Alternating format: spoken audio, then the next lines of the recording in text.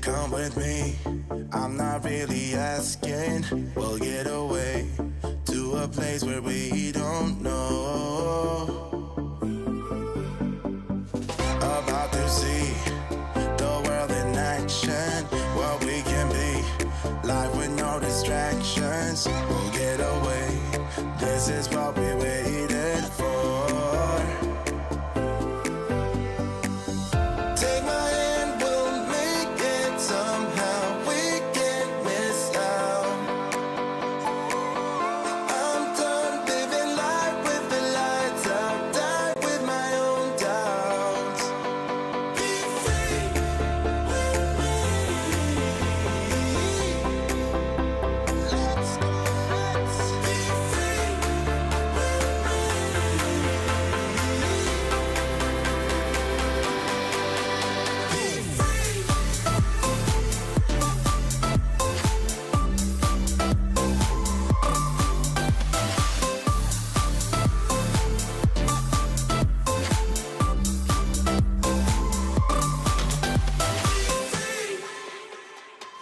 Not looking back, eyes on the freeway, Bonnie and Clyde, a classic cliche. We're on the run, this is what we waited for.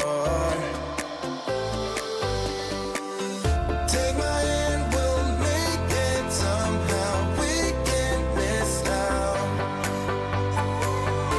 I'm done living life with the lights out, die with my own doubts. Be free.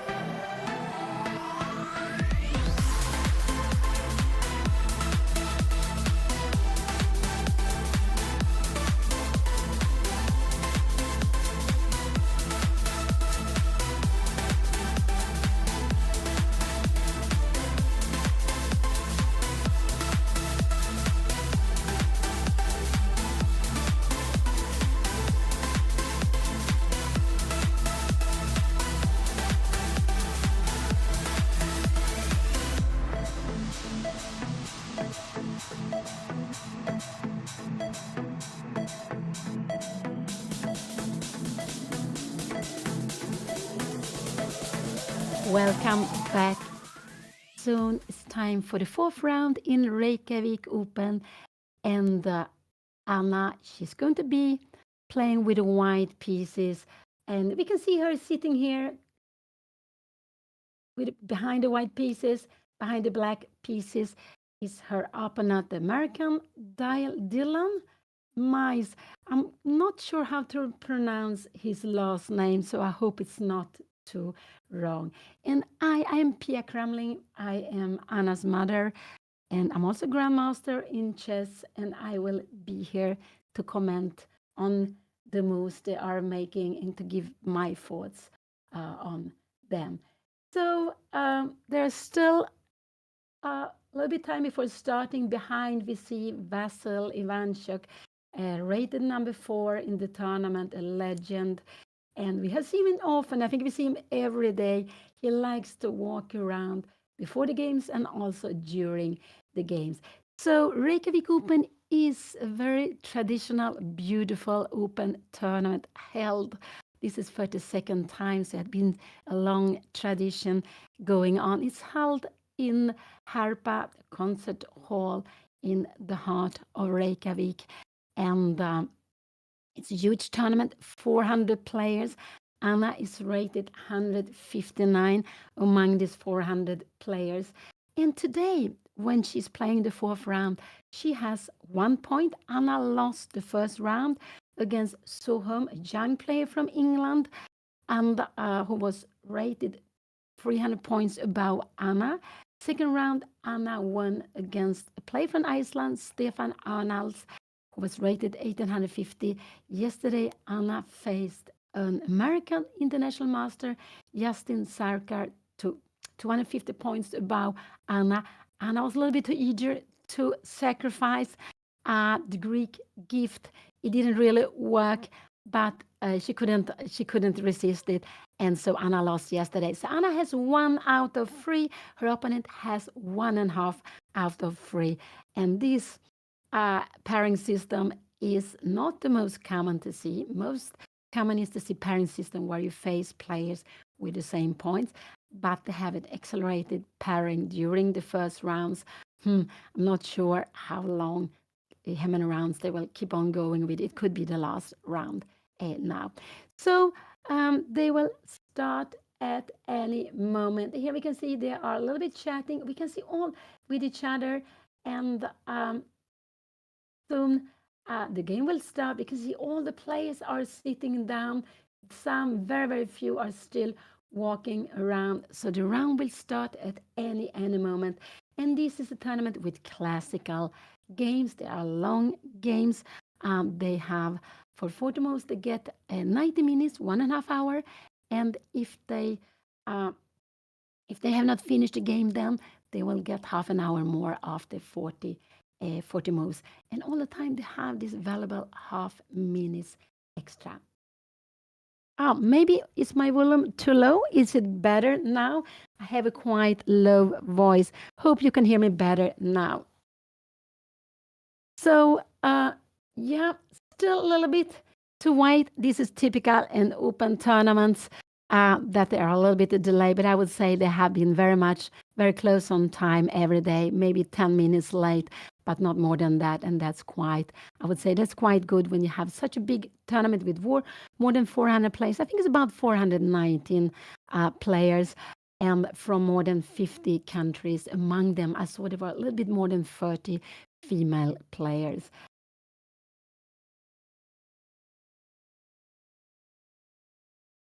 And so they will start here at any moment. And this year, the tournament is dedicated to Friedrich Olafsson, an icon in Icelandic chess, the first grandmaster of Iceland, played many of the world champions. He beat 5 of them, and he played also candidate tournament.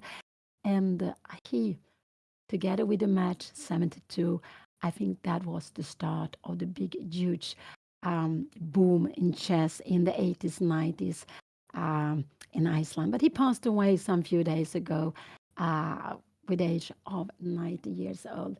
So the tournament is dedicated to him this year.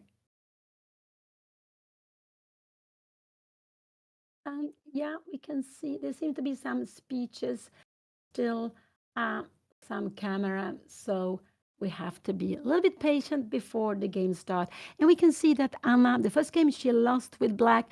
The second game she won with white. The third game she lost with black. And today she's playing white again. So the pairing system is looking for a player opponent with the opposite color. So it tried to do that you will have in 9 games, you will have 5 of one color and 4 of the other color. And that is why 9 games is quite a common number for in a tournament.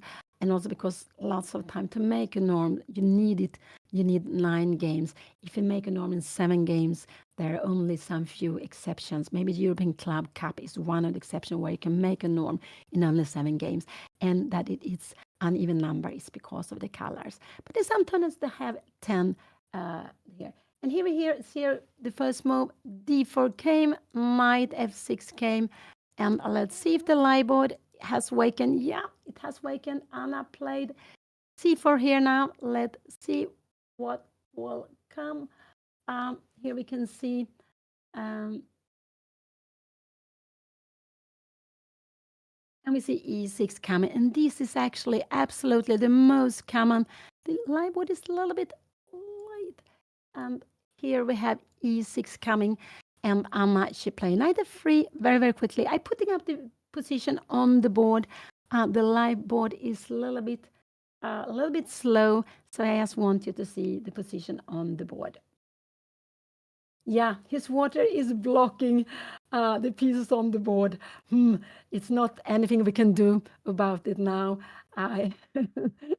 Maybe he doesn't want us to see it. I think it was just what happened. But it's quite common that you put the water, everything on the right side here. And here we have bishop b4 check coming. Here we have bishop b4 check coming.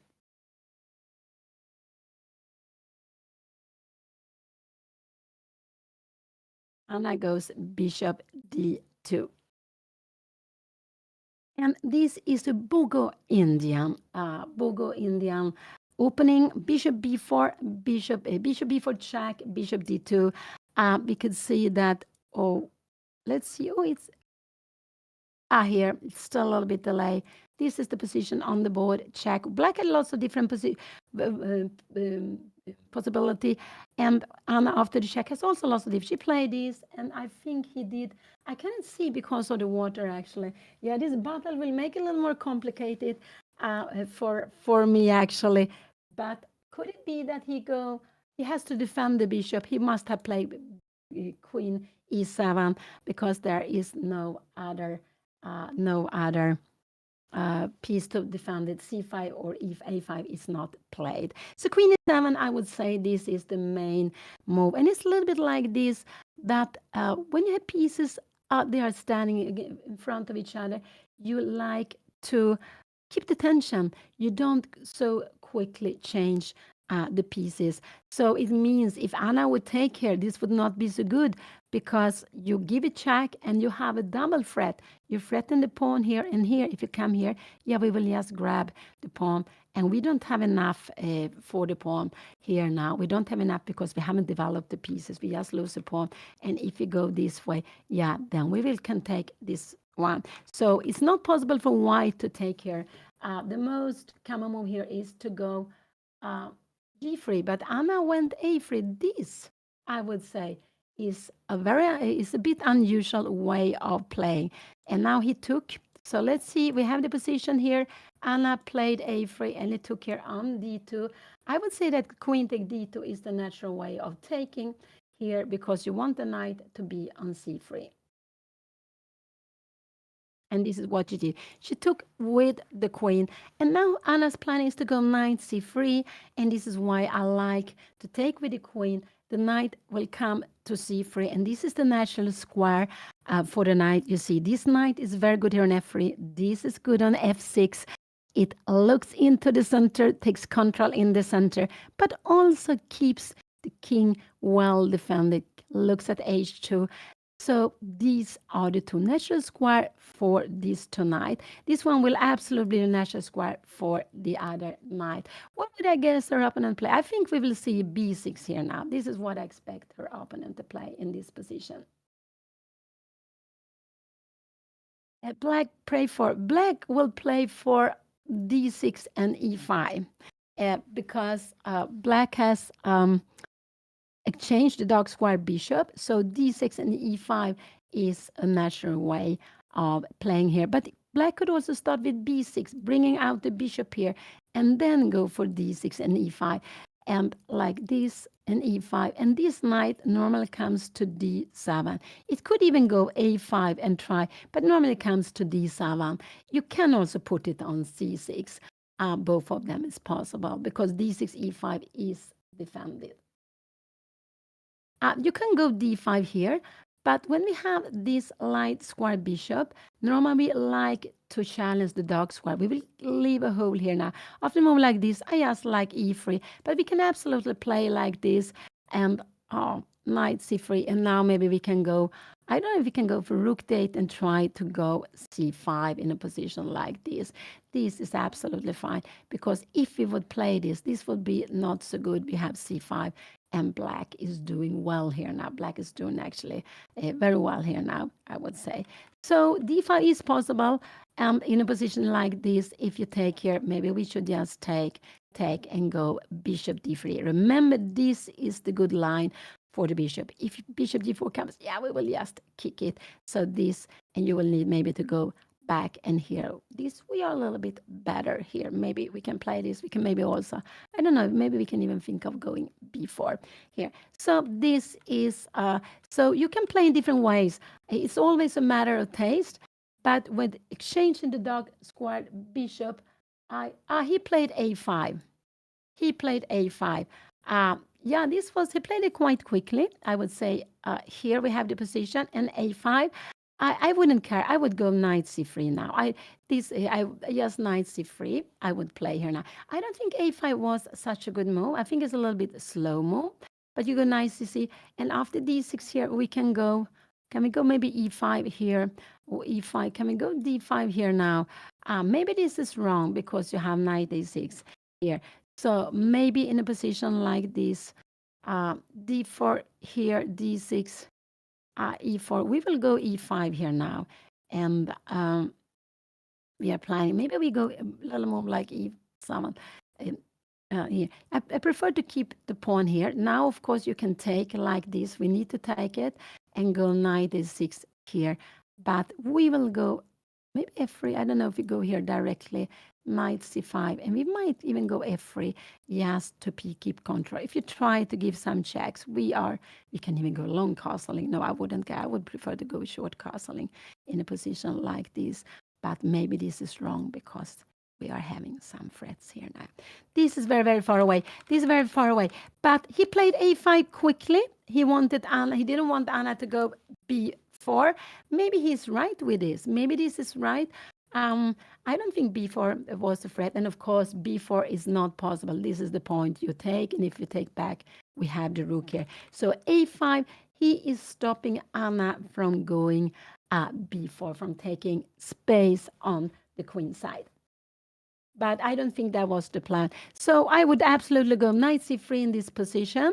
And what would I expect here? I don't think you go here. Actually, if we could go, maybe we could even go and pick up the pawn if we want with a move like queen c2. No, you don't. So knight c3 is a very normal move to be played. And this is the good square for the knight. And after that, I would expect either b6 or d6 or castle. Maybe d6 could be a possibility to be played, planning e5. And we're trying to get a grip of the dark square. Black is trying to get a grip of the dark square. And I don't know, if you go e4, we will have maybe e5 here now. And maybe we have queen g5. We have a double threat. And after a move like this, we will actually pick up a pawn. So e5 here would not be good. So e5, maybe castling is a good move. And I'm just wondering here, e5, how we can play. We can even go long castling, but I think that is that is a little bit scary to play, I would say. We can maybe play like this also to keep this pawn defended. And h3 is a little bit like taking away this square for the bishop. We don't want this bishop to come and annoy us because the knight controls e5 and d4. We want the knight to be able to remain there. So this is why I want h3. So yeah, I think knight c3 is absolutely the move that Anna should play. Absolutely. Now let's see what she will do. And here we have it on the board, knight c3. This is a good square for the knight. This is a good square for the knight. And it's true. The first round Anna played against a player from England, young player. He was 15, 16 years old only. And he's also the highest rated player Anna faced this far with 2340, 2354. Soho from England. Second round, Anna faced a player from Iceland. Yesterday, Anna faced an international master, Justin Sarkar from United States. And today, she's playing against another American. I think we'll see d6 here now on board here. I think so.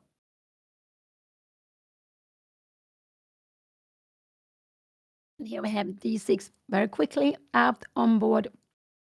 What will Anna play after d6? So this pawn came out. Let's see. The water is gone. So happy. The water is gone. So I can see the board, and that can be a good. Yes. So d6 is coming. Black is planning e5, but not yet. So remember, Anna could even go long castle. I don't think so that she will do that. What move could we consider? This is actually possible. Long castle. And there is a threat. After e5, we have a tactical. Knight take e5.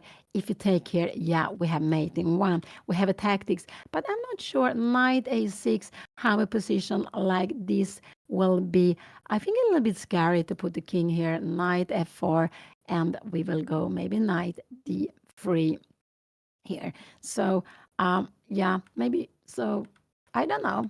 Actually, yeah, I would not consider so much going long castle. I would go. So Anna could go e4 here now. And with the plan that if you go e5, we have this and queen g5. We have a threat here. We have a threat on e5. After castling, what is this? Take, and rook e8. Because look at this. The rook is just. So we need maybe to go f4. And then we have a lots of different tactics here. If you come here, we have time to take this. If you come here, we have actually, we have some, tremendous tactics. I don't want to, this is getting too much. But in a position like this is always a move to be considered an f6.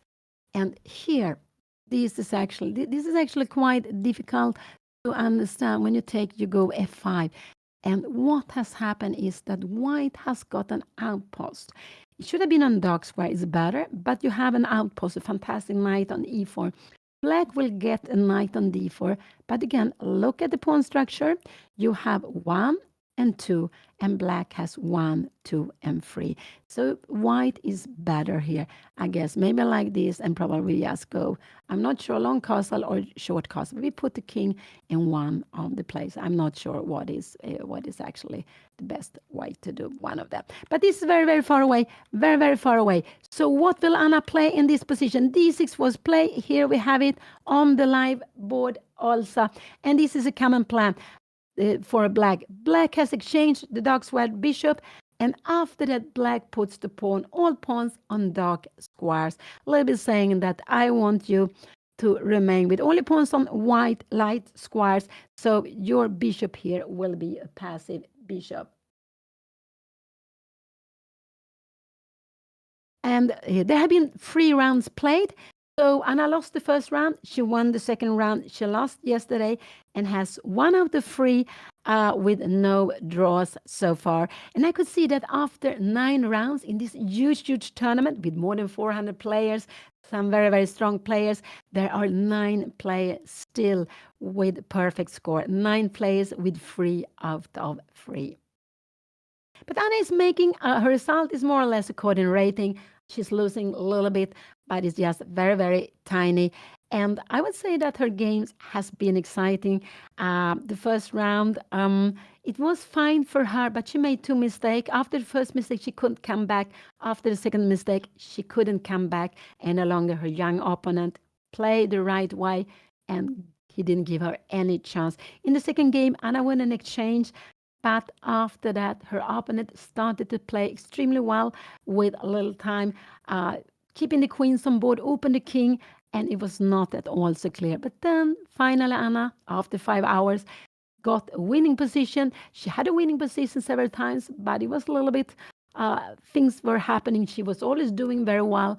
But in the end, he lost on time. Her opponent lost on time, but she had a winning position then. But it was almost 5 hours fight, long battle. Yesterday, Anna playing against the international master Justin Sarkar.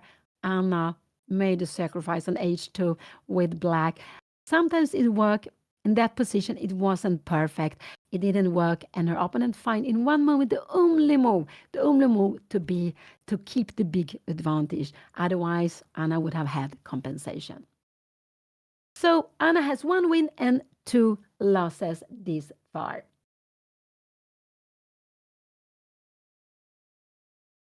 And now Anna start thinking, what will she do?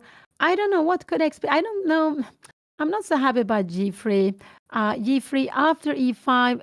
Can we take now? This is not the same because we have e4 here now, and after a move like this, you can play differently. But this is actually a very common way of playing. You give your pawn and you play like this. You give a pawn. Actually, now knight c6 is not possible because we have knight d5 coming.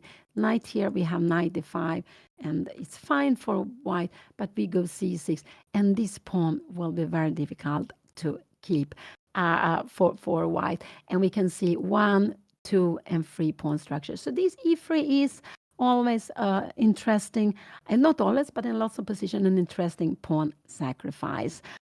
Just to give white a double isolated pawn. But this is not the game. Let's go back. So what could Anna play here? I want to say e4 is one move. This could be one move, but I don't expect it. This could be another move, and g3. These are the move I would expect here. One of them, these moves. Absolutely. To make a decision what to do with the bishop, because the knight is out, the both other pieces are out. The bishop needs to come out. So where do Anna wants to put it?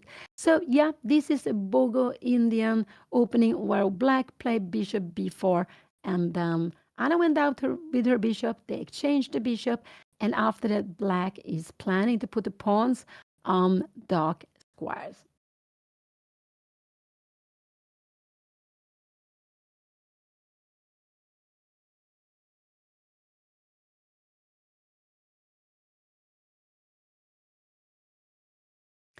And so what can Anna, and one idea with a5 is also if Anna go e4, let's say we go castling, we go here and e5, d5, and knight a6. This knight is coming to c5, but after knight a6, we actually have a tactical idea, which is very beautiful. Because this rook is unpinned. Sometimes we have it, sometimes not. Because it's unpinned, because it's undefended, we have b4 here. So this is, and after, because if you take, you cannot take. I want to show because we grab the rook. So what you can do is, after a move like b4, you can go bishop d7, and then we will defend it. And we can see now how this one is a little bit out of play, but black will just play like this, trying to play this position, maybe to go c5, but you will have a backward board. I guess we will come here a position like this. After rook fb8, we will need to go. We have no good way of defending this. And this is absolutely equal on position, because after a move like this, knight c5, the knight is coming to a very good square. And we must say that why black is happy here. It's equal, but black is happy to have managed to get this outpost on c5 and attacking e4 pawn with both knights. So this is one plan with a5, stopping b4, but also later on trying to get the knight to c5. It could be this way. It could also be via d7. 7.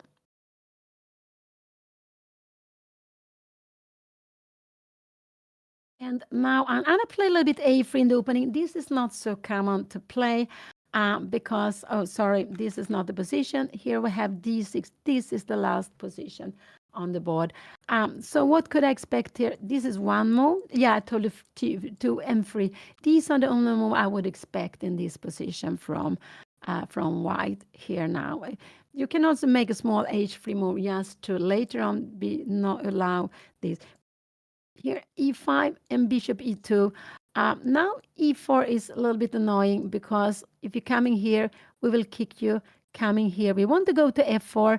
If you go knight c6, we will have knight f4. We are doing very well. And we will even go h4 here now. And we are doing very well. But in a position like this, black can absolutely take here.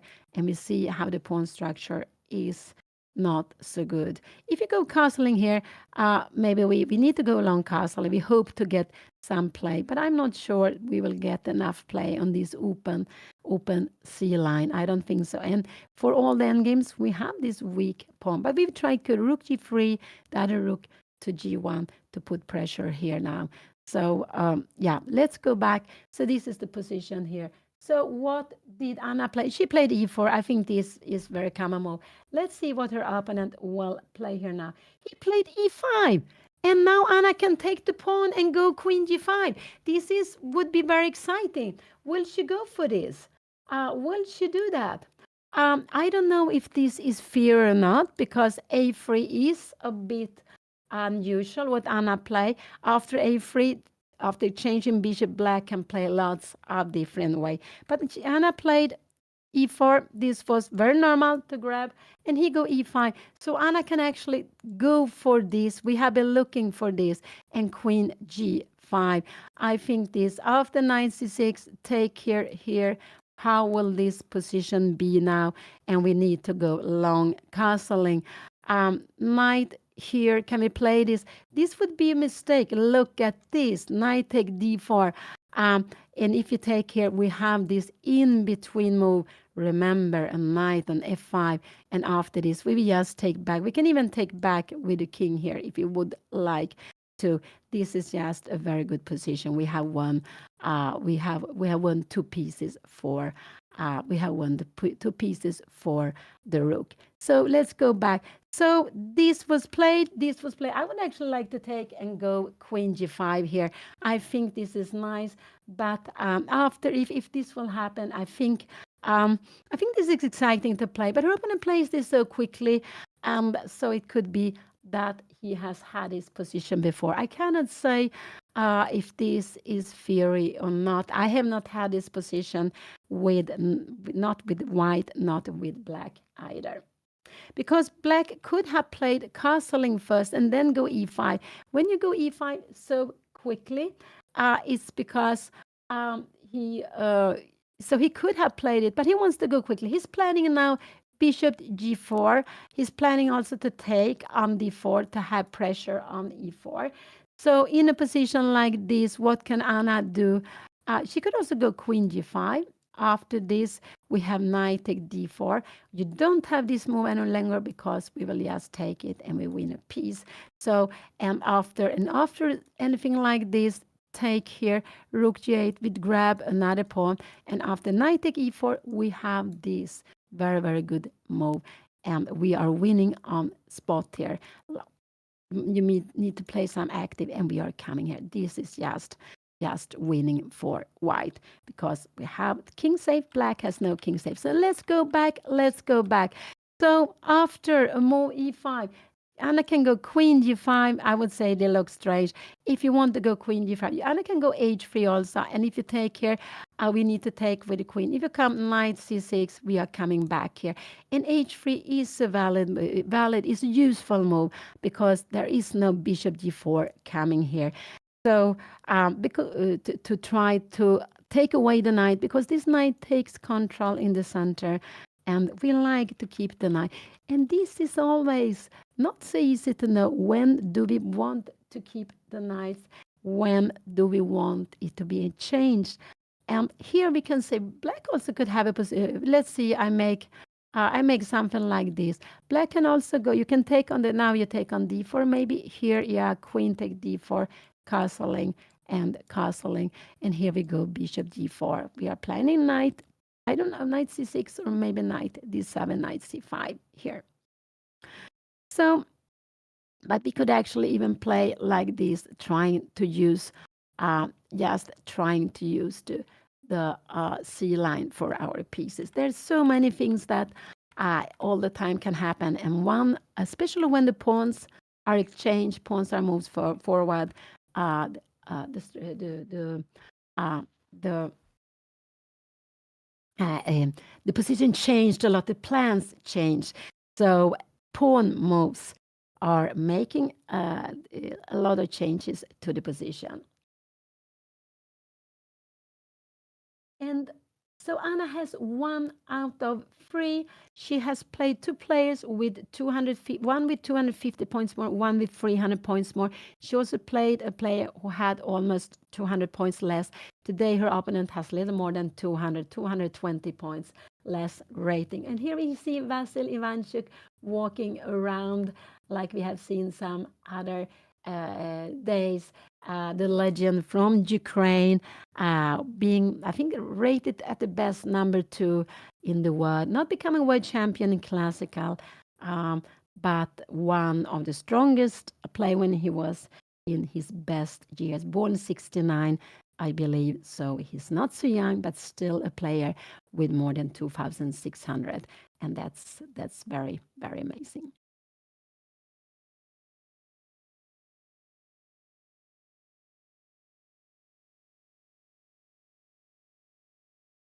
And Anna, so what do I guess Anna will do? Anna is absolutely considering taking on e5 and queen g5. She could go queen g5 first, but no, I don't think so. If you go for this plan, she will take on e5 and queen g5. I guess, this is my guess that Anna will go for this. D5. D5 is possible, but we go knight a6, bishop d3, maybe knight c5 here. Now we can even go a4. We get the grip. We get this knight very, very good here. We can, in this position, yeah. No, I don't like d5 here. D5 I don't like because knight a6. I think this is the reason why you play. We had b4. We were looking at this. But remember, castling, bishop e2, bishop d7, rook b1, and take, and c5 here now. After this, I don't know if we can do queen e3, we have rook f b8, and yeah, b5, knight c5, and castling. This is about equal. We were looking at this position. So I don't like d5 so much because we are closing the center. But the reason I don't like, sorry, so this is the lie board. I don't like d5 so much because you go knight e6, knight c5. You might be able to go a4 to get control of this b3 square and never be able to take away this knight. And we have only the white squared bishop, so we will maybe remain with a passive bishop here. So no, and I don't know, because normally with this pawn structure, if you go d5, look, the pawns are looking here. We would like to go b4 and c5. This will be difficult for us to achieve. It will actually not be possible at all, how black is playing.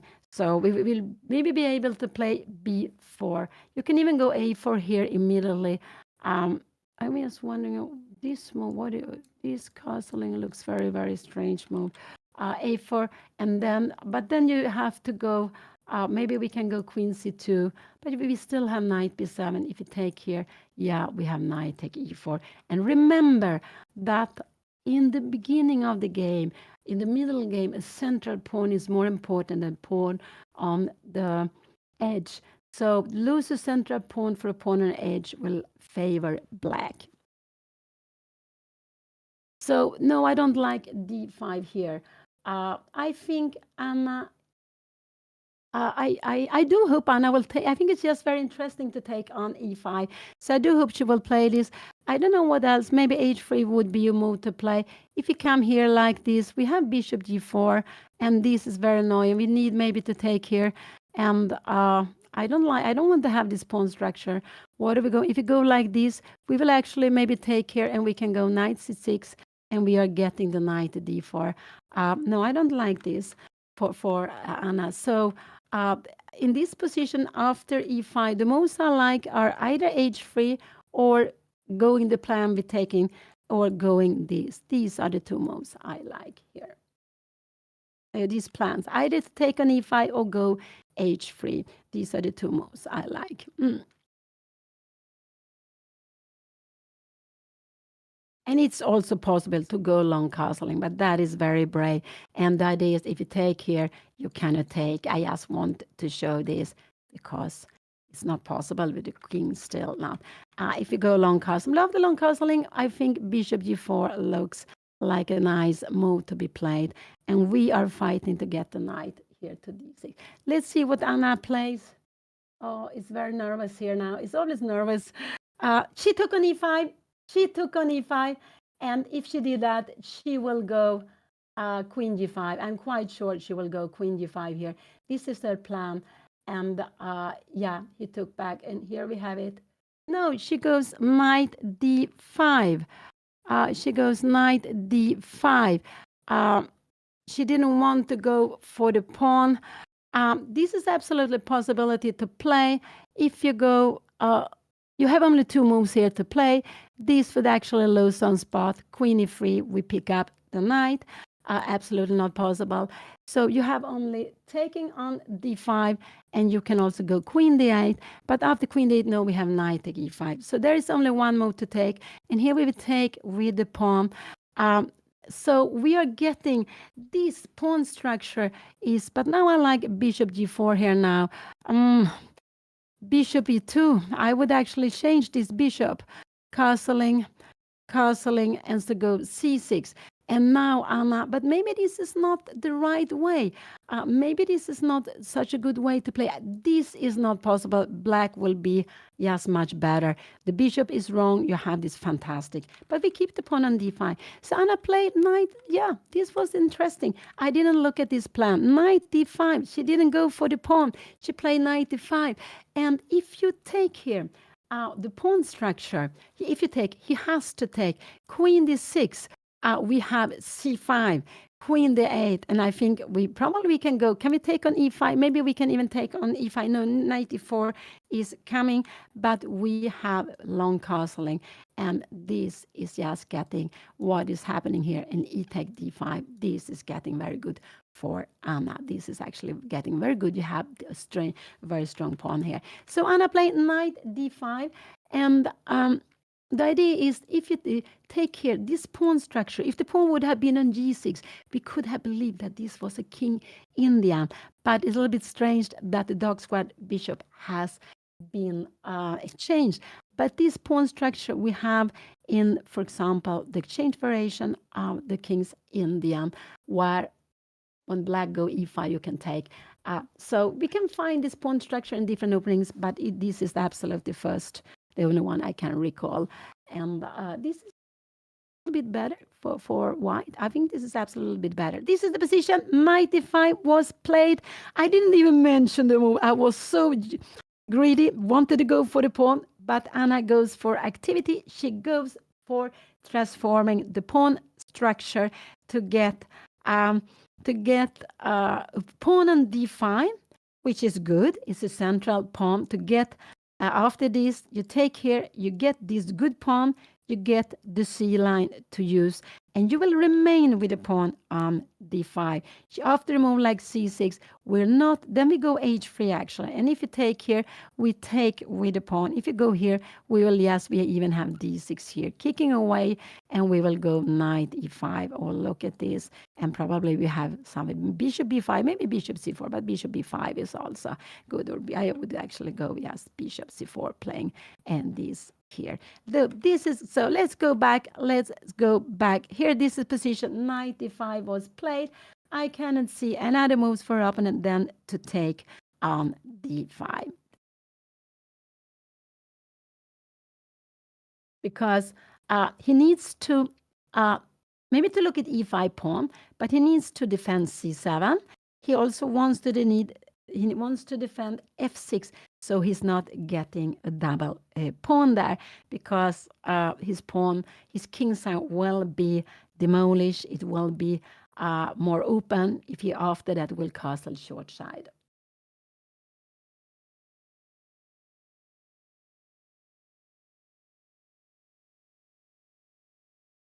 And on the side, you see they have a pen each, they have a score sheet, they have some white paper, and they're writing down the most an old tradition to keep the games, and also for the players to know how many moves they have made. If they repeat the same position, they can use the score sheet to make a claim, and they have to make it before the position will occur 3 times. And this position, it can occur 3 times during the whole game. It doesn't have to be 3 times after each other. It can be at any moment during the game. If the same position occurs 3 times, before you move it, you can claim, if I make this move, it will be the same position for the 3rd time. And also, if there are no pawn moves during 50 moves, there is also possible to make a claim. And that can be typical when you are defending rook against rook and bishop, for example. And so her opponent is taking time here. For me, it's quite obvious what he has to play, but let's see what he will do. So this knight d5 is, this knight d5 strike you have, as I said, you have it in the King's Indian in several positions, but one of them is the exchange variation. And there are, of course, in other openings too.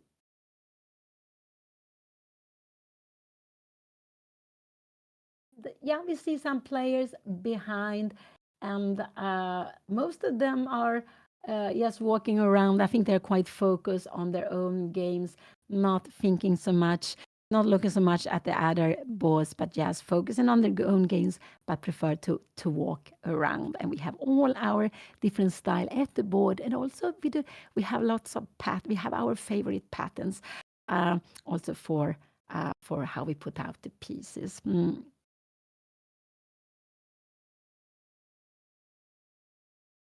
I have played, yes, I played chess 1960, but I think I only played it with or against Anna. I think that's the only time I played it. I don't think I ever played it, never online by myself or anything, but I think it's interesting. It's a way of taking away the theory, at least for a while. I guess there are coming theory now also, but it's so much more complicated with so many incredible variations to start with. But I think it's absolutely interesting to play.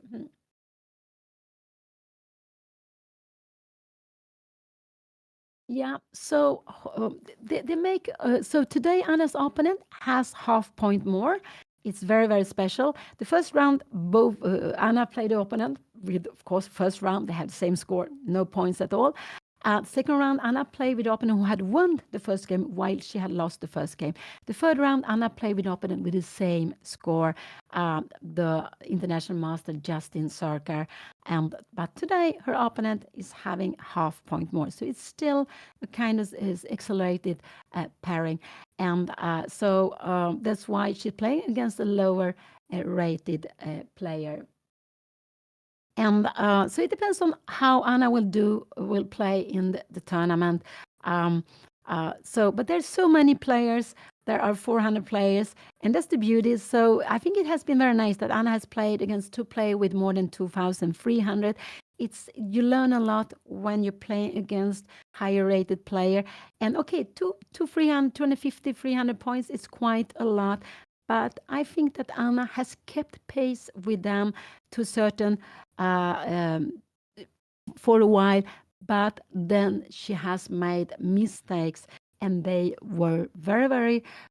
They played very well, both of them. When they were better, they didn't give Anna any chances after that, and then we could see that they are good players. They didn't get her. They didn't leave any opportunity for Anna when they got the big advantage.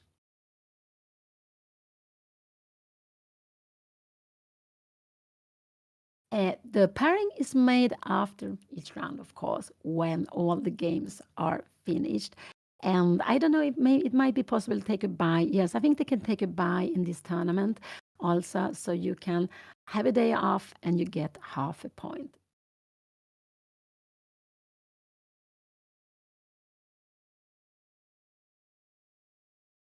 And I think Anna is much more happy to play today at this time because yesterday they played double round.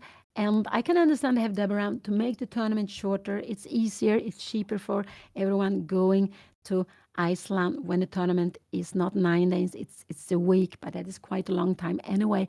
But when it was a double round, the morning round started 9 o'clock local time on Iceland, and that is very, very early to start a game.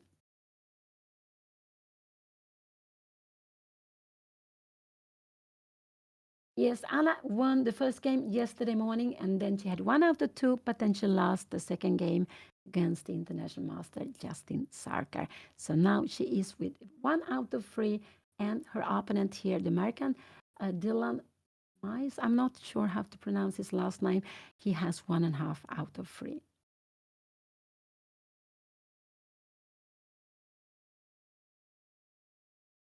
No, if takes, it's important to take with the pawn. This is important. One is look at this bishop. We open the diagonal for the bishop. Also, we get a pawn on black's camp. So this is important to have. This would be defended by knight c6, and black is already much better here. We have a grip. This is just a tremendous threat coming now, changing the bishop, using this square. And if we make a move like this, yeah, we can even go bishop, okay, bishop e6 or castling. We start having threats against the queen. So to take with the queen would be a mistake. If he takes on d5, that would be a mistake.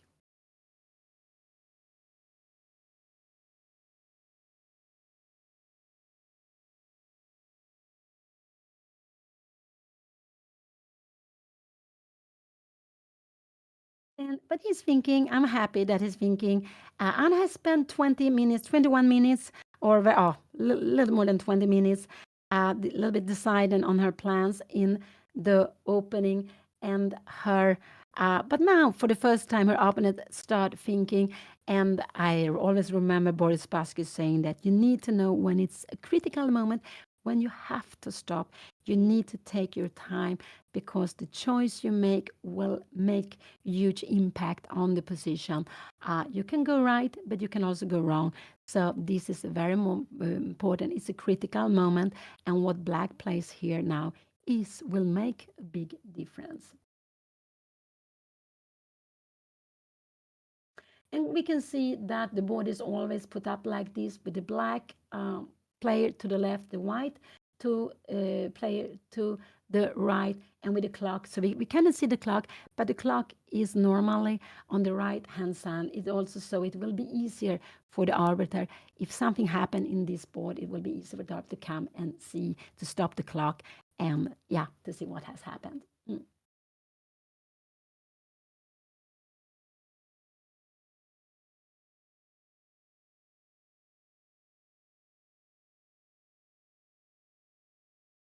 Knight take e4 is not a good move because we threaten the queen. This is all threatened here, but we have this. We attack the knight. And this knight is not possible to defend. If you go here, we will just grab it. So what did he do? No, he hasn't played. So black will lose a piece. Knight take e4 is a blunder, so that is not possible to play. So here we have the position on the board.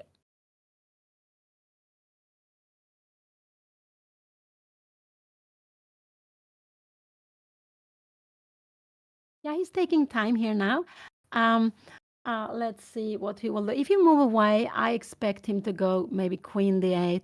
Can we take here now? I'm just wondering. Then we have, yeah, we have queen e3. Oh, this is not possible. This is a very well-known trap. You have a check, and we will pick up the queen. So this is not possible. So if you go queen d8, no, I cannot expect anything else than to take the knight with knight take d5. So I would expect this to happen, and actually bishop g4. And here, bishop e2 is just good castling. And maybe rook c1, c6. But we remain, this is very important, rook d8 and rook f d1. So we always remain with the pawn here. And if you come here, something like this, and if you go e4, we can even go queen e3, forcing you to go f5. And look at this. What is going? We have a check on the last rank. Yeah, this is getting enough. If we go bishop e2, bishop c4. I just want to show that we have this tremendous check, and this will be just winning for white. Black cannot play with these two pieces. So let's go back. Here we have the position. So there is the only thing I can see here is to take on d5. Nothing else for black to play. But he's spending some time, and it's quite sure he has not had this position before. This is absolutely sure.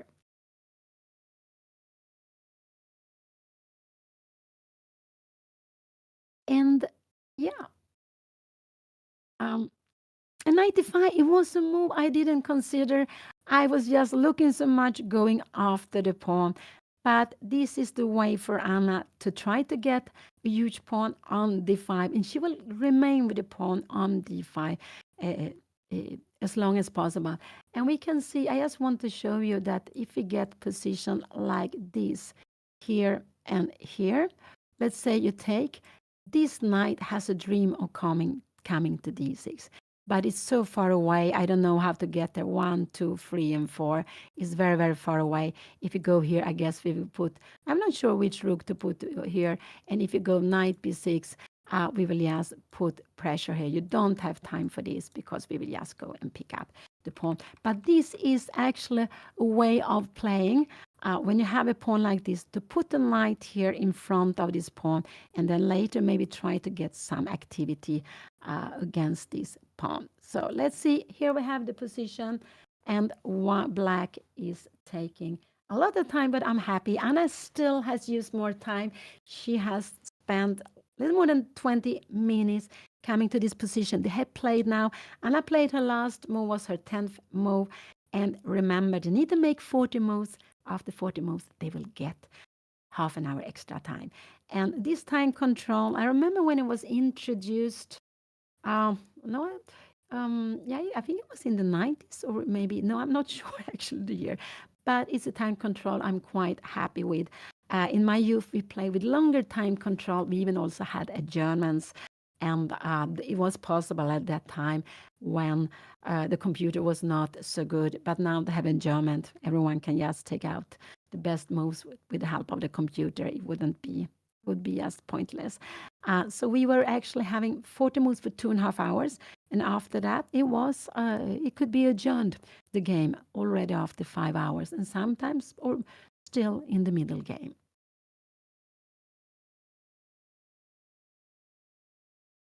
Yeah, Anna is playing on the same table every day because it's easier with the camera. We can see she has a huge table for her, and her opponent, the other behind her, are sitting closer. And yeah, so it's for the camera, but it's very nice to have all this space. When I'm playing, I'm so happy when I have it because I like to bring lots of things, and we can see the space for everything, also for your drinks and for the score sheet. And here we also see from behind, we see the digital clock that has a revolution chess, also of course, the digital board, so we can see the moves out online. This was a dream for me in the 90s. When I went in to see some tournaments, I was thinking, wow, if I could just sit and see all the games directly. He played queen d8, and now Anna, that was a absolutely a shocking move. Anna can take now knight take e5. If she takes knight take e5, he will need to go castling, and now long castling is a good move. Can you go here now? We have queen e3, knight f6, and we have what is this? We have knight g6. Wow. The plan is we will go check here, and after king h8, we will take here, and we will go, and we can even take here, and look at this.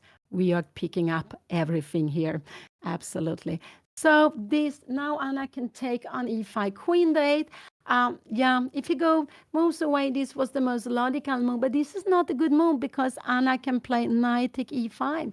She wins a pawn. Remember, the pawn is very good. And after this, she actually could even go here, knight take e3 here. If you go knight e6 here, c5, knight f5, and queen f4. Equal material, but this is coming. Where to put the queen? Knight d7. Yeah, we will pick up the bishop, the knight here. If you come something like this, I guess, yeah, we can go bishop c4. Maybe we can even play like this. Maybe we can also go this knight b6 if you want to. This is also absolutely fine. So knight take e5 is a very good move to be played here now. And I do hope Anna will play it. So he played queen d8. That was surprising move. But he didn't want to give Anna a big, huge pawn on d5.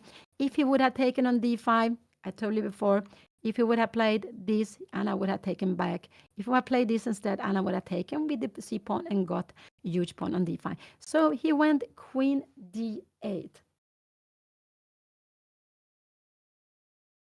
Yeah, black is passive. If you play the King's Indian, these are actually, when knight d5 comes, you go sometimes queen d8. But then there is a difference. Normally you have played g6, you have a bishop on g7, which is defending the pawn e5. But if Anna takes here, there is absolutely no piece that well defended. And if you go castling, long castling is very, very good to be played. Rook e8, I think we can just go f4. If you take here now, we will kick it. Queen c2, maybe queen e3 is a better way to kick it. And again, we have this c5, knight f5, and queen c3. We are having so many threats. I don't know, knight d7. And look at this. We can even go here in c6. I guess we are able to just go like this. And we are having just fantastic position. You can try something like this, but I guess we will just go. And it's still a pin. And here we can just grab this. So it's just, let's see what Anna will play. But knight take e5 is a very, very good move to be played. Yeah, he could have gone queen d6 instead. If you have put the queen on d6, Anna could have gone kick the queen. And then he had to go queen d8 anyway. So the difference would have been with the pawn on c5. With the pawn on c4, this knight is always defended. With the pawn on c5, the line would have been open. So there would have been, but it would have been similar, but the pawn would have been on c5 instead of then on c5, then instead of c4 where it is now. So here is the position. And this is the fourth round in the beautiful REYKJAVIK Open, a tournament I told you before I also played. But I only played one time, 84, more than 40 years back, when Ryszewski, Johan Hjertason, and I believe Helge Olafsson won. So they have two grandmasters with the name Olafsson, Friedrich Olafsson, who just passed away recently, and who was the first grandmaster, but have also another one, Helge Olafsson. Who is, I don't think he's so active any longer, but it might be that he plays, maybe he plays some few tournaments still. Yeah, so knight take e5 is absolutely a very good move to be played here now. And let's see, I would be surprised if Anna doesn't take it because it's such a good move to be played. And if he takes here, and if you take here, I guess the best is just to take here. Queen e7, we will go f4. If you go f6, we will give bishop b5 here. Check, we will just take it. And this is fantastic. You need to go some king f8. And here, you know, we can even go, not castling, there's a queen c5 check coming. But maybe we can even play like this. After this, we will go castling. This is just rook c1. I just wanted to show you rook c1. I don't want to play because you have queen c1 and you will absolutely pick up the bishop, and that's not necessary. But knight take e5 is a very good move to be played. It's a very good move to be played. Yeah, it was 41 years ago I played, but it was more than 40 years. But it's 41 years ago I played in REYKJAVIK Open. The only time I played this tournament, and then the concert hall harpa was not still built. But when I was there in 95, I played the zonal, and thereafter that I played playoff for the third place of the zonal. Then they showed me where they were going to build harpa, and they said, in the future, Reykjavik Open will be held here. But it took another 12 years, I think, before it was started to be built.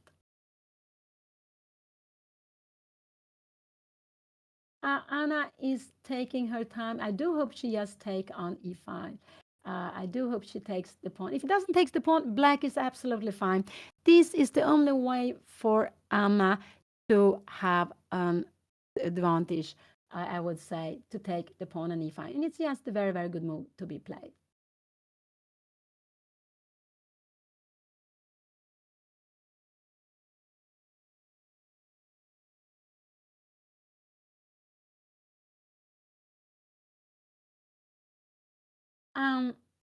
Yeah, Anna take time. She wants to check that there is nothing, no problem to take it.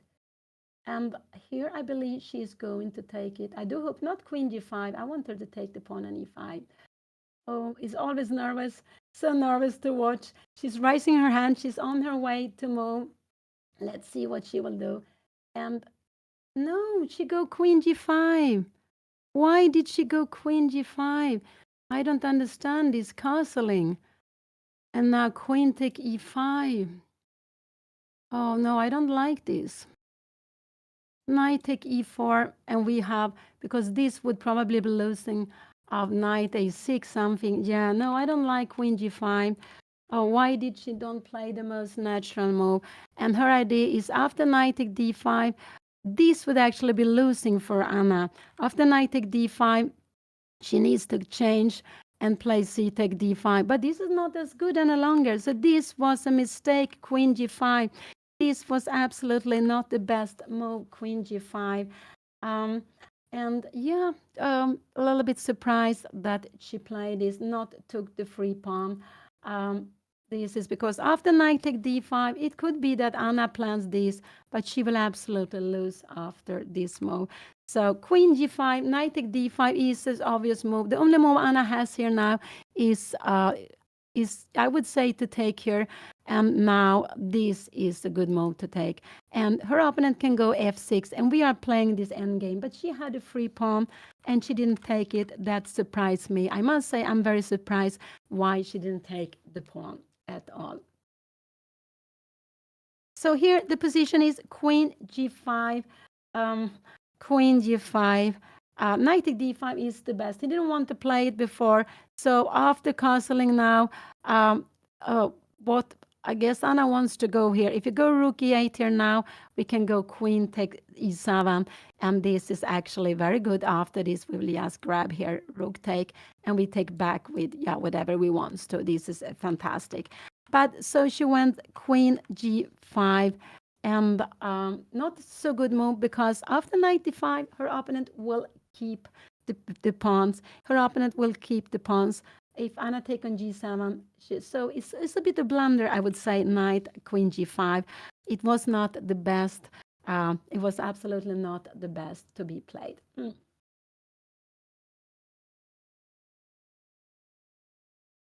But I think Anna forgot that after knight to d5, queen g7, her opponent has this move, and she will be lost. She loses a piece. You have to take the queen, and the knight can take it back. So queen g5 was played. Yeah, it's not a blunder. No, I'm sorry. It's not a blunder, but it's not the best way to play it, because she's not, she's still a little bit better here now.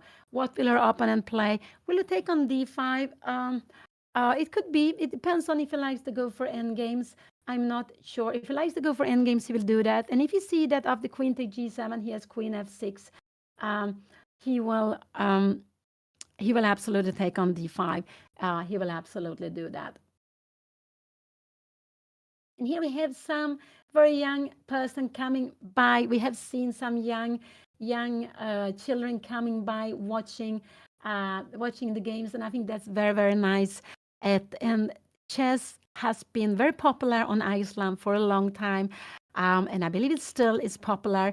They have a fantastic period where they had a very strong team, Hjartason, Helge Olafsson, Petersson, Arnason. I guess later on came Stefansson. He's a bit younger. He's born in the 70s, I believe. And so they were very strong. And Hjartason went to the candidate. I'm not sure if I think he played match with Yusupov.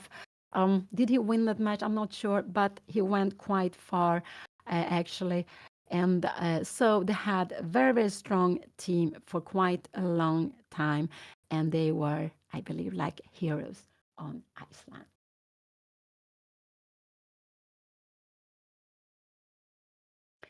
And Stefansson, I have to mention that I didn't know, but someone told me in the chat before, he has played this tournament 27 times. And I think that is very, very amazing.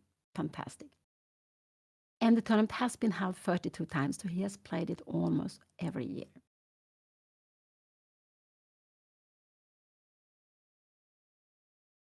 And knight take e4 would be a blunder because we go queen take g2, rook f8, and we go queen e5 check. We can also go queen a5 check here, and we take everything. So, of course, knight take e4 is not possible. But I think we will see knight take d5 on the board. And then it's very, very important that Anna don't go queen take g7.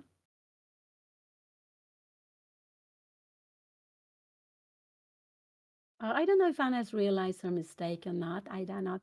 Her move is not a blunder, but it was not the best move. She will be a little bit better after knight take d5, taking here and c take d5. And now I guess f6 is a move to be played. Can you go bishop g4? No, we will just take it. I want to go rook 8, but we grab it, and after check we have in the end this. Well, we have also bishop e2. Sorry. So let's see. He didn't want to go knight take d5 before. Does he wants to do it in this position, changing the queens?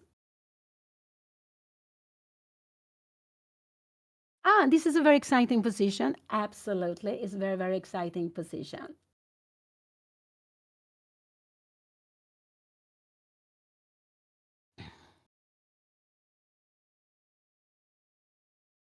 And her idea is to attack g7, attack e5.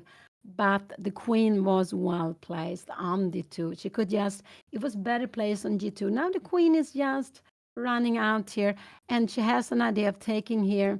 If you go rook e8 here now, she has queen takes c7, which is a good move to be played. So in a position like this, if you take here c take, rook e8, queen d2, bishop f5, we can we go bishop d3? Maybe this is not so good because take and f5, but we go maybe knight d2, take here and f5, and we have even long castling. I'm not really sure, and we will just play position like this, which is very good. But again, to value when shall I give back the pawns or not? Knight d7, and we put the king away, knight b6, and we do something like bishop d3. And again, this is not possible because we're getting a pin. It's possible, but it's just a scary pin. This is very, very far away, very, very far away. Let's see, there will be lots of things happens. Here, queen d5 came out. So important that if he takes on d5 and I don't take on g7, that would scare me a lot. What more could he do? He could go knight b7, but then we take here rook g8, queen h6. You don't want to take here. We can even go knight take e5, and after a move like this, queen take h7. But this is very tactical because we are attacking this, we are attacking the knight, and if you come here, we have this. We grab it. So there's so many tactics. But in general, we don't want to go out with the queen so early. I like queen g4 before because I wanted to grab the pawn. But knight e5 was a very nice move. Maybe it was the best move to be played. And but I think he will take knight to d5 because you see one move and two moves. They are both under attack. So knight take d5, and now I think Anna realized that she cannot take on g7, which was her plan. I think she realized that, and that's very, very important.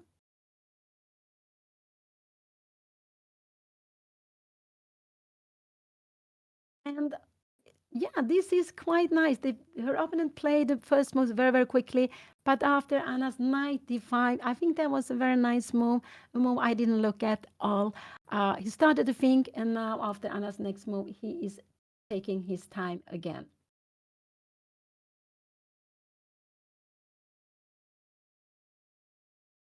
Yes, I think it's very nice that Anna is playing chess, that she has the same passion as her parents, me and Juan Bion, her father, and that we all have this passion together. And the main thing with chess is to find your happiness with it. And and actually, I believe that we are more competing with ourselves. We try to be our best self in different ages, and just try to enjoy chess. And it's just something so beautiful. I've been keep on playing for more than 50 years. It's very, very long time, but still enjoys it. I'm very happy that Anna also likes to play and to keep on and to commenting, to stream, to show chess for all of you.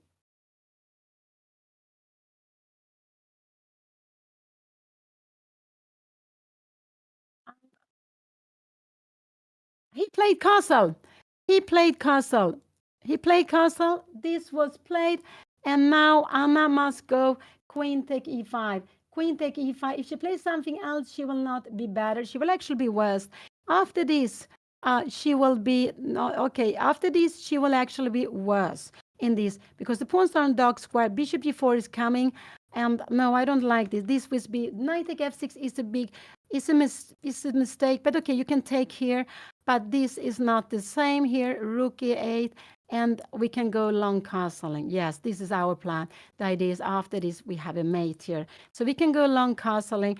But after this move, maybe we get knight a6, and we can go knight f3, knight c5, and we are trying to keep the pawn. But bishop g4. I just think that this will be absolutely fine for black. Let's go back. Let's go back. So queen e4 castling. Now Anna needs to go queen take e5. This is the move to play. Queen take e5 because now she's planning two things. She's planning this. If you go knight a6, we will actually go long castling. This is a good move to get the rook here, and we are planning knight take f6. This would be a good move. And if you take here, I'm not sure what to take with, but maybe this is good here now because rook d7, we are very, very active here now. I don't know, bishop e2 or bishop d3. I don't know. I would go bishop e2 here now and plan rook d1. So let's go back. Let's go back. So queen take e5, and anything else would surprise me here because this must be the plan with going queen g5. And yesterday, Anna won one game, but she also lost one game. So the first round was held on Wednesday, I believe, and then she lost. And yesterday she played the double round. She won the first game and she lost the second game. So she is having 1 out of 3. And now they're playing the fourth round. Anna is facing a player from United States, Dylan Mice, and he has a little bit less, 220 points less than Anna.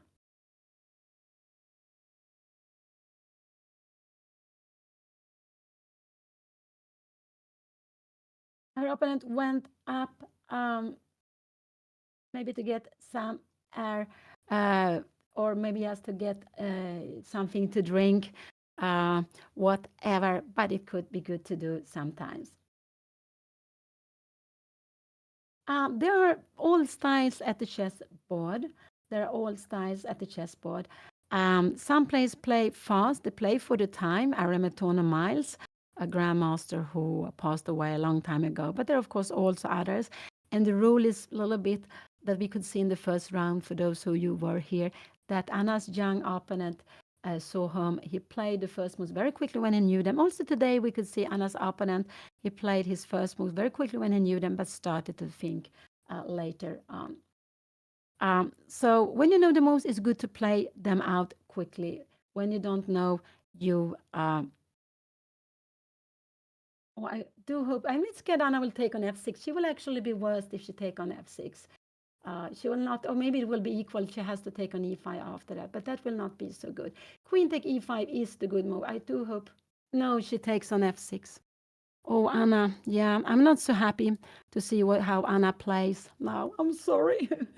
I'm not so happy about this. There is only a force move here, and Anna has such an advantage that this is absolutely not the best way to play the position.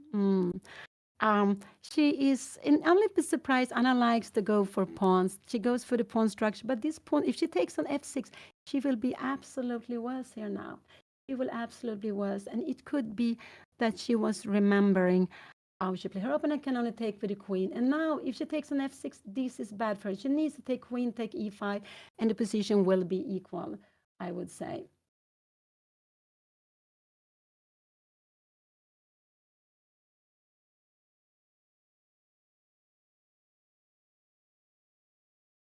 I'm so nervous now. She took, her opponent took back. We have it here on the board. This was not the best, and she will take on e5. I don't know why she didn't take on e5 directly.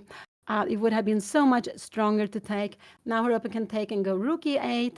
Anna is planning to go some here. Yeah, it's because there was a stronger move. It was stronger to keep it. This was the strong move. You cannot go here after this long castling. It's just tremendous strong, threatening to pick up the queen. It would have been winning. So queen to e5 was a very good move, keeping the strong knight here on d5. If you take here, we could just take like this. Maybe queen take d5 is better. No, like this, and we would have a good extra pawn. But I think Anna was scared of something like this. I don't know if you can go e5. Maybe this would not be the best because you have bishop g4 in there. No, we don't have bishop g4. But let's go back. Let's go back. So Anna took an f6. I wasn't so happy with it, but now she took an e5. This was the best move. And if her opponent played the best, just take on e5, rook e8. It's about equal. Anna has one pawn, and it's about equal because e4 pawn will be weak. And here, what did he do? What did he do? He exchanges. I'm sorry. I didn't see it happen so quickly. It was taking, and yeah, he took it. Oh, so it's just a little bit, and we have rook e8 here now. And now I think Anna will go long castling. I do hope she will go long castling. I think this was her plan with all the things she played. Long castle here now.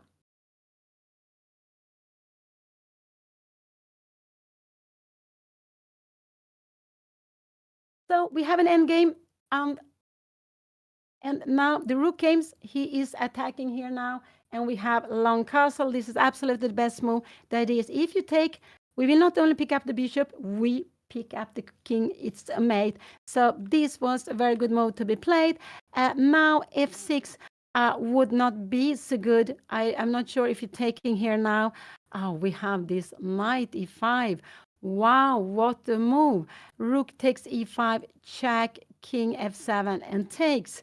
And if you try to do something like this, you try to come here, we will just go, we can go c5, we are threatening this enormous check. And if you're coming here now, we are actually going to pick up here, and we can go g3, we are going out with the bishop. So this is no problem. So Anna played long castle. This was absolutely the best move to be played. This is a position which could, if the pawn was in g6, it could have been awkward in the King's Indian. What is the best for her opponent now is to go knight a6. This is absolutely the best way to play for her opponent. And what can Anna try to do? She can go f3, try to keep the pawn here now, and then her opponent can go f5, and Anna goes f4, and she will remain with this knight on e5. I would say that this, I would actually like this position here for Anna. The king is very good here blocking. You go g5, we will go g3, we will put here. I would this position I would like very much for Anna. So let's see what he will play here now. Long castling was played. It was absolutely very good to play that, and that is Anna's plan. So that is Anna's plan here in the opening. And that is fine. It's absolutely fine. But if you play the best, if he goes knight a6, I guess we will see f3 on the board. He cannot go out with his bishop anywhere. He can go out here, but then you're not kicking it. We have time for maybe a time for knight, bishop f3. Maybe we can even go here. No, knight a6, knight c5 is coming. This is maybe not the best way. So maybe knight f3 is a good move, but I am just wondering and to go to play this. And here we have got an extra pawn. We have this not so good pawn structure, but we have an extra pawn and we have the bishop with pawns on both sides. The bishop will be good when we have pawns on the both side. So, and the bishop is normally good with the rook. And double pawn is not such a big problem when we have 3 pawns together. So that would be fine. So here we have the position. What will he play here now? Has he played something? No, he hasn't played. Yeah, he can go h6 just to give space. He's actually not really threatening to take it. Anna can go, she can even go bishop e2 because this would absolutely be a mistake and we take it. And look at this, we just make things even worse. There is a pin. So h6 is not so good move. I think absolutely he will go knight a6 because the only piece he can develop, okay, he can go bishop e6. No other way, or knight a6. Knight a6 is logical. If you go knight a6, I expect Anna to go f3. And like knight c5, she can go knight e3 and she keeps an extra pawn. So I expect, if you go knight e6, I expect Anna to go here. And after a move like bishop h6, planning f6, Anna needs to go h3. This is important because after this, we have knight g4. And if you grab here, we will take with the g pawn and with the h pawn, and we get very, very nice pawn structure. This is absolutely fine to be played. Absolutely. But later on, if a knight tries to get to f4, we will always be able to kick it back. So this double g pawn is very important to have 2 g pawns. Let's go back. What he hasn't played here now. Anna has spent 30 minutes. Her opponent has spent about the same. They are having about the same time in this position. It was important to go long castle because one is to take away the king from the e-line. The rook was looking down on the e-line at the knight, at the pawn, and behind was Anna's king. And at the same time, the rook is active. So this was just the only move for Anna to put some pressure on her with the arrows. Oh, sorry, maybe it's too much arrows. So on her opponent. So I like knight a6. I expect Anna to go f3 because after this it's still a mate. It's still a mate. And if you go, you can go f5. Now you threaten to take the pawn. This is not possible because we win the piece.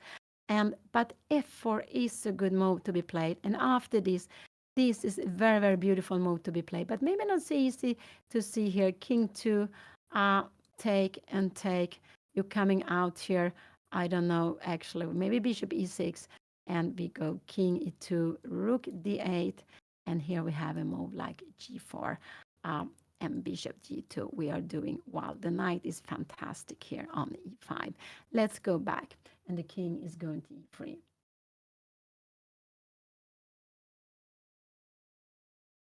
Oh, sorry. I will be a little bit careful with my arrows. So, but the idea is that there is a mate. Black is on mate. There's a mate on the last rank, and that's why this knight is not possible to take.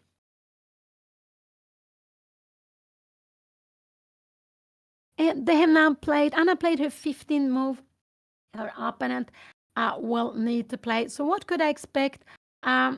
I could expect, could f5 be a move actually? No, we can take, this would be bad, take, and we go f4, and we keep this beautiful knight here. Now that this would actually be very nice for Anna to play. This is a little bit a dream for her to play. Knight e6, I guess we just exchanged the bishop. Knight is coming, and we will maybe go and kick the knight. We just have to be careful for the forks, but we'll kick the knight, and we bring probably another rook to d1, and we will go king c2. And if a move like this comes, we will just go rook d6, avoiding any kind of forks. So this is very, very good. This is very, very far away. And let's see what her opponent will play. What do I expect? I'm not sure. f6 or knight a6 are the two moves I would expect her opponent to play. f6 or knight here.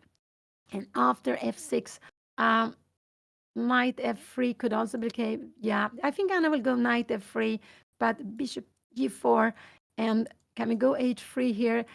This might c6 is getting, and it's a little bit better, but not so much because of this square. You have this idea. If you come here, the plan is maybe to go here. Now, we need to come here. This is very important because after this, we want the king to be here and we will be able to play f4. This is very, very important to be played here. So let's go back. Here we have the position. No, we don't have it. It's like this. This is the position on the board. And it's so so many things have happened. Also, lots of moves I didn't expect. I didn't expect knight e5. I didn't see that, which was a good move Anna played. And I didn't expect what came afterwards either.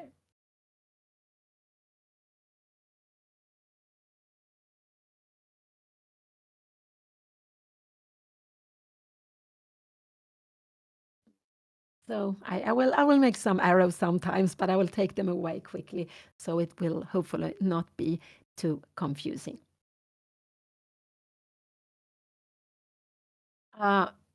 If a player comes and if someone comes and gives the move, the arbiter will absolutely give a warning to the person. The person will be thrown out of the playing hall and maybe not allowed to come to the playing hall any longer. And but if it's a random player, it could be that the advice the player gets is not a good advice. It could actually be a bad advice. But we are of course not allowed to in any way tell the moves to another player or anything like this. And this is, of course, the idea with chess that we play ourselves and we do our best and without any kind of help.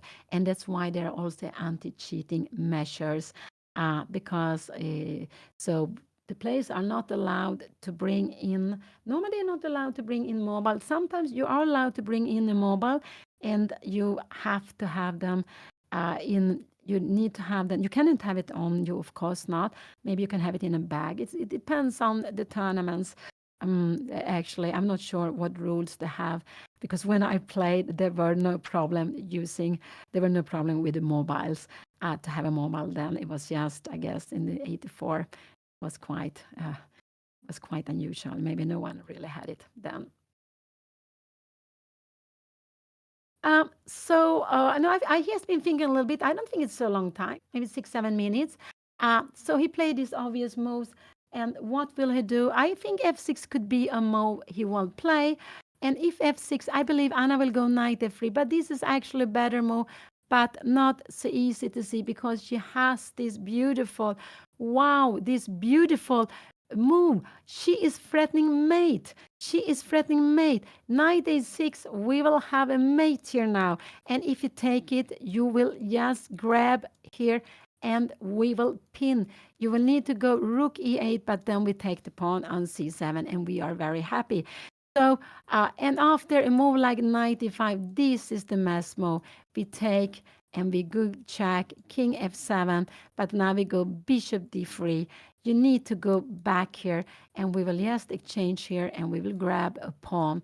And if you go king f7 trying to trap it, we will just go bishop e4 and here we will just bishop d7, rook d1, and you will need to keep it safe like this. But here we have an extra pawn and we can see we have 3 against 2. And in the end game, it's quite good to have a pawn more far away, actually. And of course, an extra pawn. Not only that, these pawns are quite weak. They are demolished also. So let's go back. Here's position. Her opponent takes his time. It takes his time now. And we can see, can he take an e5? It will be a mate. What could he do? Can he make a move like g5? That could be actually a possibility. But Anna can even now go f3. And what did he play?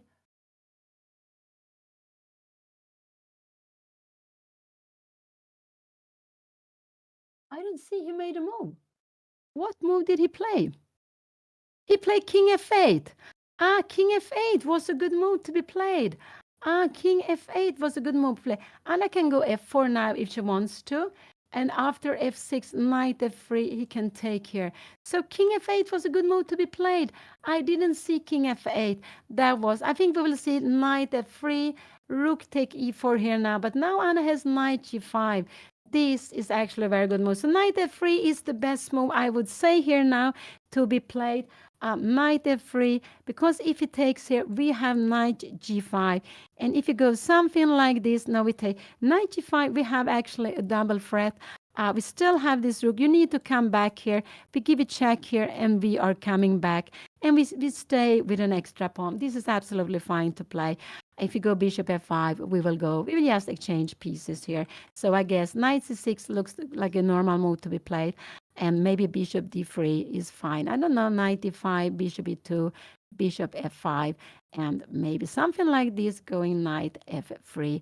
This is absolutely fine to be played. If you go something like this, we will go bishop. Bishop f3 could be possible. No, maybe not bishop f3, bishop h5. Oh, so many threats. So let's go back.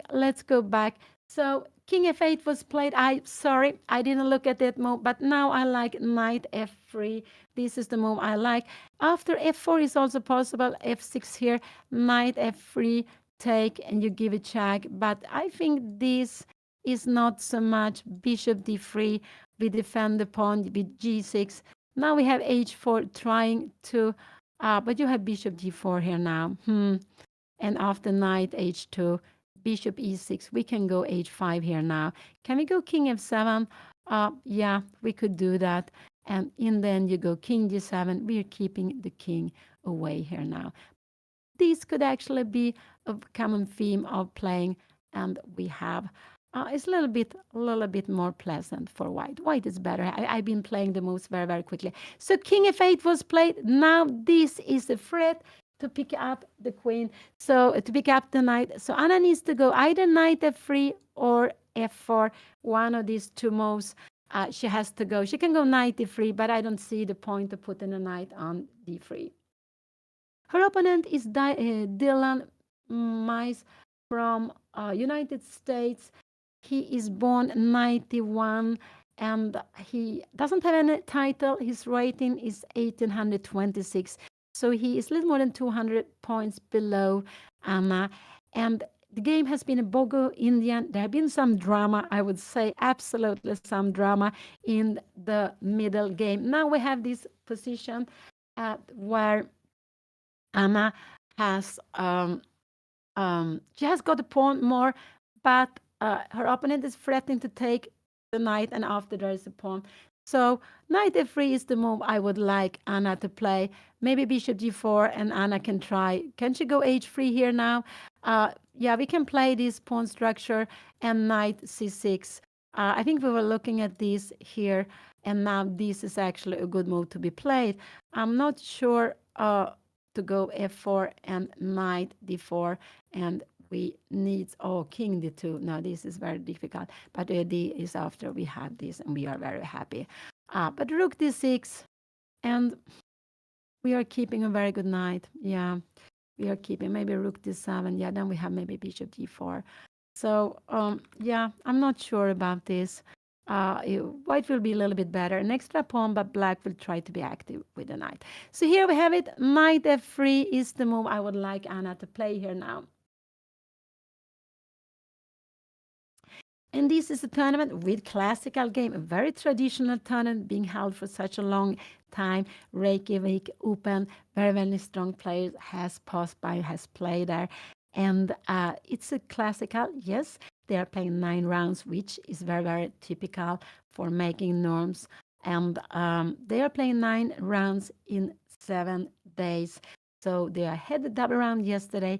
They will also have a double round on Sunday. Yes, today is Friday. On Sunday, they will have a double round. So tomorrow there will be a single round. It will be round number the fifth round. And then on Sunday, we will see round number 6 and 7.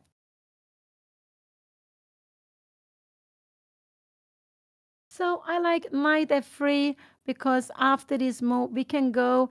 And if you try to go something like this, we will give a check, pick up the bishop. So I like knight f3 in this position. And if you go something like h6, We can go bishop d3, bishop g4, and maybe like this, I don't know, knight c6, and we go maybe rook d5. Sooner or later, you will need to take here, and knight e5, we have this. And what is happening here, we have rook c5.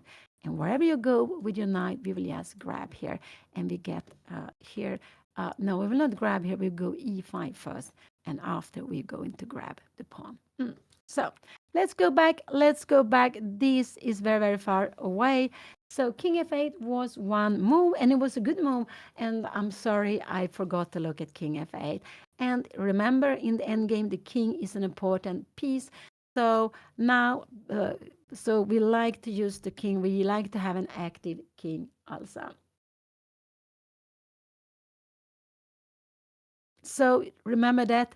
Don't forget the king in the endgame. If it's possible to have an active king, and in some endgames, if you have a rook endgame, you have rook against rooks, maybe equal pawns, but one has active king, the other one has passive king. It could be enough to win the game, because it could be like rook worth 5, the king is worth like 3. It could almost be like playing with an extra piece, an active king against a passive king. So the king is very important in the endgame.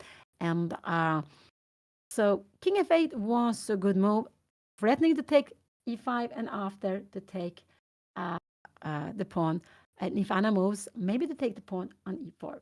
f4 is possible, but I don't like f4 so much. f6 is possible here, because if you go bishop d3, we will have rook take f4.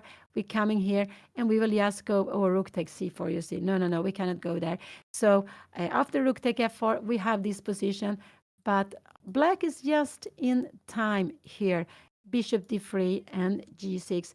And I would say that this position is about equal. Maybe knight e4, knight a6 is coming.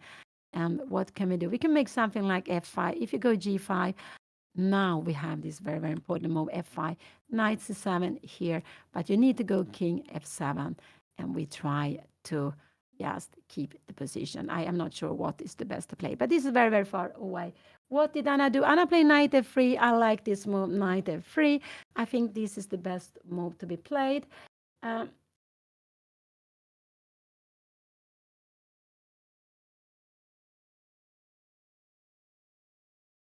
So it's knight f3. I like this. And the idea is, first of all, she has to save the knight. But if rook takes e4 come, knight g5 is the idea. And after to pick up the h7 pawn. So let's see what her opponent will do. And Anna played knight f3 to keep the d line open. So after a move like this, knight g5, no, and also knight f3, of course, because she wants this jump and she wants to pick up the pawn on h7. So knight f3 was a better move. Anna will now probably, if you go knight a6 here now, we will go bishop d3, knight c5. Can we go bishop c2? I think rook e1 is very natural to play. And we will get a position like this, maybe knight e6. But knight e6 is maybe not the right way to play. Rook e3. I'm just thinking here c6. And we are getting out. And now if you take, we are very, very happy. This is an improvement for us if you don't have the destroyed pawn structure. So here's the position. Knight f3 was played. That was the last move. Anna, he took on e4. Now knight g5 will probably be played. I think this is what Anna's idea is. And we can see she grabs the knight. And here it comes. Knight g5 comes here now with a double attack on the pawn on e4 and the pawn on h7. And I'm just wondering, after this check, can we go a move like this? But this is actually not so good because after f6, this is already lost here. We have maybe bishop g6 check, and we have this move, and we will put another rook here. We're going to pick up. We have also knight f8 here, so we will win material. Knight g5 came. This was played. It was played already. Here we have it on the board, some few seconds, but now the live board is here. So it's a fork, threatening a rook on e4, but also attacking the pawn on h7. And at the same time, Anna has two active pieces. One and 2. Black has one active piece, the rook. So this rook has to be on the E line, because otherwise, if the rook goes away somewhere, Anna will give a check and pick up the bishop. And so there is no way, and it's a direct threat on the rook. The rook has to be moved away. And the most logical here, this is not logical. The most logical is to go rook e8, take here, and now to go back, and we have this again. And now I just want to show again there is a mate. So if you would do something like this, we would just go here, and it's a mate. And in a position like this, knight g5, I'm just wondering, can we go f6?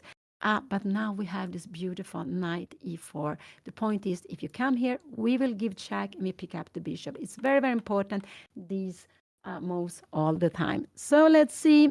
Knight g5 was played with a double threat. And look at the pieces who are active. One active piece, but this is also active because we have rook d8. This one is still passive, and these 3 pieces are still passive. So these things can be good to look at when you are playing.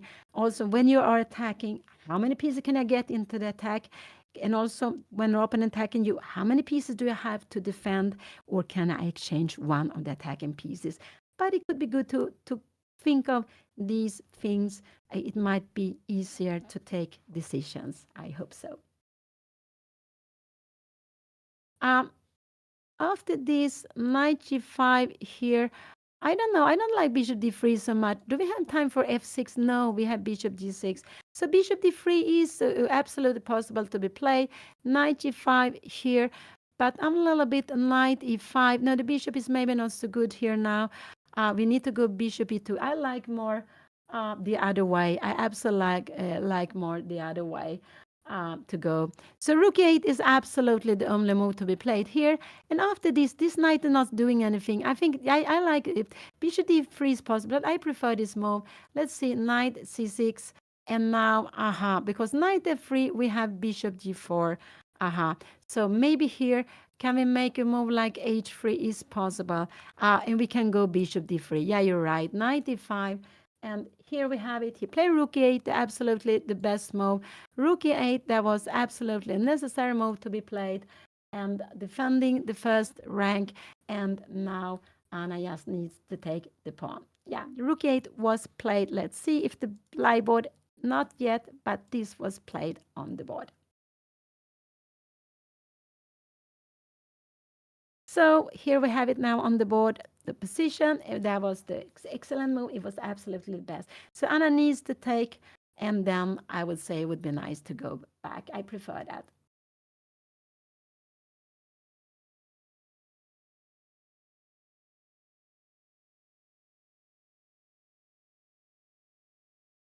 Yeah, I'm not sure why she is thinking, because there is absolutely no point of not taking the pawn here. But it could be said that she is calculating what will come afterwards.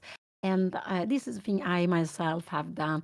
Even when I had the obvious move, I have started to think. But it's more practical to take the move, take the pawn, because otherwise there is. And here we have it on the board. But okay, Anna, she was thinking was it 1 minute? That is absolutely, of course, fine to do so. Here we have it on the board. Anna took the pawn and hope that she will remain with an extra pawn. Her opponent will absolutely go king g8. The king will be unsafe in the middle of the board with both rooks still there. Also with king g8, because then Anna will have time to develop. And here we have it. King g8 was played. That was a good move. This was played. King g8 was played. He had only 2 moves to do. And I would absolutely go I would go bishop knight g5 here now. I like knight g5. I would have gone there, but it could be that bishop d3 is this better. Knight c6. Can we go rook e1 and knight e5? And now I don't know, bishop c2 or where, bishop g4 here now, and f3, bishop h5. And now we are going out with this knight take c4, and we have some tactics here now which are good. We have g4 here and bishop take g6, and just a very, very good endgame. This is a fantastic endgame. This is fantastic endgame because I want to show you that there is always a mate on the last rank. but this was just very, very far away. So bishop d3 could be the stronger move. This king g8 was played. Maybe bishop d3 is stronger. I would probably have gone knight g5 here now. So one of them is good. And bishop d3, f6 is nothing to be scared of because we have this move. After bishop d7, we can just take it and we will pin. And this would be the end of the game because these two pieces are staying in the box. And even if you defend here, yeah, we will just go, I guess. We can go even knight f8. We can do lots of things. Or just rook a8 and knight f8. This is a nice move. The idea is if you take we go rook e1 and we pick up the bishop.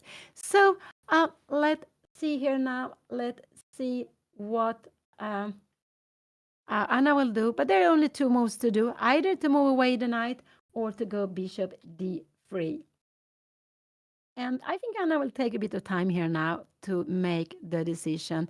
I would probably have gone knight g5. I would probably have gone bishop knight g5. I think so, that I would have done it because but it could be that bishop d3 is stronger. I'm not sure what is stronger actually. After this, knight c6.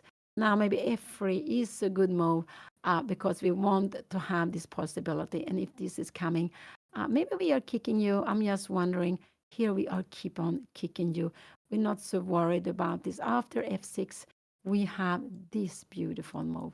And a position like this is tremendous. We are threatened to win with one. It's c5 and bishop c4. And even, yeah, and also we are threatening maybe rook h5 and to bring the other rook to h1. This is just a very, very good position.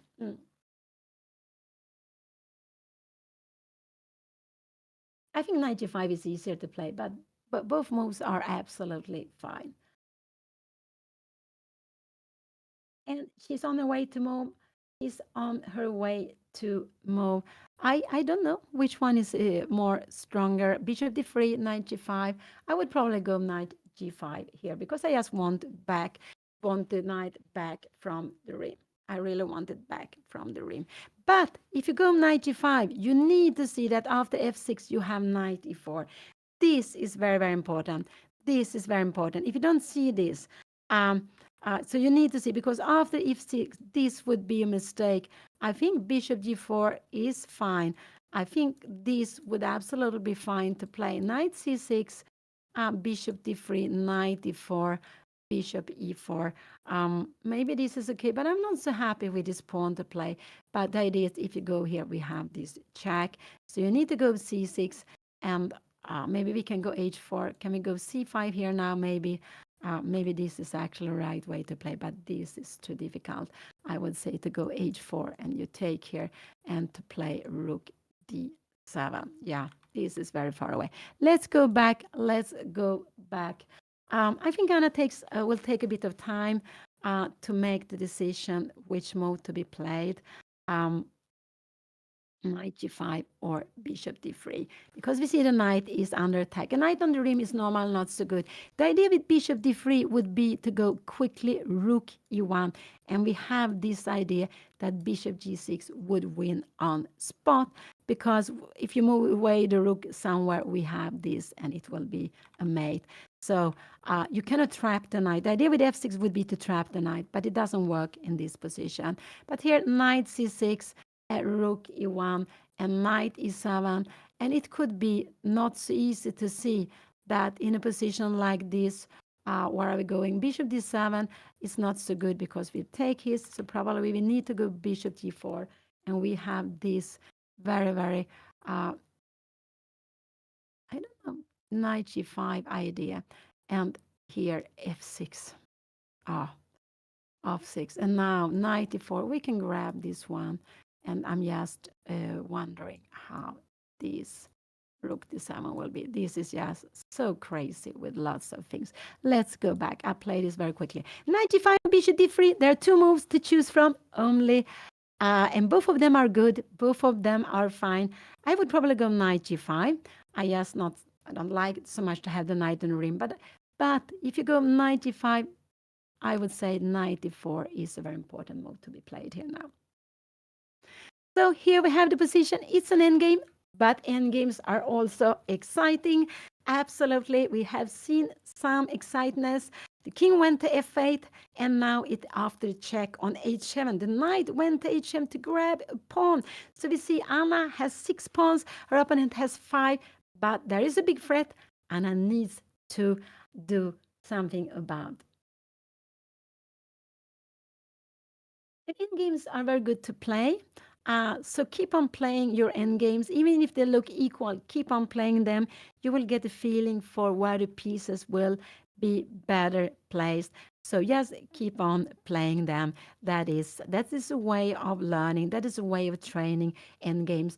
And when you become better in endgames, the knowledge of chess will go up. It will be easy to make decisions in the middle game when it's good to exchange to change some pieces to go into an end game. So a good way of training is actually to start backwards, to start with the end games. And there are also some positions we need to know. When we see them, it's very good if you know if they are a winning draw or how it is, because it will help us so much to take decisions.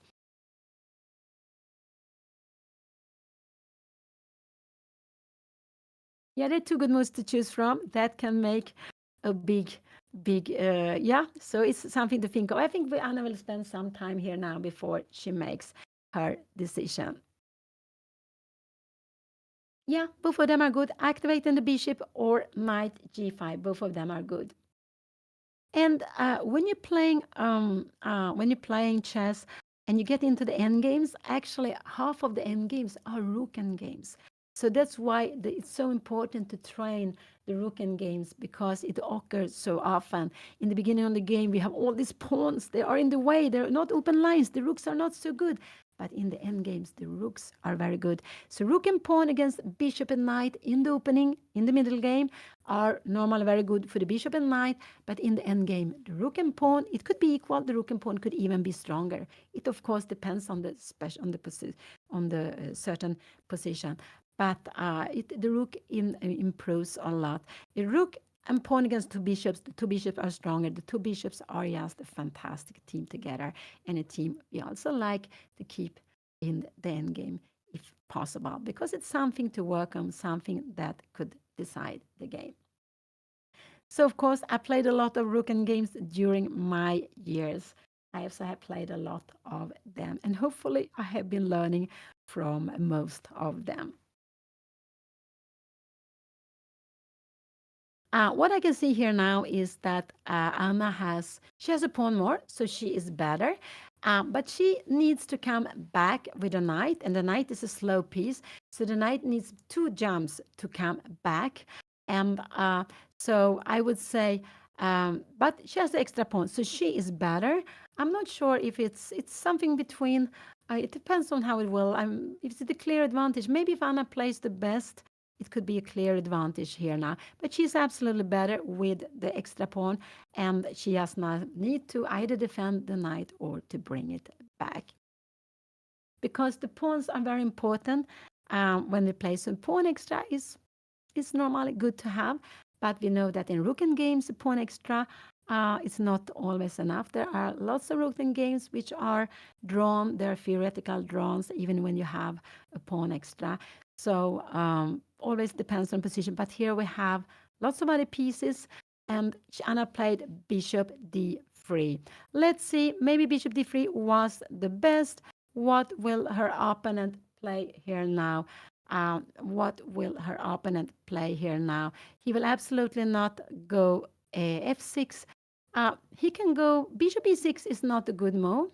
The idea is to take on c4, but it's not, because we go here, and after knight e6, I think maybe we can even grab it. We can even grab it, because in a position like this, we know with the pawns like this, we have an extra pawns on both sides. It's very nice to play, but probably here the best is to win some time, threatening to grab it. Knight c5. I don't know. Maybe this is just the same. Actually, let's go back. So bishop d3 was played. And because she wants to have the knight g5, knight e4 is her plan. What do you expect your opponent to play? I expect him to move out the knight somewhere. This is what I expect him to do. I'm not sure where is better to go. Is there any different? Knight e7. Is this a good move to be played here now? Can you take here? No, this would be a disaster for white. But you have knight e5 here now. And this we have been looking at. I don't know where the bishop should be. Bishop b2, bishop a, bishop c2 looks so normal to play here. And now if f6 comes, we have f4, bishop g4, and we will just grab on e5, take on d1, and we take back. Probably take back even with the king. We can also take with the rook, and we will keep this piece. Even if this piece is trapped, we defend it with the bishop, and that is very good. So bishop d3 played, and I think I'm gonna play this because this would win the game immediately. He will absolutely not play it. And now she's playing knight g5 and knight e4. And after knight c6 could be played here now. I don't know, rook e5. Can you play this? Bishop d7, and we go knight g5. Maybe we should change first, actually. Knight e5. After a move like this, we have bishop a4. Wow, this would be losing the game. Oh, so we have to be a little careful. Knight e5, but we will go, maybe we can go bishop c2, but bishop c6, and maybe black is getting into the game. Let's see here now. Let's see how it is. Bishop d3 was played. The best for him is to bring out the knight somewhere. Probably the best is to go knight e7 here, knight a6, and I can go rook e1. Take here, you take. And now there is a threat on mate. You need to stop it. Probably you go, I don't know, bishop e6. We will go knight g5, bishop d7. We will even go knight g5 here now, knight c7, and probably go bishop c2. This is not under attack. And a move like f6, and we can even go knight e4, because if you try to pin it, we have even rook d1. We have different ways of defending with a pawn extra. So this played bishop d3. Anna went up. She's down to 42 minutes. Her opponent is down to 45 minutes. He has a little bit more time, but I think he is going to make his move quite soon. I think Anna wants to take something to drink to get some more energy. We should remember that playing chess, you need to have a lot of energy for the games. It's just they are going on for a long time. The second round, Anna played for almost 5 hours. It was not the last to finish, but she was really one of the last playing her game. So you need energy. You need to take something to drink. Some players also like to eat a little bit during the game. So, and if there is an area where you can go and take some fresh air, maybe for the smokers, then you also could go out there and take a little bit of fresh air, just to keep the energy for the game.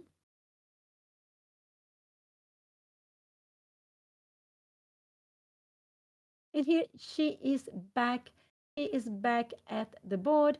I thought her opponent was going to play, but he sank into some thoughts here now. And there should be always a smoking area for those who want to smoke. There are not so many smokers, I would say, among the players, but there are some few, and they always have a smoking area for the smokers.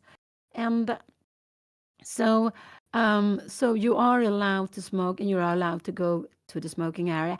So the playing hall is quite a big area. Also, you see 400 players, close to 420 players. It's just a huge tournament. And then you need to have enormous area where all the games are held, but also so you have a place where you can go and get some coffee, tea, some water, the bathrooms, a place for those who want to smoke also. So you need to have a very big hall. I think it's very beautiful when you have a big open and they play in the same hall. I believe they play in the same hall. It could be that there are different rooms. I do not know. And as I told you, because when I played REYKJAVIK Open, it was held in another place.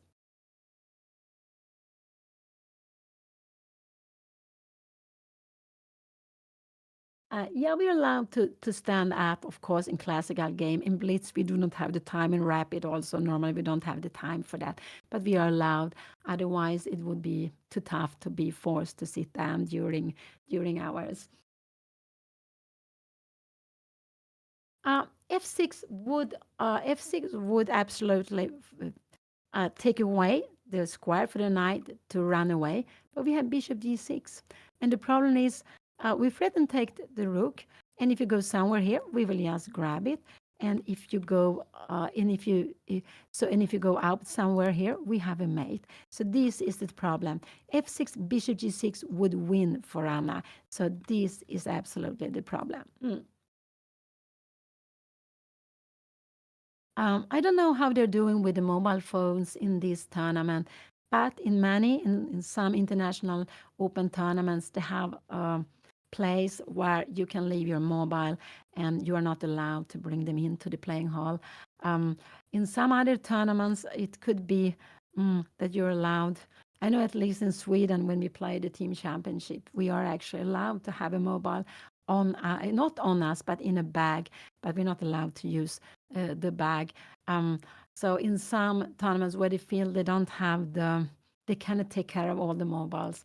This is an easy way for them to do like that. I don't know how it works like in Reykjavik Open, but I would guess that the players are not allowed to bring any mobile, but I don't know that. Rook to a6. Yeah, you can come here to a6, but we would probably go rook e1 or knight g5. Now we're planning rook e1. I think that after a move like this, because here after a move like this, f6, again, we have bishop g6.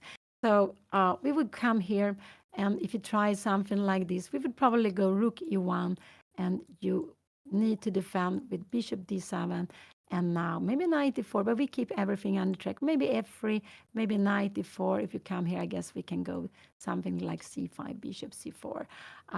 But we keep a pawn. But it's possible to go rook a6. It's possible to play rook a6, and then I think knight g5 or even rook e1 could be possible. But if you play like this, we will take it. If you take here now, we will go probably bishop f8. We are just exchanging some pieces. And in the end, we have an extra pawn. And if we would change everything, if we would change the rooks, this would absolutely be fantastic to play with the knights and extra pawn. That would be very nice. It would be easier to play with the knights than with the rooks and the extra pawn.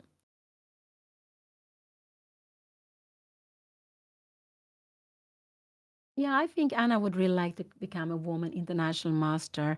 Um, I guess she needs to make a performance of 2,200, three performances that she needs to pass 2,200 at least once also. And Anna's peak rating was, I think, 2175.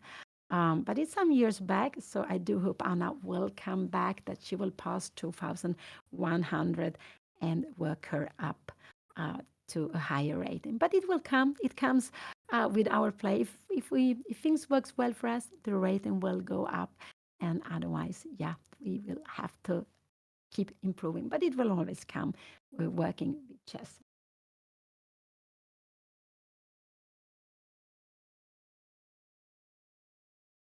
So here we see both of them sitting. They are both very, very focused on focus of the game.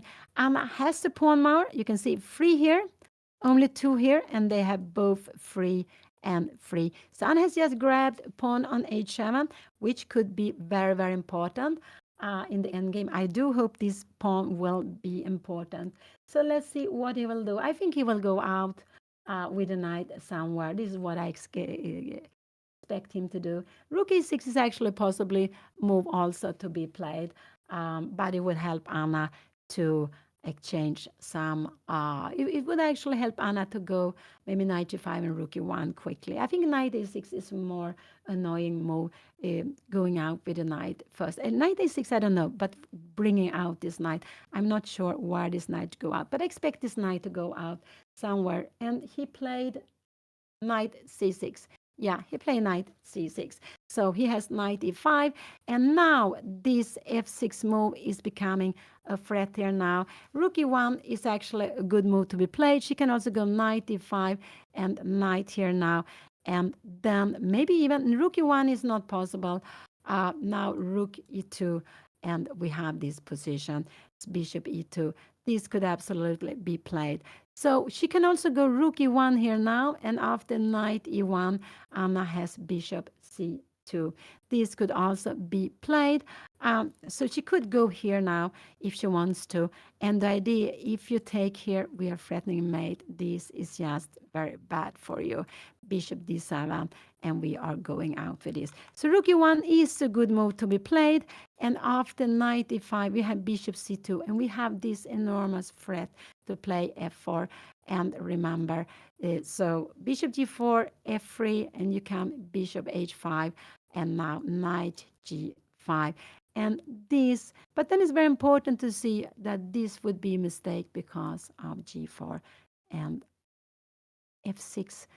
F6, no, f6 we have, I'm not sure what is happening here now. Oh, this is take here, bit take here, and rook g1. This is a good position to play. And after knight e3, I guess we will just bring in the rooks. After here, maybe we can even going taking this. We're having some ideas of mating. I will not keep on. This is very, very far away. So knight c6 was played. This was a good move to be played. The move I like most here is rook e1. This is the best move to be played. And I always remember my brother saying that when you have a pawn extra, one idea of having a pawn extra, my brother Don, he's 4 years older than me. He's an international master. He actually won the Swedish championship once, 81. I never do that. I have been second sometime, but he won it once, and he is the reason why I started with chess. Why it was, and he always used to say that when you have a pawn up, one reason to have it is that you want to give it back in a good moment, and this could be a good moment to give it back. You go here, knight e5, and you go queen c, bishop c2 or bishop b1, I don't know, but bishop c2 looks logical. And the idea is we have a pin. We are threatening to win on spot with f4. So you need to go out with the bishop. You have actually only one move. If you go here, we can take. We take here, and we are very happy. We play this position with two pieces. So you have only bishop g4 and f3 and here. And now we're bringing, because now we are threatening f6, now we're bringing out the knight. And here we will give back this pawn. But there is f6 move, and after knight e4, I guess we will have some activities here now. This is just very, very, I would say, quite tactical, but it's one way of playing the position. So rook e1 or knight g5, these are the moves I would like to see on the board. Rook g1 or knight g5. So Anna will absolutely now also take time. It's not, it's an exciting moment here. And, but I think Anna will go, I think she will go knight g5, and then I think we will see knight e5. And now it's very important to see that this will lose on spot because it's a check with a fork, and we would just lose a whole rook. So it's not possible. So after a move like this, the best is actually, we can go bishop c2, but maybe this is the best, and maybe you feel a little bit uncomfortable that you have. But after a move like this, we will go maybe bishop f3. Here, maybe bishop e2. If you come like this, sorry, you could come back here, actually. I didn't see, and then we have c6. So this is getting written wrong. But in a position like this, rook d2 is good. We just defend the bishop. So let's go back. Let's see, what will she play? Knight c6 it was expected to go out with a knight somewhere, and it goes to the center. Probably this is the most logical move to play because it goes to the center, and you still have this bishop possible to move out the bishop. So I like most rook e1, but it means that you're going to give this pawn rook e1 because now there's only one. Okay, you can go bishop d7, but now we go knight g5. I'm not sure we go knight g5, or maybe we even should even exchange her now. It could be, yeah, but it's just we go knight g5, knight e5. We don't want to give this check because the king comes to f8. This is a big mistake. The king comes closer to the center. It will be better there. Now we want to, I don't know, rook e3. Can we go bishop e2, a little bit passive? We could even play like this. And if you take here, we will play this way. We will play with the knight against the bishop, bishop f5, and we will just keep on playing a position like this. And all of a sudden we see that the bishop doesn't have so many good square. If you come g6, we will just go e4. We will keep on kicking it. So we have activity here in this position, which is very important. We have activity. And otherwise, the bishop against the knight could be advantage for black. White still has a pawn extra, but it could have been maybe some improvements for black. So Anna played knight g5. She played knight g5. And after now knight e5, let's see what she will do now. But this was actually knight e5 is the best move to be played. Thank you. Yeah, knight g5 was played. I sometimes run away. And this was already move number 20. Already move number 20. So they have been speeding up. I'm quite sure we see knight e5 on the board because it's quite a logical move. After knight e5, I don't like this move because after here and here, yeah, we just come back. Knight e6, we keeps everything under control. So no, this is not the possible. So after knight e5, maybe bishop e2 is the best move, but you can go bishop g4 here now. And I'm just wondering here, we're giving f2. We just do like this. We keep everything under control. And if you go f6, knight f3, rook e4 for activities, we can keep the pawn like this. But we are now, maybe rook d1 is a good move. Maybe we start kicking the, but just rook d1. And we are keeping our extra pawn. So knight g5 was played. I think that was quite, yeah, that was a quite expected move to be played because Anna wants, after this move, it could be that Anna, what could she do here also? She could make some slow move like f3 actually, allowing to take here. But I think this would a little bit improve the position for black here now because we will have some f6 here coming, knight h7 here, and now we're actually picking up c4 pawn.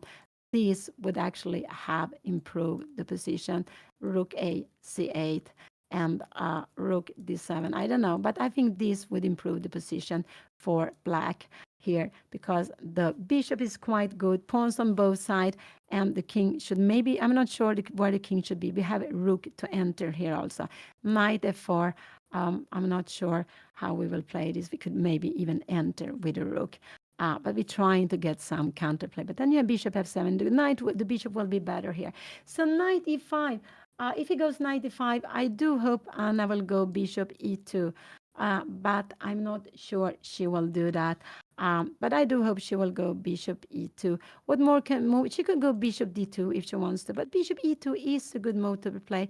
If he comes bishop f5, we can go rook d2 just to play, to keep everything defended.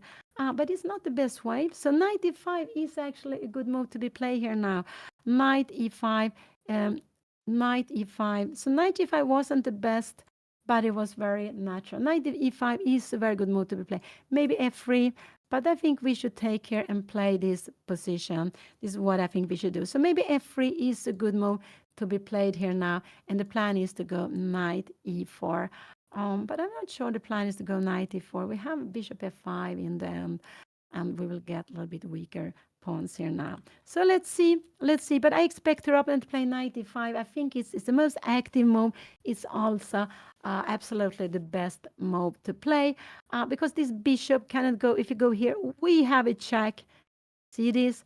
And we will take it. So this is not possible. Knight e5 this is also not possible because we have a check and we will take it. So this was absolutely a very logical move to be played. But this one is a good one. Is we want to take the bishop. Maybe this is the best, but you will come here bishop f5 and I don't know now. Knight f3 now. Maybe I like to go a3.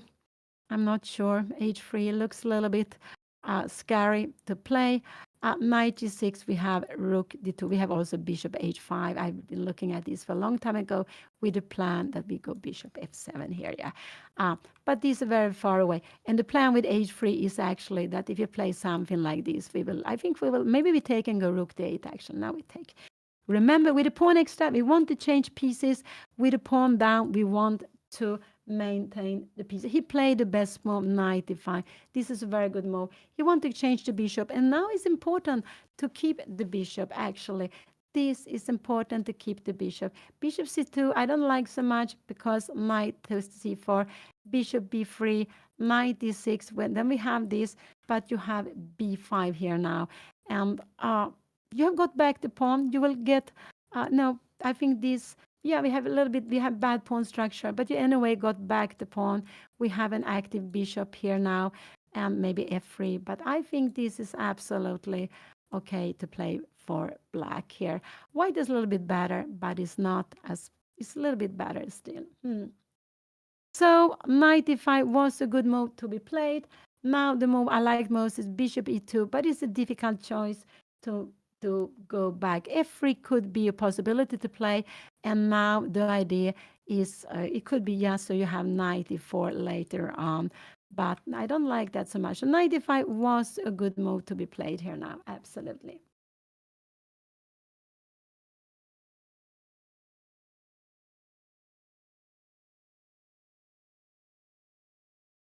Yeah, I don't know. What do you expect Anna to play? I don't know. This is not possible, important, because we lose the piece and there is no more mate. We have the king coming out here. So that is not possible. So let's see. Knight g5, knight e4, knight e5. Yeah, I would like to keep the bishop. Bishop f5. And now I like h3. The idea is after f6, I will go knight f3. This is my plan. So this is how I would like to play the position. If you come here, I think we can go knight d4. Maybe as bishop d3. We are changing here and here. Knight c5. And now, of course, we are careful. We're not putting, not here, but rook d1. And we are, b6. And we go king c2. So we, after a check, we have rook d2, and we keeps everything protected and an extra pawn. So I like bishop e2. This is the one I would like to play, but it could be a little bit scary to play bishop e2 because we see that this is hard, but there's no problem because even after a move, okay, knight g6, we can go rook e1 and the rooks, and we can go bishop h5 afterwards. This would be, yes, very nice for us. So bishop e2 is the move I would like to play here now. She can go to c2, but if she goes to c2, she will lose e6 pawn. I don't know, maybe like this. And now knight take here now. We go rook e1. We have some threats here now. But you can again go king f8. And how is this position? Maybe we go bishop a4, trying to kick you. And can we go some bishop b3? No, you just, you can even put a threat here now. So, oh no, this was, yeah. I don't know. I'm not sure here now. But no, I don't like bishop c2 now in this position. I like it before. In this position, if Anna would have played knight e1 here, now I like bishop c2 because we have lots of threats. But in this position, after knight g5, this is the position here. I prefer bishop e2. I want to keep the bishop.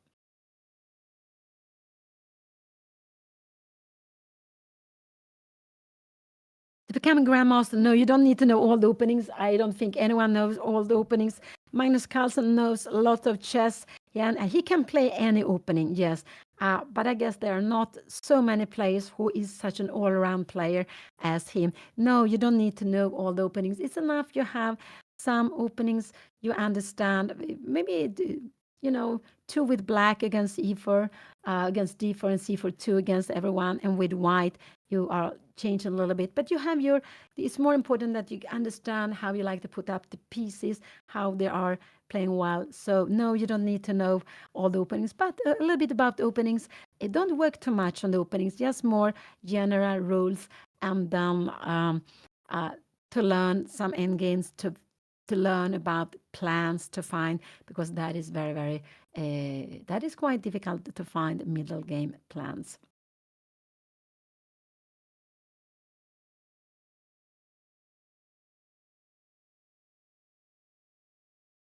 I never played against Magnus Carlsen, and I don't know if I play with him lots of time what would happen, but I never played with him. I played with my Simon Agdestein.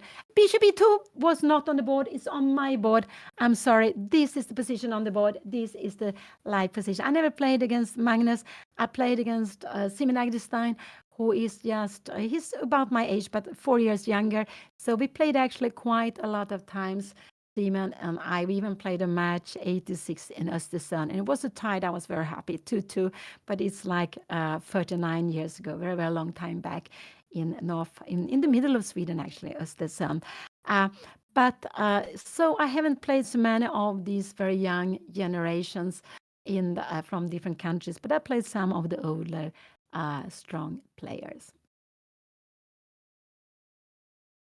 So what will be played here now? I do hope for bishop e2, as I like it to be, as I like to keep the bishop. And Simon was, or is still, I would say, amazing player. He doesn't play so much, but when he plays, he can really do some fantastic results still. And he was playing in the national team of chess and also in the national team of soccer. That's quite amazing.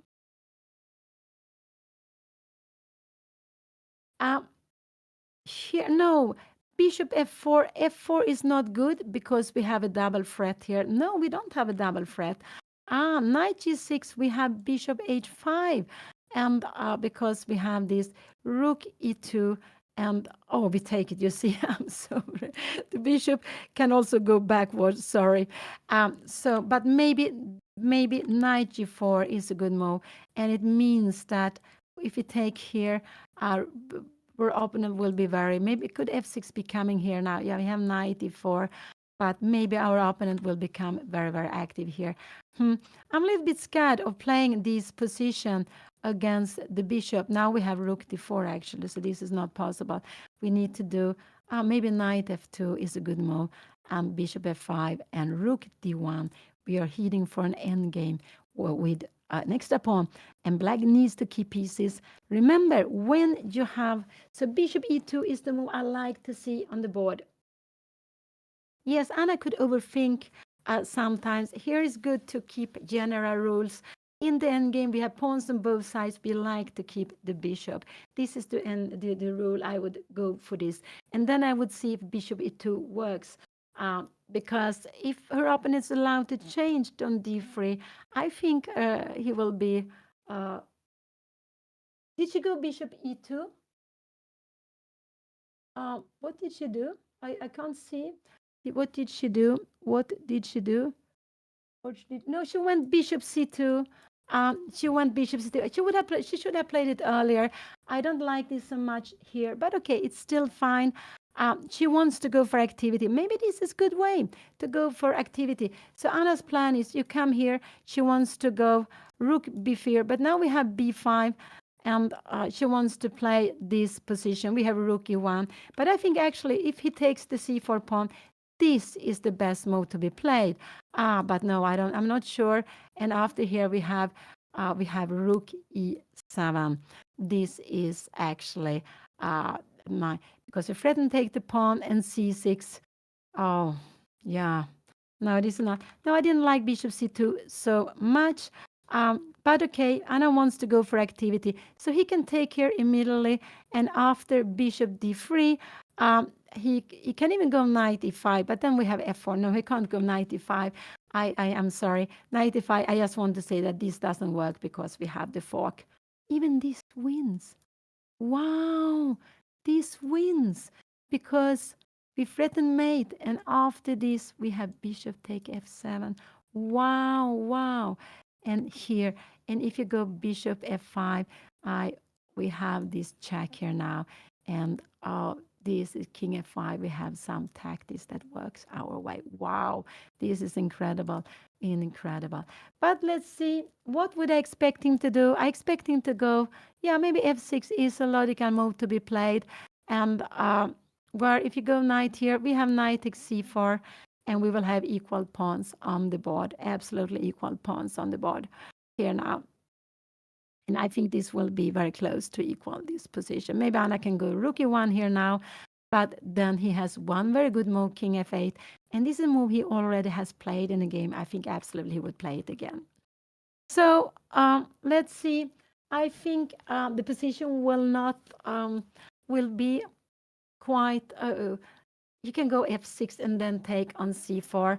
After f6, will Anna go knight f3? I don't think so. This would be keep her with an extra pawn, but not such a nice pawns any longer. So after f6, knight e4, he can actually grab here now. So Anna played bishop c2, just to keep it more active, the bishop. But I didn't like this move so much. After here, knight e4, because she gives back the pawn. And here, maybe this is a good idea to play, but this is impossible to find. To go here and h5. Knight e5 is coming, and yeah, bishop a4. This is, I tell you, this is completely impossible to play. The idea is after c6, we have knight d6, and we are just happy to play. And we have this king coming here now, and we are walking down here.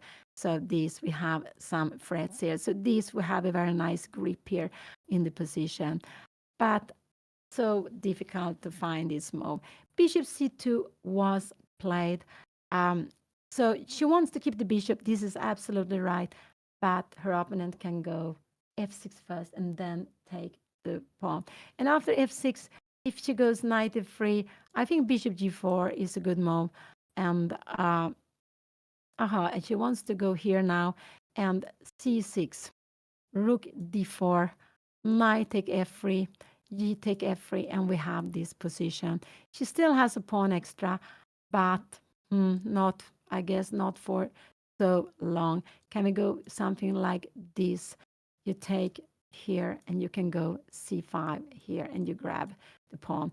This will be not better for white. We have the king is weak here. We go rook d7 maybe, but you go rook b8, and we try to get up with the pieces. But I would say that this would be very, very equal position here.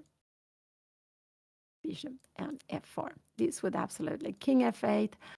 We will try to come up and rook b7, and all of a sudden black will become a little bit better because we have these bad pawns. We have free. We cannot use this free against these two, but we have an extra pawn here. Black is better here, but we need, I think, or maybe if we can try to go in. This is a little bit, maybe, I think it's a little bit more pleasant, but this is very far away. What will he play? I expect him to go f6 and then take the pawn. This is what I expect him to do. And after f6, I do hope Anna will go for knight e4, take here, and what can she do? Maybe this is a good move to be played. I don't know, but he can come back here. But this is, and the idea is if you go here, if she comes here, you can tell rook take e3, we have f3, and in a position like this, you can even go here, and we give a check, and king f8, and this is absolute. We can give check here now, but you can even go king here, and if you come here, we will lose a piece. We will actually lose. We will not win this. We're going to lose a piece. We don't have enough here. Check here now, king d7, and check here, king c6. After this, you will be better in, we have, oh, sorry, we have this move, and you have king b5. You will be much better in the rook endgame. And king a4, look at this king. Remember what I said, active king. So bishop c2 was played. And Anna's idea is if you go here, she wants to go bishop b3, kicking it. So I think absolutely we will see f6 and knight takes c4. This is what I think we will do. And the point is f6, this is the best square for the knight. But here now, when you go here, this is unpre. We can go rook e1. This is actually quite a good move to be played. He has only one move to play here, and this is king f8. Everything else, this would actually get into problem. Bishop b3 here, and bishop b3, maybe, yeah, maybe it still is okay. Rook d7, we are threatened to take here, and I'm not really sure what will happen. Maybe we can take on f7, maybe on c7. There are lots of tactics, but it still works. But f6 is very, very logical to be played. He has less time than Anna. Anna is down to 31 minutes. Her opponent is down to 27 minutes and half an hour, but they have played. Anna played the 21st move, so they have like, he has 20 moves to make in 27, in 37 minutes. It's almost very close to 2 minutes per move. It's lots of time. They have made lots of moves. There is absolutely no time trouble.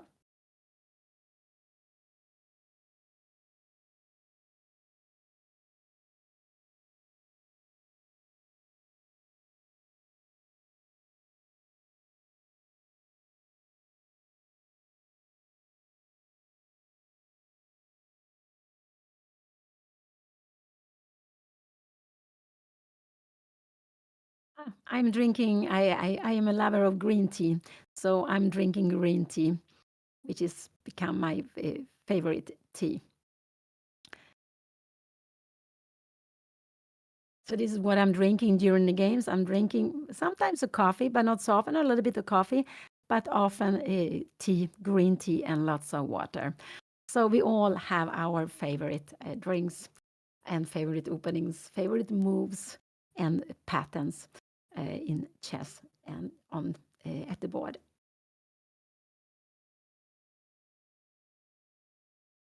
2 minutes memo is absolutely good. So I think he will go f6. And the point is that f6, knight e4, knight c4. Here I like this move. I think this is a very nice move to be played.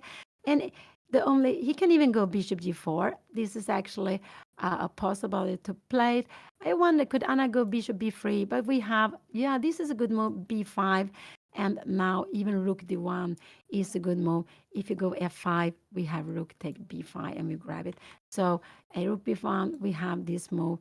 And now we have rook c5, f5, and we have h3. Oh, this is just getting so crazy. So let's see if he goes f6. I don't want Anna to get a bad pawn structure. I prefer knight e4. I prefer knight e4. If he goes here, Anna has bishop b3, because the point is, if you go here, we have this, and we will win a useful pawn, and we are happy. We have an extra pawn, and look at this. This is lonely. You have the bishop, but we have good pawns. So here it's just very good for white, absolutely. So knight c4, bishop b3, bishop e6 not possible. We would absolutely grab it. And this is not possible. We would go f4, absolutely. So here, bishop b3, but he has this move b5. And then maybe I like this move and you have bishop f5. And we will play this endgame. Maybe we take on c4 and we go knight f3. And we are after bishop here, we have rook d2. This is a little bit actually in the position. I'm not sure. We might even want to give the check. I don't know where the king. And you need to keep the rook here. This is absolutely, oh, not here. Sorry.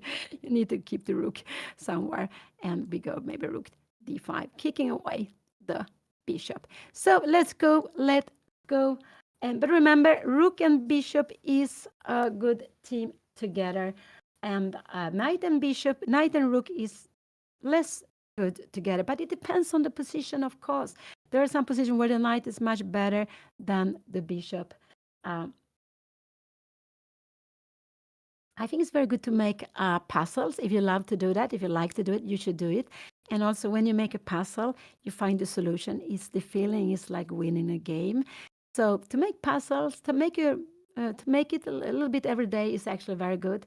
Maybe 10, 15, 20 minutes every day to make puzzles and to find patterns, because when you see a tactical pattern, you have seen it, because this tactical pattern will occur again in other games or in other position.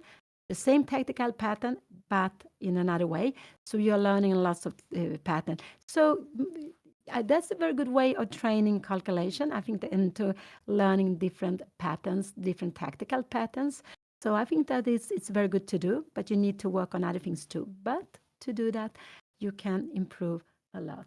So he has not played yet. I'm happy he's spending time. I'm very happy he's spending time in this game here. So, but he has done, when he know what to do, he plays quickly. When he doesn't know, he is taking his time.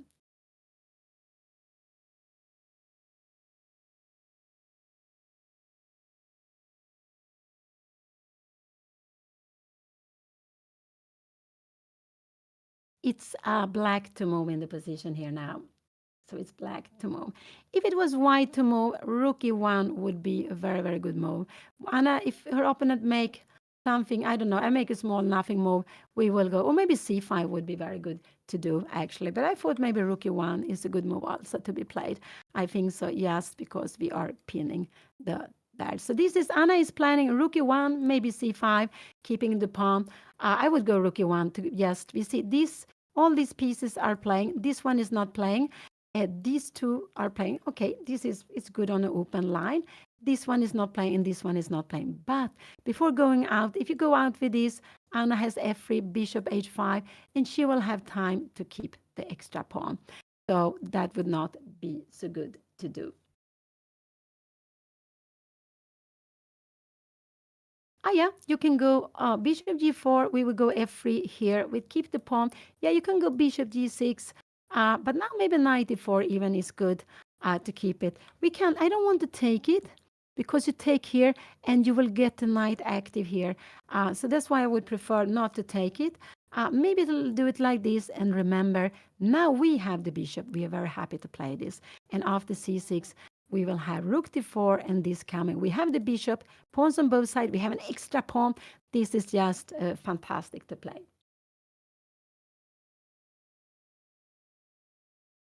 So, so normal is to develop. But here, white has an extra pawn. Black is attacking an extra pawn. So black will absolutely consider to take the pawn immediately or making a forced move. And this is a forced move because we are taking the knight. The knight needs to come back. We have only 3 square to go. This doesn't look good at all. So either here or here. But I prefer this move. And after here, I think I like rook e1 to be played. Now we have a big threat. There is only one move to be played. King f7 would not be good because we have this. And after a move like this, we have knight c5, threatening the knight and threatening the bishop, and we have all this pin. But we have a little bit of rule, and that is, and the rule is that when you're playing, here we have the position. Oh, sorry. Oh, we have the position here. When you're playing with bishop on the board, we have light squared bishop. This king is good on a dark square. This king, later on, we saw a position where king f8 was a good move. This king is also better on a dark square. So this is something to always to consider with bishops on the board. Is my king safe, or do I need to put it on the other color that the bishop is working on? So there will not be any tactical thing, tactical idea my opponent can use.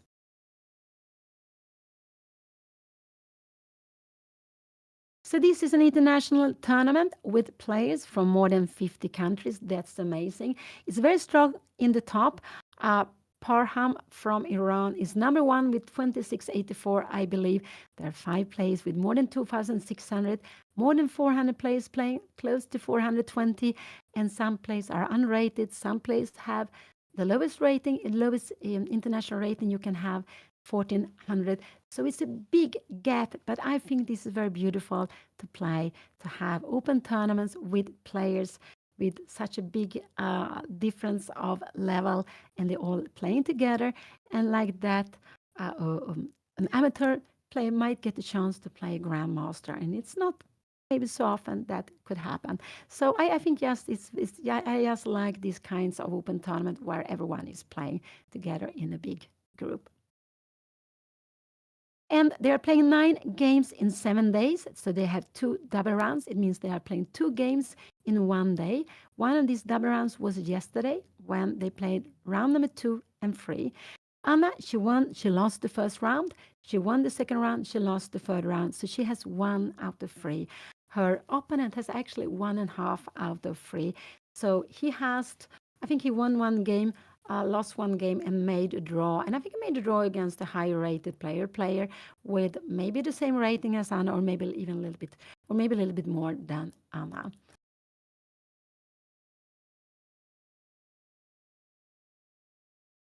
Yeah, Rook D1 could be played, but I prefer maybe Rook E1 to be played, actually. Rook D4 could be played, but I want to keep the rooks on both lines. This keeps the rook here, so I like to have the other rook also chalik in this line, because I don't want at any moment the other rook to come down here to E2. He hasn't played yet. Oh, he's down to 16 minutes. He has been thinking. He has been taking his time, like he has been taking at least, is it 15 minutes? I think it's quite a long time he has been spending on the last move. So quite a lot of time he has been spending here on the last move. And we see someone coming and watching, and that is allowed. It's allowed for I think the allowed audience to come in. Yeah, we've seen lots of young kids coming, watching, and also the players can walk around and look at the other games if they want to.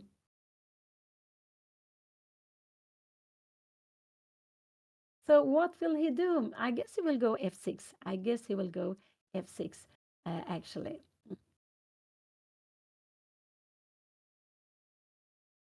And I have been grandmaster since 92. So it's like, yeah, what is it, 33 years now, quite a long time. And that was my big goal in chess, to become a grandmaster.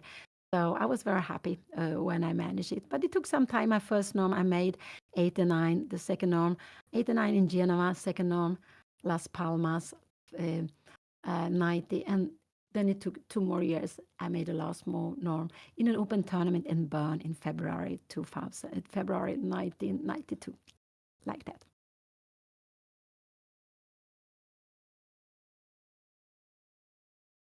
And I'm happy Anna is also focused. I do hope if he goes f6, she will go knight e4. And I just think f6 is such an obvious move to be played because Anna's knight will be under attack if she goes to knight e4. And I do hope here he's on his way to move. And here we have f6. This was absolutely a very good move to be played. I would say that this was the best move to be played. And now I do hope Anna will go knight e4. I do hope she will go knight e4, not to get double pawns, just to keep the pawns here. She will lose the pawn, but it doesn't matter. She will lose a pawn, and it doesn't matter. Yeah, it does matter, but keep the pieces active. And I would, so I do hope she will go f6, knight e4 here. I don't want Anna to go knight e3. I want her to go knight e4, just to go back. So this was played at the board. The live board is a little bit after. f6 was played, hitting this, and she needs to go away. I want her to go here. I don't like this move.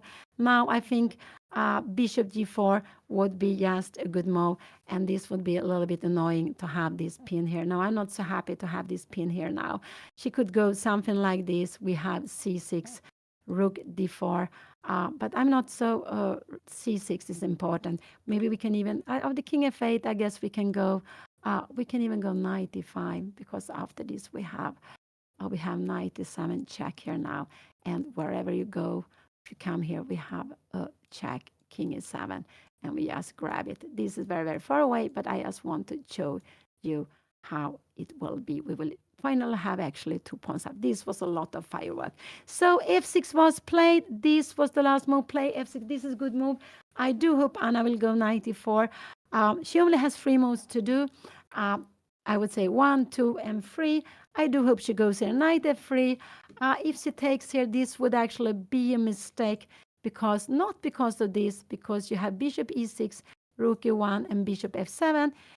Then you have rook d7, but we have a4. What is happening here now? And knight e5.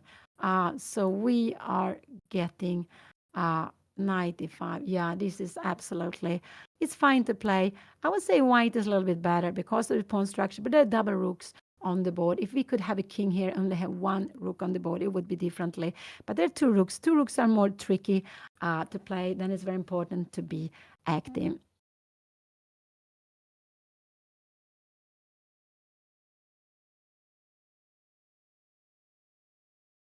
So Anna is, yes, now she takes time. I do hope she will keep the time limit, but I don't like knight f3 so much. I prefer this. And after this, I want to bring the last rook into the game. And here, actually, there's only one move, but he has played a king f3. And this position, bishop a4 is a good move, but I would say this is just very difficult. After c6, we can go, I don't know, can we, knight d6 not. Maybe we can make a move like bishop d3 here. This is not such a good move we have. Oh, this is so many things happening here. And rook e1 here. But this, I would say, this is impossible to see this. This is absolutely impossible to see. Rook d1 and knight e5, f4, and we have bishop c4. Wow. To see all this is amazing. This is the only move to be played here now. So this was very, very far away. This was very far. But knight e4 is the move I would like Anna to play. To improve chess, yeah, you need to work on chess. To read books is very, very good. To read books, if you prefer, you can also look at video.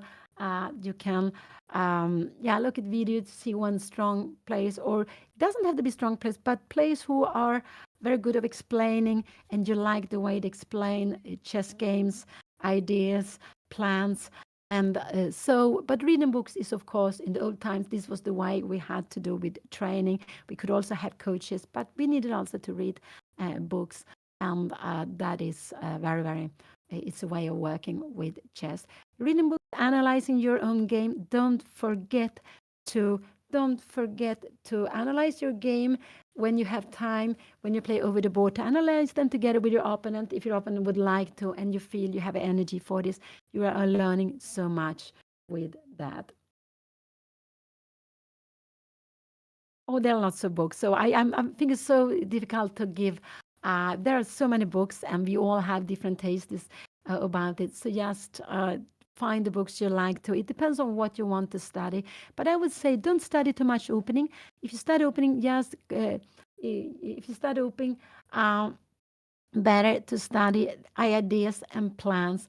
Don't try to learn lots of lines by heart. It's just you might forget them afterwards. It's important more to get a better understanding. And the way of training chess is actually a good way is learning endgames. Learning the endgames we need to know. We need to know some basic endgames, because if we know, then everything is so much easier. We know it's winning, it's a draw. Yeah. So I would say reading books, or having a coach online, or you can see videos, whatever you like, where chess is explained by someone you enjoyed to watch. I think that's very good to do. And of course, analyzing your own games with opponent. If you can have someone stronger to help you when you analyze your own games, that is very good. That is fantastic.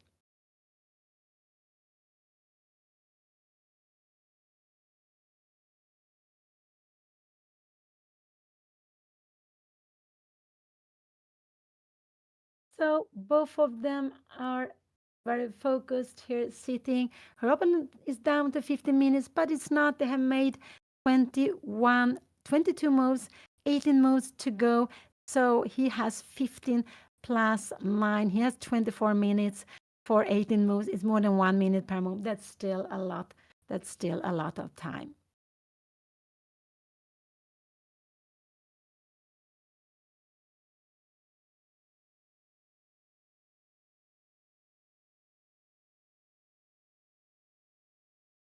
So yeah, this is the fourth round. They will play 5 more games plus this one.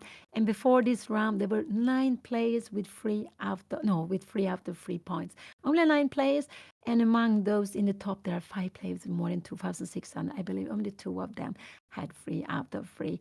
And and it's a huge tournament, more than 400 players. I think that's fantastic. Everyone playing in a group, in the same group. And it's an old tradition to play REYKJAVIK Open. And there are some very beautiful traditional tournaments. And one is, of course, Wilton Cup, Anna has played several times. I also have played it very many times. And it's held in the heart of Stockholm, just after Christmas, during New Year's Eve, during 9 days. There is no double round. For the two higher groups, there are not double rounds. For the lower group, there is a quicker tournament with 9 games or 7 games, I believe, in 4 days. So, but there are others also very beautiful chess festivals around the world, and some players like to come back year after year to play it again and again, and that's very, very nice.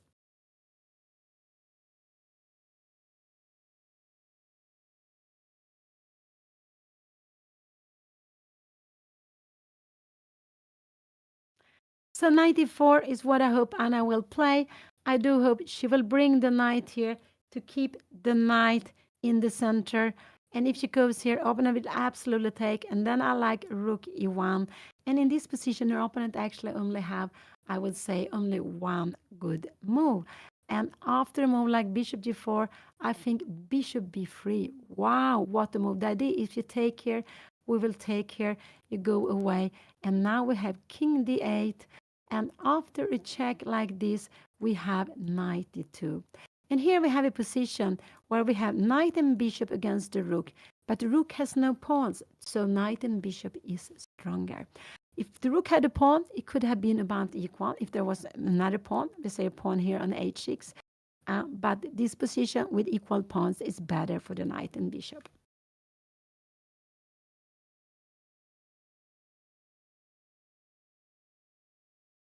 Yeah, she's taking her time here now. It could be that she forgot. Could be that Anna forgot that after this she wants to go here, but she forgot that this is a possibility to be played here now. And if you go rook e1, I'm just wondering this. I know we don't have this because we have also bishop e6. This is just good night. This would absolutely be finishing, losing a piece here. But I like to keep the pawn structure well.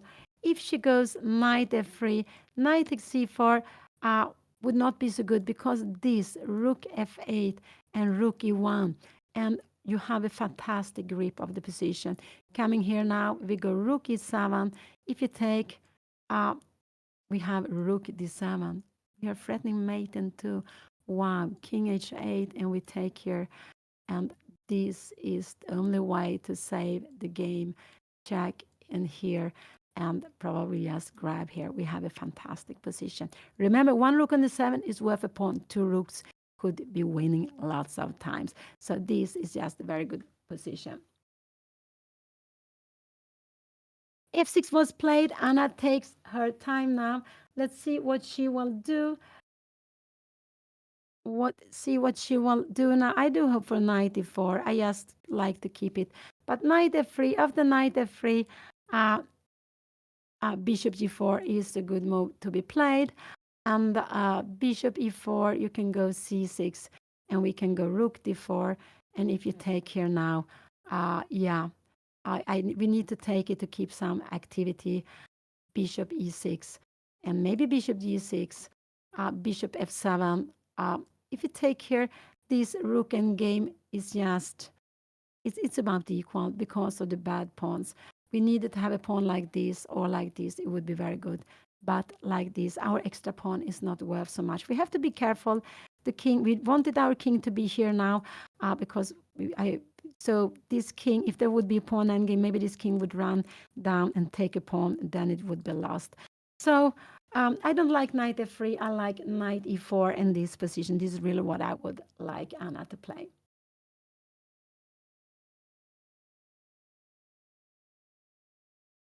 It is nice when you have a chess like this. It's a big open, REYKJAVIK Open, but there are also activities on the side. I don't know exactly what they have. I think they have a quiz one day. And so in lots of these chess festival, also in Rilton Cup in Stockholm, they have lots of activities. They have tournaments. You can go and play one day. So if you don't have time to play the whole tournament, you can at least come and watch, and you can even play a tournament one day or play some fun chess or do something else. there. So it's just very nice with these big opens or these big chess festivals. Yeah, so they are playing classical. So the most classical or classical chess these days, and they have, they need to make 40 moves in 1.5 hour, 90 minutes. If they make 40 moves, they will get half an hour each, and all the time they have these 30 seconds per move.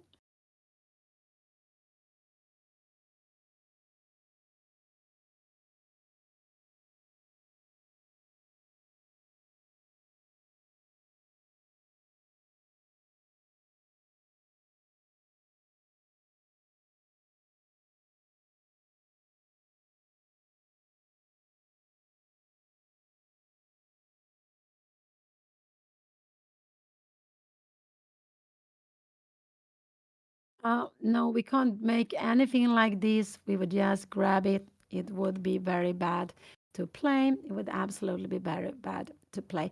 The bishop has to stay here. We need to move the knight. This is the only thing we can do. And these are the two moves to choose from. Knight e4 and knight f3. There are no other good moves. These would not make. Yeah, we could play it. Knight takes c4. We have now bishop g6, king f8, and knight h7. So it could be f4, could be a move. This after this we go f take e5. F4 could be a move, but bishop g4 is a very good move to be played. After here, knight c4, and we have bishop b3. We have b5. So actually, it's possible that Anna is calculating f4, but I don't like f4 because bishop g4. This is the only problem I see. After rook d4 is not possible, we have knight c6. We win on spot. So we need to go away with the rook. If it takes here, yeah, we will take here, and we will after, I don't know, can we do something like this? She played 94. This is the move I liked Anna to play. She has a little more time than her opponent. She played 94. I like this move to be here now because I didn't want her to get double pawns. Her opponent did absolutely. Now Anna has a threat of going c5. He will absolutely grab the pawn. If you try to make something like this, and I could even go knight c5 actually, take, and she takes on b7. This could actually be good because now these pawns are lonely pawns. But he will absolutely grab the pawn. I think he will play it quite quickly. So here we have it on the board, 94. This was the move I wanted Anna to play. She will lose the c4 pawn, but she will keep her pawn structure well. And after this, if he takes here, I expect an absolute take here. I like rook e1 to have activity. This is what I liked her to play. Bishop d4 here now. We will just kick it, and you're coming here. And now we keep the extra pawn. So this is not a good move. And knight c4 here now. No, we have to defend the knight. Bishop b3, we will grab it. So in a position like this, I like this move because now we are defending the knight. We have also threat, knight f6. And the best her opponent can do is king f8. He does two things in one go. He go away from a light square, so this knight can move afterwards because, and he also defends the rook. So there is no knight f6 any longer danger because after this we can just take it back here. Absolutely. So here we have it, knight takes c4. This was what he wanted to play. Now I do hope Anna will go rook e1. I do hope she will play rook e1 in this position. He took the pawn, and that was his plan with f6. And I think that was the best way of playing the position. And so let's see if it's on the live board. Not yet, but it will come soon. This was played. And now I like rook e1. Why? Because this is active. All these pieces are playing. And with rook e1, I have many threats. With this move, I'm threatening this, but also planning bishop b3, putting a pin here now. So this is why I would like to, and this would be a big mistake. We go here, knight c5, bishop d4, and we can actually can take on e8 or just take on b7. Both of them are good here for us. So let's go back, but the best was to change actually. So this was played here now, knight takes c4, and now I like Anna to go rook e1. Bring in the only piece that is not playing and with lots of threats. And yeah, so this is the fourth round, soon in the middle, fourth round out of 9, and Anna has 1 point out of 3. It's more or less according to rating. The first round she played against a young player from England, 23-54, and he was FIDE master. She lost that game, but she was doing. She was fighting well, I would say. When she made the second mistake, she had no more chance. The second round she played against a player from Iceland, Stefan Arnalds, I believe his name was, and he was close to 200 points lower rated than Anna, and she won. But it was a long battle within almost 5 hours, and that was yesterday morning. Yesterday evening, she had to play another game. She played against an international master, Justin Sarkar from United States, and Anna was doing well, but she was too tempted to give a piece. She made the Greek gift, and it was not the right moment. It didn't really work. And in one moment, her opponent only had one move to take away all the danger, and he found that only move. And then there was not so much Anna could do. So she lost the first round, she won the second round, and she lost the third round. And here we see the game in the fourth round. It's end game, 5 points each, 5 points each. Knight takes c4 was the last move to be played here now. And now I like to bring in the last piece with rook e1. This is what I would like Anna to play. I don't like knight c3. The plan with this is we can even go bishop g4 to annoy. Okay, we have rook d4, and now we can go knight e5, and we keep everything defended. It will be very, very equal, this position. I would say that this position also is quite equal now after the last one, knight takes c4. But the look I like this more. Look, maybe this is a plan to be played, but it's just impossible. The idea is you never have this because we have this check and bishop g4. The idea with h4 is actually to attack with the bishop. But always this a little bit annoying. Now we need to go with the rook here to d1. And so I would absolutely play rook e1. This is the natural move for me. And it's down to 14 minutes. They have 17 moves to make. So it's still like 22 minutes for the rest of the game. Still a bit more than 1 minute per move to make. But I believe that we will see maybe some time scramble here in this game.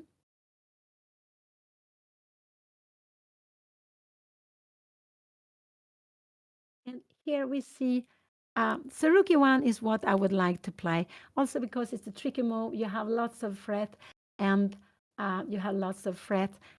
black has only really one good move to play against that.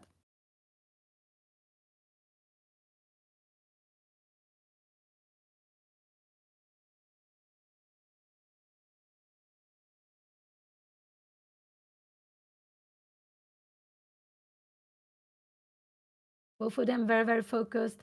Both of them very focused at the board. So rook e1 is the move I would really like to see on board here. Absolutely rook e1.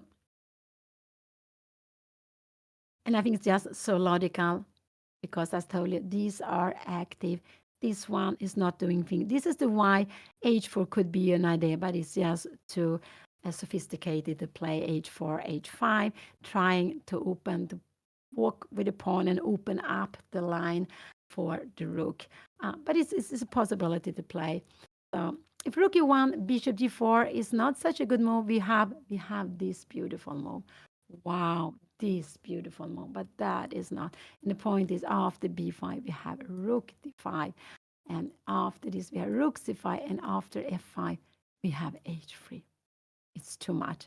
Here you take on e4 and we take on c6.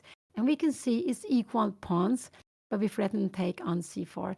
And if you go something like that, well, yeah, maybe we can even take here, and we can go rook take e4. Sorry, this one is pinned. I forgot, they can't move it. It's just is pinned. So what did Anna play? She played rook e1. I think it was a good move. I like it. Maybe she played for some seconds ago. I didn't see it. Thank you. But here it came. I like. This is the move I like. And here her opponent has one good move. One good move. Will he find this only good move to play? He already played it once in the game. Will he play it again? I'm not sure if we will do that. This would absolutely be a blunder. You can take knight takes, but this is actually maybe the strongest way to take it. The idea is after this we have a check and we give a check and we stay with the bishop. After here we go away. You can't hide, and you have big problems. Big problems to get out with the pieces. No, you will not get. We will go bishop f5. We are picking up an exchange, and we know that this is an easy win. So let's go back. Rook 8 came. He has one good move to be played, and this is the good move, king f8. He already played it once in the game, so I am not surprised if he will play it again. He played it when I was not even calculating, not looking at it. It was a good move, and it makes two things in one go. You are stepping out of this long diagonal. You put the king on the dark square. We have light square bishops. The kings are better on dark squares, and you are also defending the rook. So this is absolutely a good move to be played. But bishop g4 could be tempting. So I would say that this is a tempting move, but bishop b3 is enormous good move. And after this, we have check here. You move away and we take. And when you give a check here, just to get some, if you go out here, we would win with f5. But we have knight d2. And knight and bishop and knight is stronger when there are equal pawns. Because bishop and knight are two pieces, they can attack one pawn, and rook is only one piece. So there are two pieces against one that might, if it's on a light square, attack a pawn.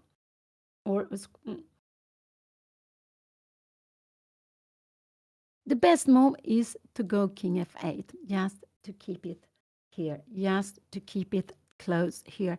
And after that, I don't know, maybe h3 is a good move to be played, but this is absolutely equal position. After king f8, we can go bishop f5 and bishop here, and we had this move.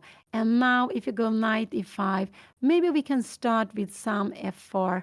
Knight g4, yeah, we have h3. You're getting away. Knight g6. We will go g3. You can disturb her with bishop g4. Can we go? But we will go. Oh, wow.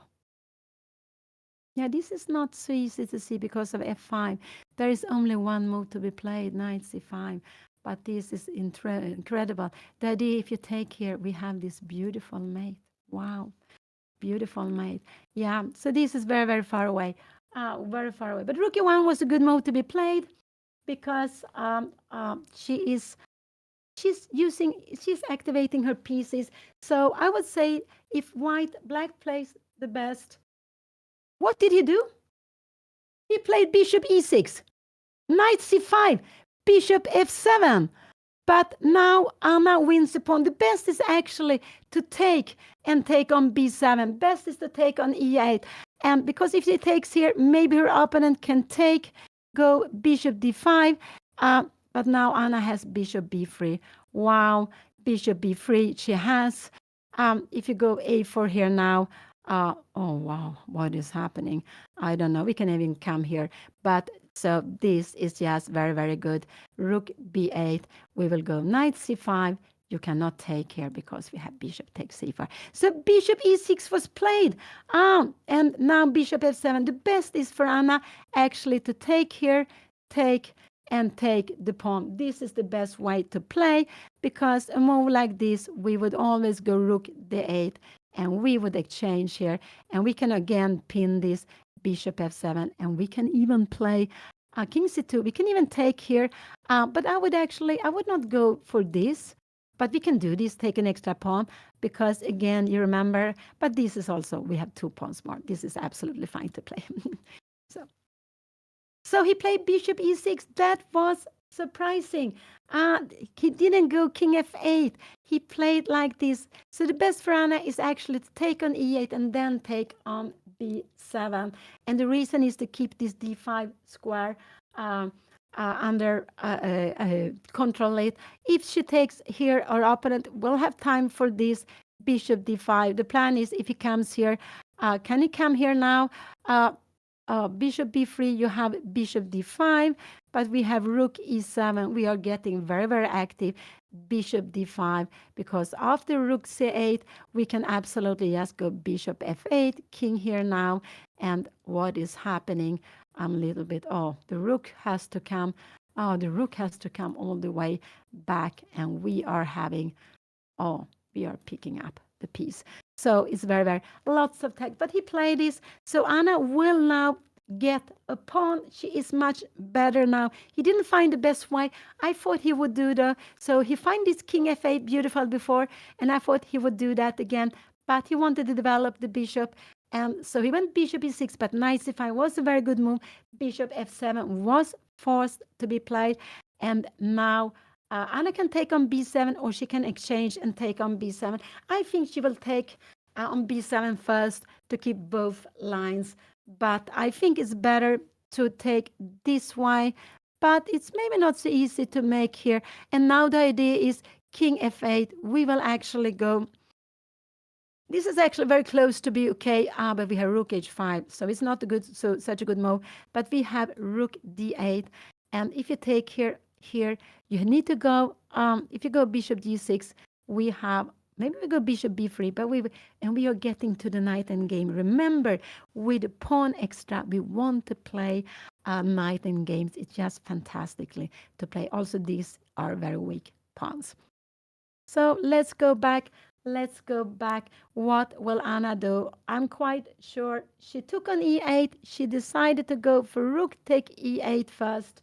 And the rook take e8 was played very quickly. Here we have it. He took back with the rook.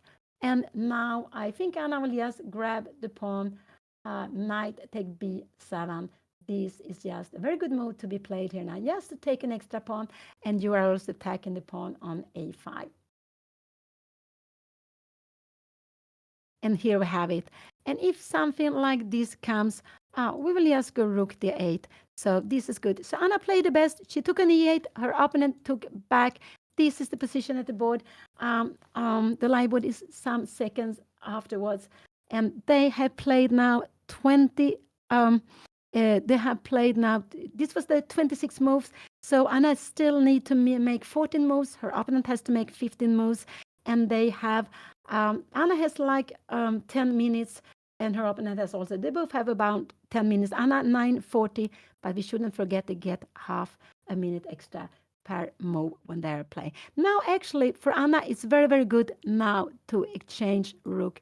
If you do anything like this, we take it, and here, if you try to be active, we will come here, and you don't have time for this because we will exchange a piece. And this would actually just let us enter a winning pawn endgame. So rook take was played. This was played. Knight take b7. This is a good move. Anna is actually looking at this one, but she's also planning rook d8. I do hope she's planning rook d8. Remember, with the pawn more, we want to change pieces. With the pawn less, we want to change pawns. This is general rule to it's good to remember, actually. Now so this is not planning, because after if he plays something like this, this is actually the best move to be played. King here you take, and maybe you should actually take this way, but we can go bishop b3 here now, and after bishop c6 we will play this, and we have a very good extra pawn here. So it's much better, a very good extra pawn to have, and this should be, I think this should absolutely be a winning endgame. Why not? So,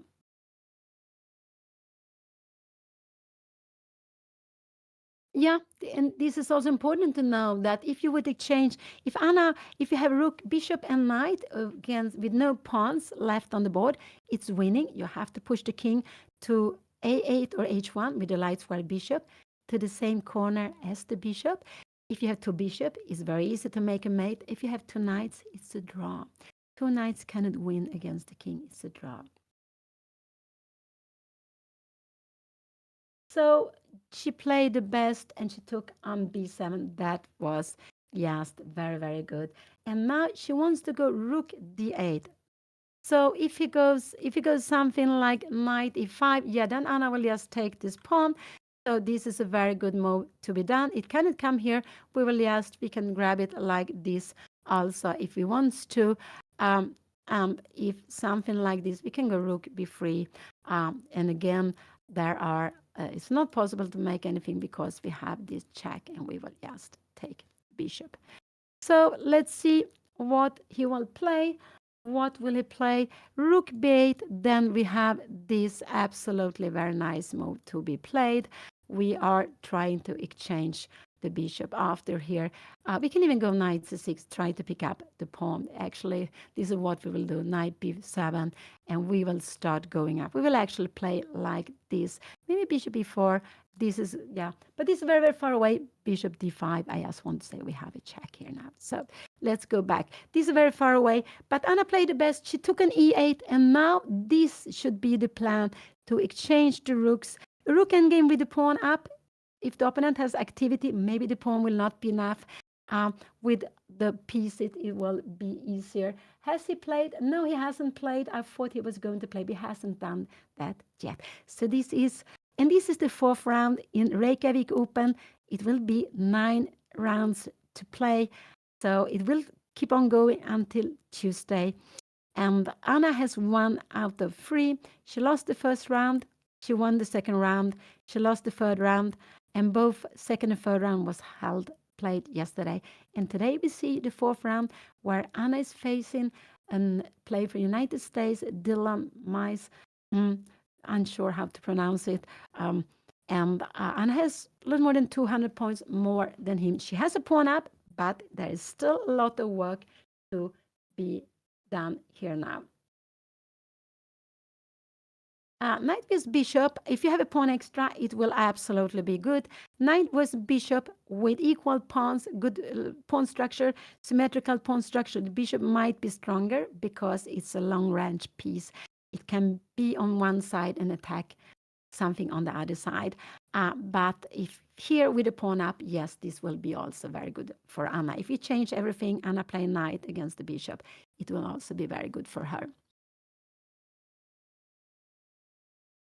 It was best before. Now king f8. It's in general, king f8 is to bring the king closer to the center, because if you make a move like g5, we will go rook d8 should be the plan actually to be played. So he is down to 6 minutes. He is down to 6 minutes. Let's see if he go king f8. I do hope Anna will not play this move. I do hope, because he has bishop h5, and it will be a little bit awkward for here now. This will absolutely be a little bit awkward. No, I don't want her to play, because f3, we have knight e3, and now we are getting what I want. No, we have actually knight take g2. No, this would absolutely be only equal. So the plan is, after move like king f8, we want to change the rooks. This is very, very important, to change the rooks, because otherwise the rook might become active. And the idea with king f8 is, with king f8, you bring it close to the center, and now you are planning to make activity with rook e2, because after the check, you can come up with a king. So this plan with king f8 is to play rook e2 next to be active. And he played king f8 on the board. That was a good move. He played it now. Oh, that was a good move. It was played on board. And now the best Anna can do is rook d8, changing rooks. This is the best she can do. Can she make a move like here? I'm not sure. Bishop e2 and give a check here now, king. And you have this check here now, king f7. And she could actually play this. And this would be, because after rook a4, we have knight take a5. So this would actually be a way of playing. Bishop a4, but rook e4 is a good move to be played. I'm just wondering. I don't know what happened if I go f3 here now. Now rook e2 is better because it will take this pawn. But this is still good for Anna. Still.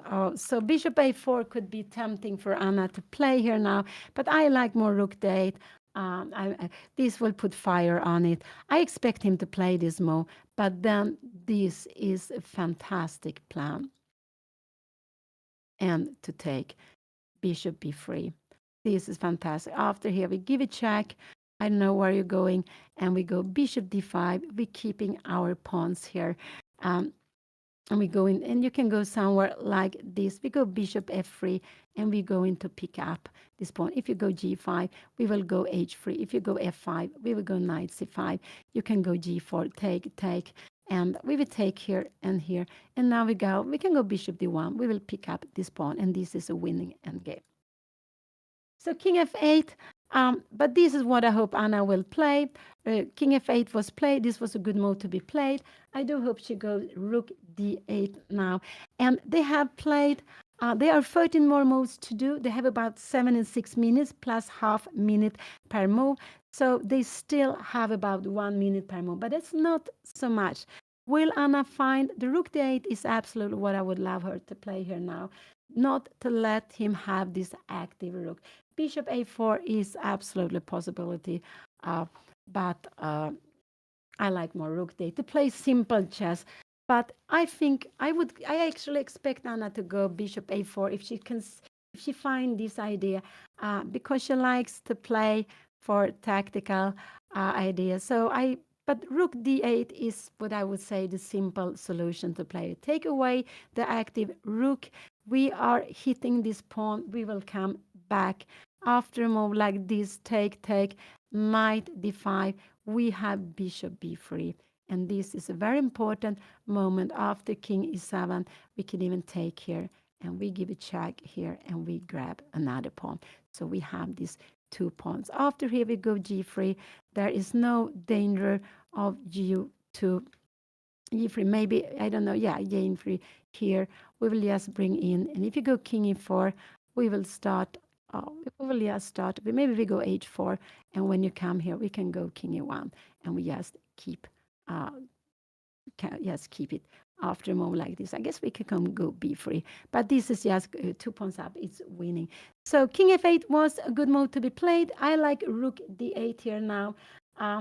But I believe Anna, but okay, rook d8. It could be that Anna is concerned about bishop d5, but bishop b3 keeps everything under control. And now we can go like this, and we can play knight b7, attacking the pawn. Bishop d5, we have knight a5, and we have a pawn extra. And this is just good to be played. So, but this is what I don't want to see. After bishop h5, this will not be so good for Anna any longer. So rook d8 or bishop a4. Bishop e5 could also be a good move to be played here now. Bishop e5 is actually a good move to be played, because after rook e2, we can take here now, and we can go knight a5. You don't have bishop b3. You need to go back. So bishop b3 is absolutely a good move to be played in the position. And after knight e3, we have time to take this because we are hitting the rook here, and we take. So bishop b3 is a move I also would say that I like in this position.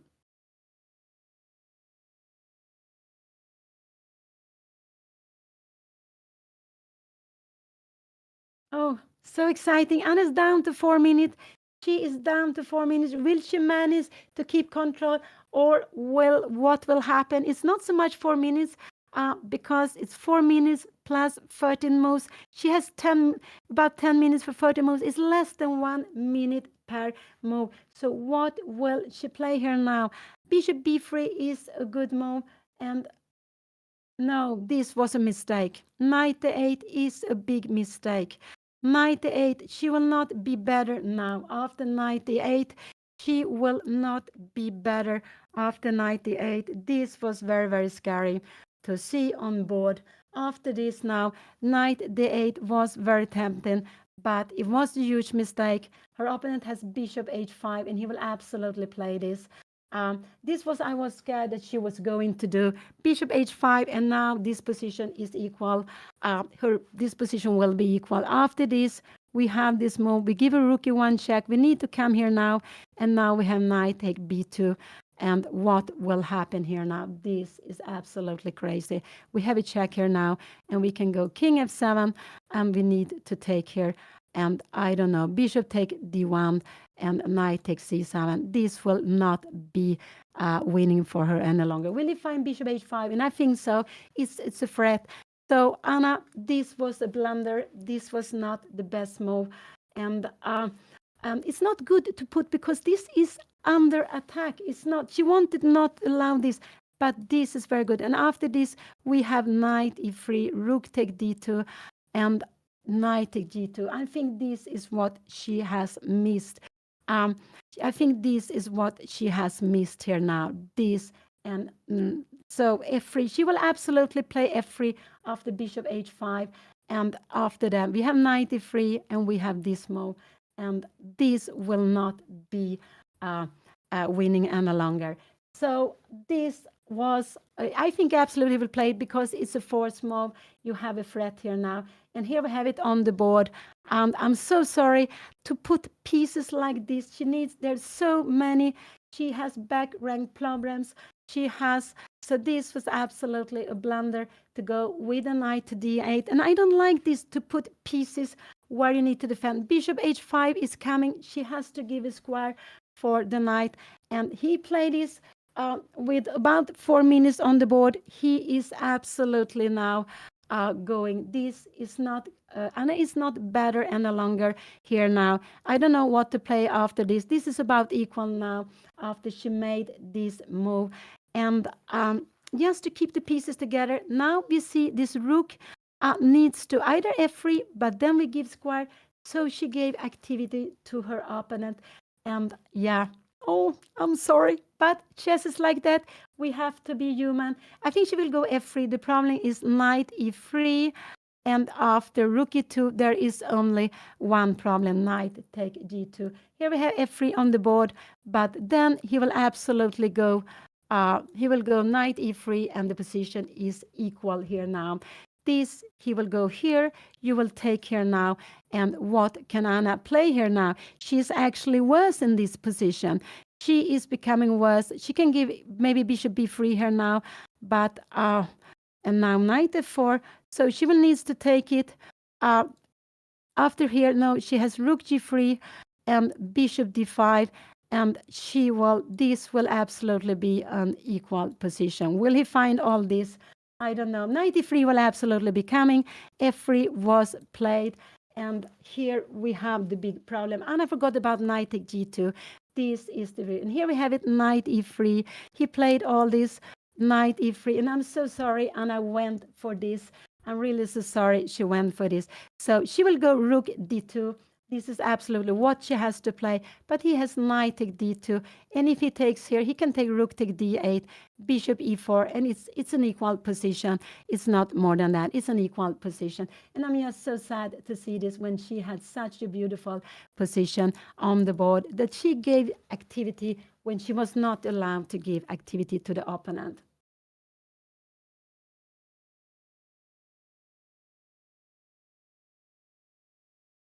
So we have knight e3, rook d2, and now he has only one good move to be played, and that's knight to take g2. But it's very, very logical to be played. And after knight to take g2, knight c6 could be played, but we have bishop take f3, and Anna would actually be lost here. So he will absolutely play knight take g2, and yeah, here we have it on the board. I'm just so sorry to see that Anna had such a good position, and she went for the wrong activity. She was looking at her threats, but she forgot about her opponent's threat. Will he take on GT? Will he not? After take here, Anna can go bishop a4, and rook e1 check, king e2, and bishop take f3. I don't know. She will become worse in this position. She is becoming worse in this position. Bishop c6, knight e3, king d3. What do we have here now? This will be crazy. She will absolutely be worse in this position. And he played knight to take g2, and here we have it on the board. And I just hope Anna take on g2, and we play this position. This is what I hope she will do. And I'm just a little sad that this happened. She had such a beautiful position, really such a beautiful position. That was not necessary to allow the bishop e4. I guess knight h4, knight c6, bishop takes f3, and you will be rook f2, knight e5. We have a fork. We knight e5. This would absolutely be better for black. This is danger of Anna becoming worse in this position. Now she has to go for a draw here. She really has to go. Knight to g2 was taking. I would say rook to g2 is what she needs to do, but I don't think she will do that. I think she will play something else, and then she will get into problem. She will absolutely get into problem. If you go knight c6, bishop take f3, knight take a5 would actually lose on spot here because knight e3. So now she has, there is a danger actually in this position. She has to go rook take g2. She has to go rook take g2. And yeah, so I do hope, yeah, I'm getting so nervous. I'm so sad. Oh, I'm sad. But just like that, if we make mistake, yeah, we have to try to learn from them. So maybe bishop e4 will come, but it's not a good move. Bishop a4, rook check, and her opponent will be better. So this was absolutely big mistake for Anna to allow this. She let her opponent get counterplay when she had a solid more extra pawn. She should not allow this counterplay at all. Not. And that is in the endgame, to be active is the main thing. And this is what she has allowed. So the best is for me, take here. This is what I would allow her to do. After this, we can go rook g3, bishop d5, and we have rook c3, take, and we play. This is an equal endgame. This is what I do hope she will play. But I don't think she will do that. I think she will go for something else, and then anything can happen in this game. Anything can happen. If she plays something else, Anna will be worse. She will be worse. She can go for bishop d1, absolutely. But maybe then this is a very good move to be played here now. And what are she going to do? We can play here and bishop f3, rook d2. This could actually be, this is very difficult. So bishop d1 could be a move to be played here now. Bishop d1, knight h4, and to go f4. This could absolutely be a possibility. After bishop f3, we have rook d5. What did she play? She took rook take g2. I'm very happy. She took rook take g2. Her opponent took on d8 and bishop e4. So we are playing this. This was the best she could do. This was absolutely the best she can do. She will be sad that now bishop f7 is a very good move, and after here maybe bishop b3, but we have rook d2. We cannot take the pawn. I just want to show you this is a mate, but we have rook d2 here now, and taking the rook will help her. I think it will help her. Maybe this is not bishop here. We are coming up here now, and after this c5 is a very important move. If you make something like this, we will go b4 take, and here I think we will be better in this position. Maybe it's not enough. It's still equal position. So it's still an equal position, but Anna did the best. We have this here now. I think we will see. Her plan is to go rook f7.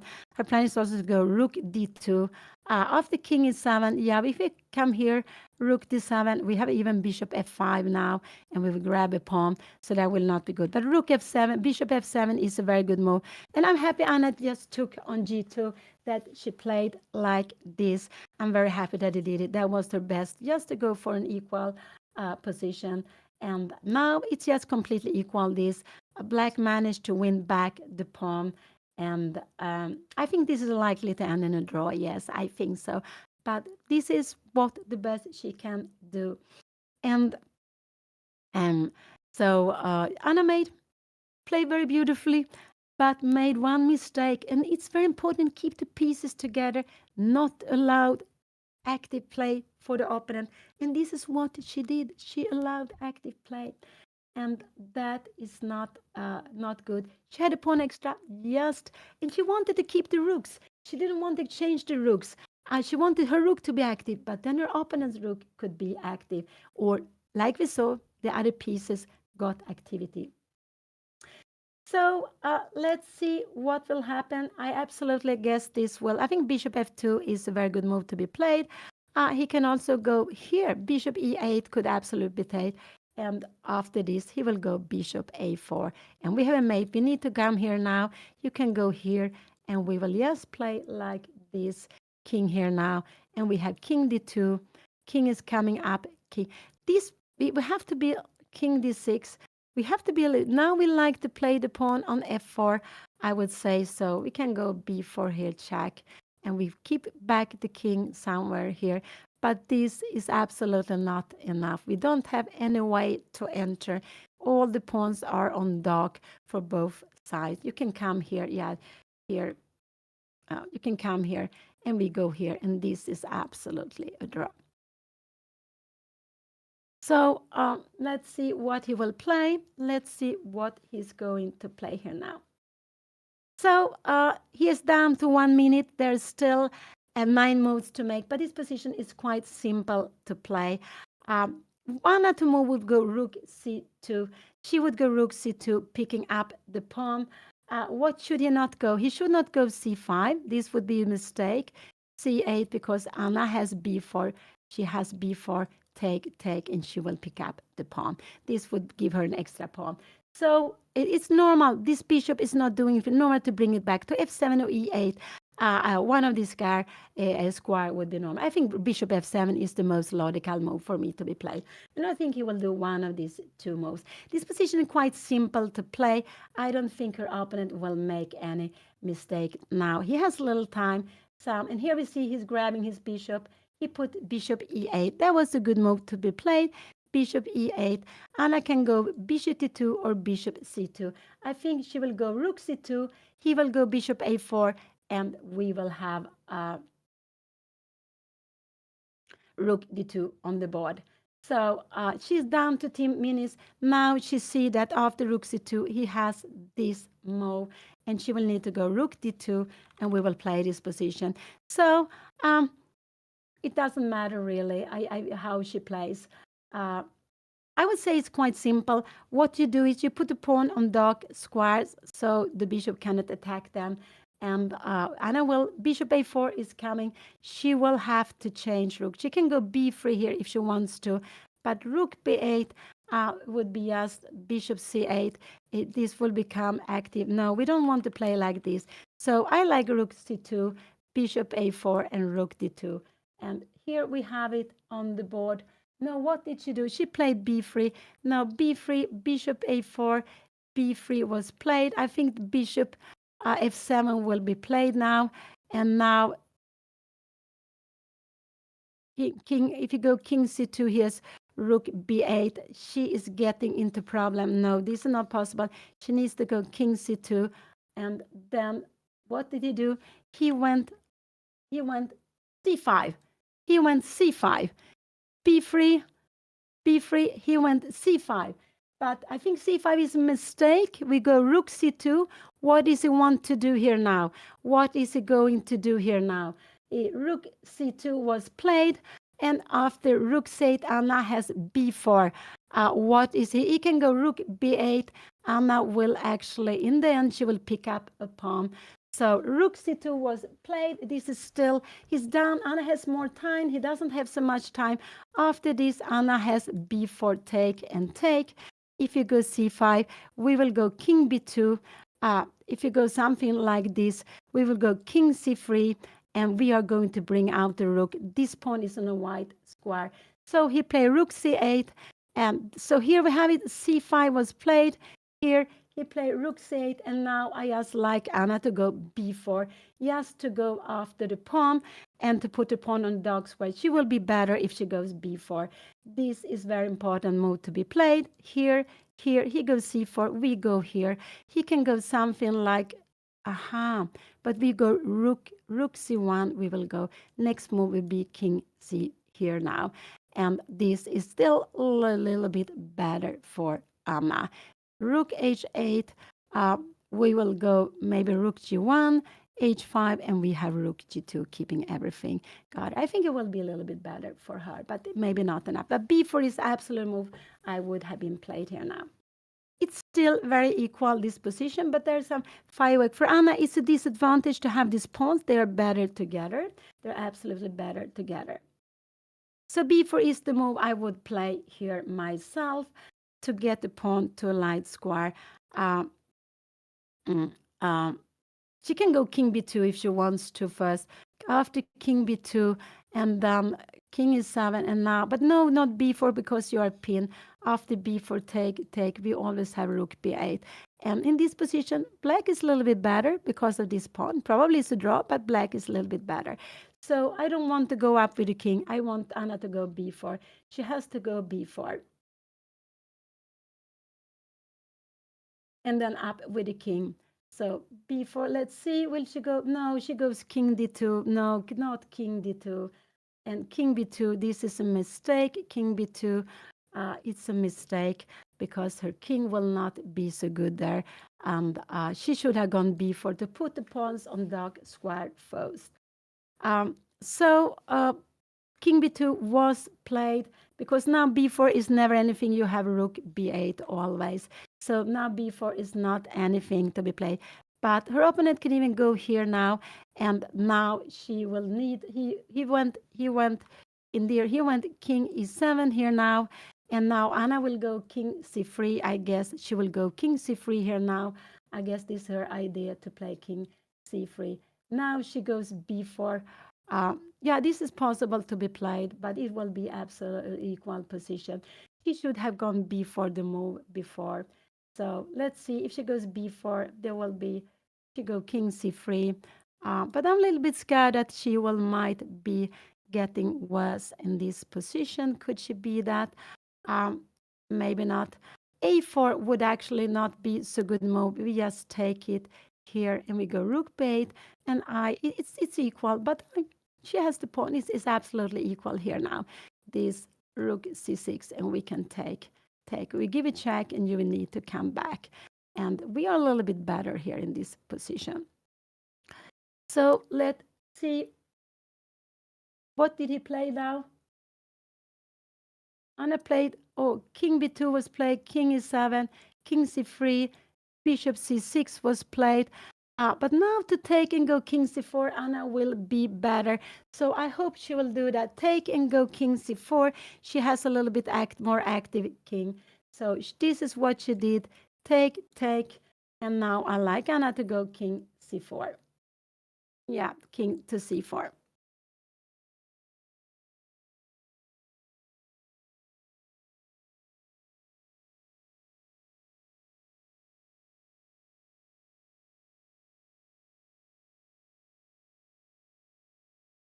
Oh, so exciting. You see here we have a rook endgame.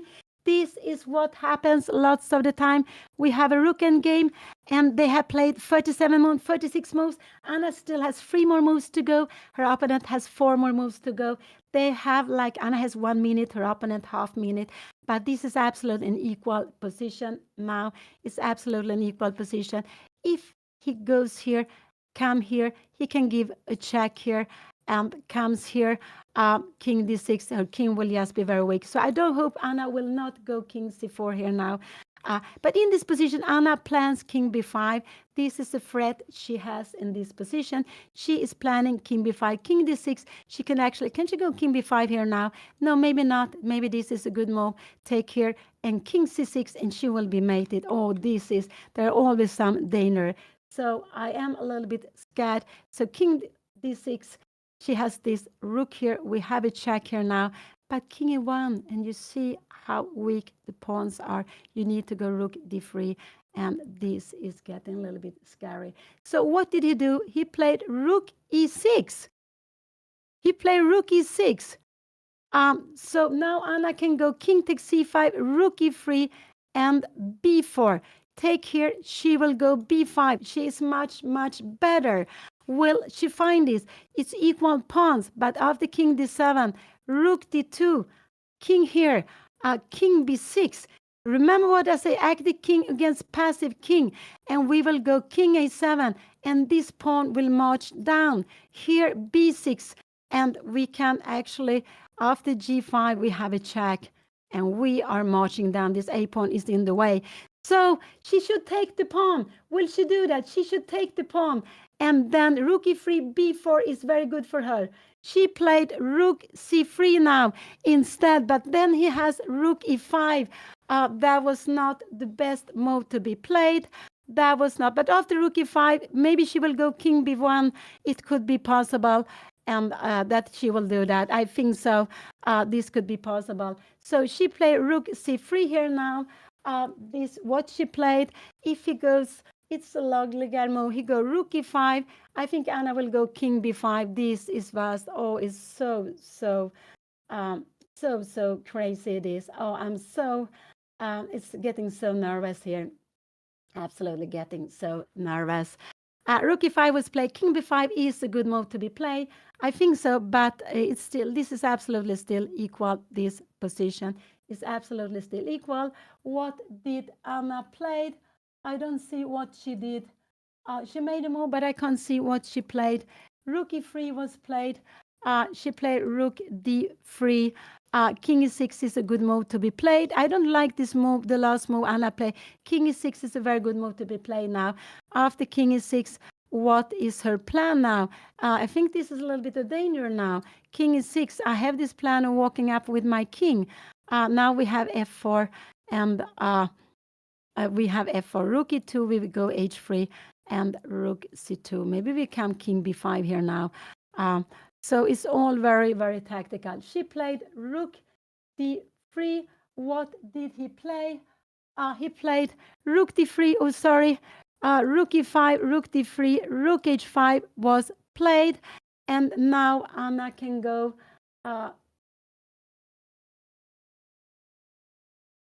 Anna go rook d5. And now she will actually be, she will be worse. After rook take h2. I'm a little bit scared of this pawn endgame, but maybe this is okay. Rook take here, and this is an equal position. This is an equal endgame, pawn endgame. So rook d5 was, rook h5 was played. I would have, yeah, rook d5 was played. He took the pawn. Anna took with, she took with the king here, and it's absolutely an equal position. This is absolutely an equal position we have here. After this move, can Anna go king b5? But he has rook c3, so he will check. She needs to come here now, and yeah, I don't know. King c3, rook b3 here now. She needs to go king a4. You take here, and rook take a5. Oh, this is crazy. G5. B4, G4, B4. No, this is now rook a7 check here, and you need to bring it back. This will be crazy game. What did she play? She played queen rook here now, and now Anna rook d3 is a logical move to be played. Rook d3 to keep everything defended. So I hope Anna will go rook d3 here now. Let's see what she will do. But rook d3 is the move I like her to play here now. So he has played, oh, they have played more than 40 moves. They have passed the control. They have played more than 40 moves. And he is threatening to pick up the rook with a check. They have played 42 moves. We have a rook endgame. I told you that most of the endgames are rook endgames. Here I like just to go rook d3, and now Anna will try to plan and go. Now she actually will go b4 here now. If this is coming, we will go a4, and after a move like this, maybe we even go b4 here now immediately. We can go king b6 and rook e5, and this is absolutely a way of checking here now. Yeah, and we will keep maybe like this. Now we're actually, this is actually winning now. So it's very tactical. So I like rook d3. I think this is a very logical move to be played. And I will maybe take a little bit of time. So I will make a short break, and I will just be back very, very soon.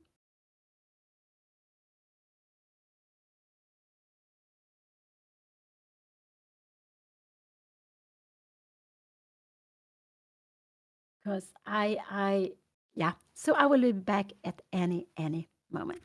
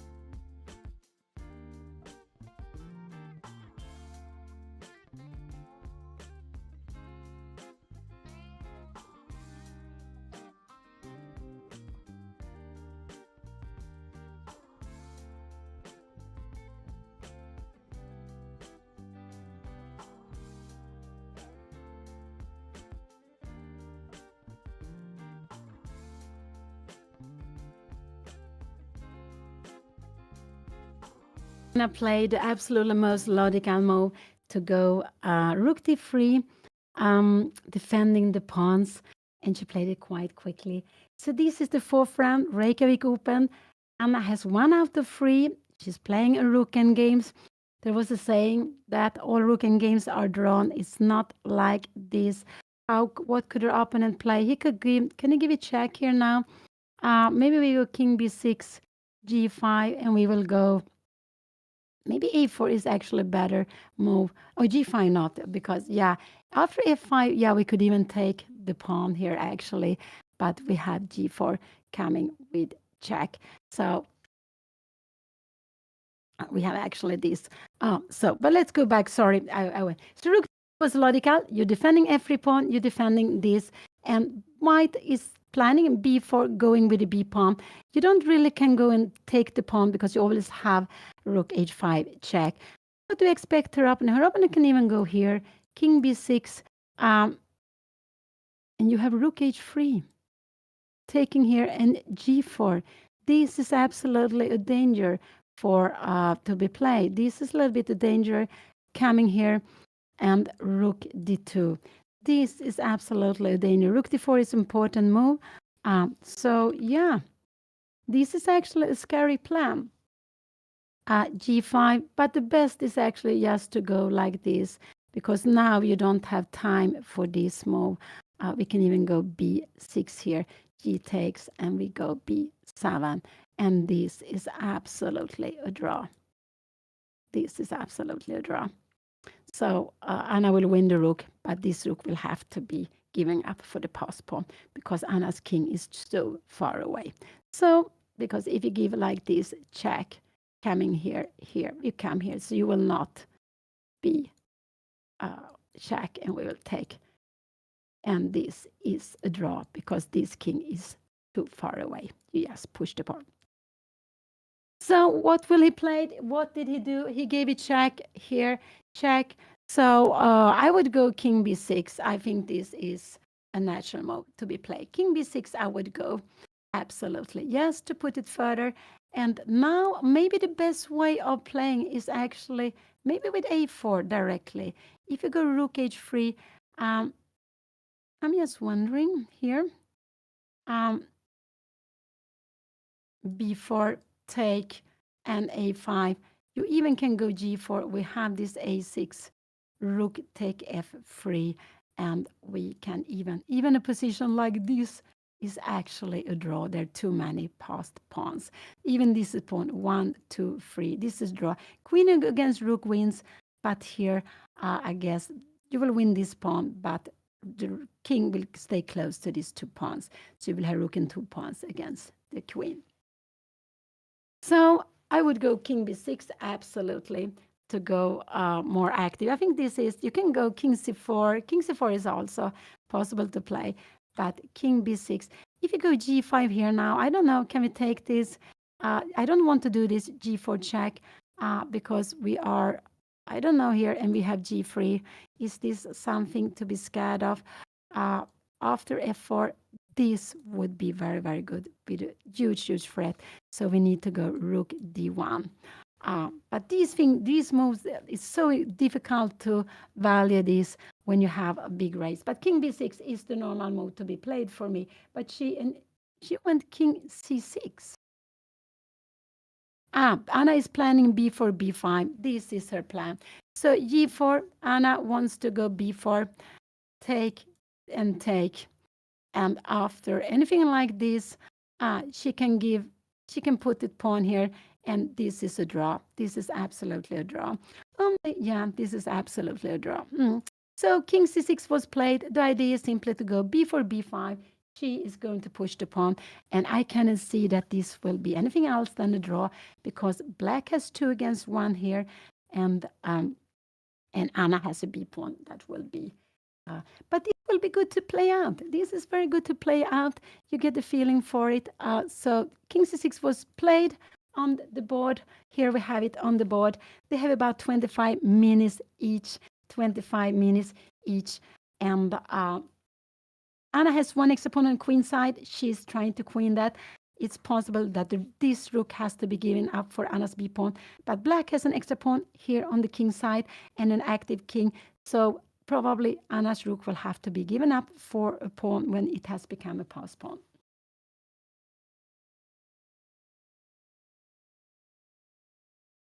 So it's the 4th round in Reykjavik Open. And Anna, the first round, she lost to a high-rated player, Soham from England. Second round, she won against a lower-rated player, Stefan Arnold from Iceland. The third round, she lost against international master Justin. Justin Sarkar. And today she is facing a lower-rated player. Anna was better. She was better several times in the game, but she made a last blunder. She made a blunder when she had a pawn up. This is dangerous. She didn't see the opponent's threats. She was thinking of her own plans, and she forgot to exchange the rooks.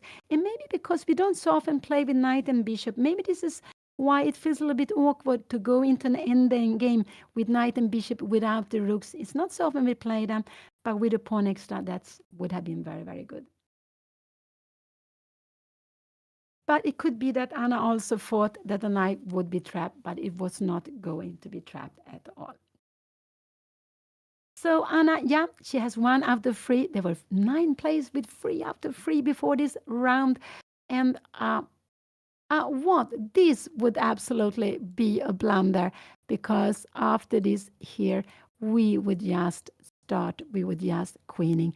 It will not be enough time. This is just a blunder for black, because Anna is planning to push this pawn.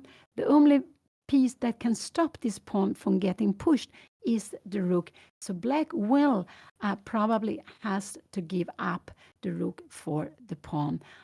That is what black has to do. But black has a majority here, so black will be able to create a pass pawn, and then probably this rook has to be given up for that pawn.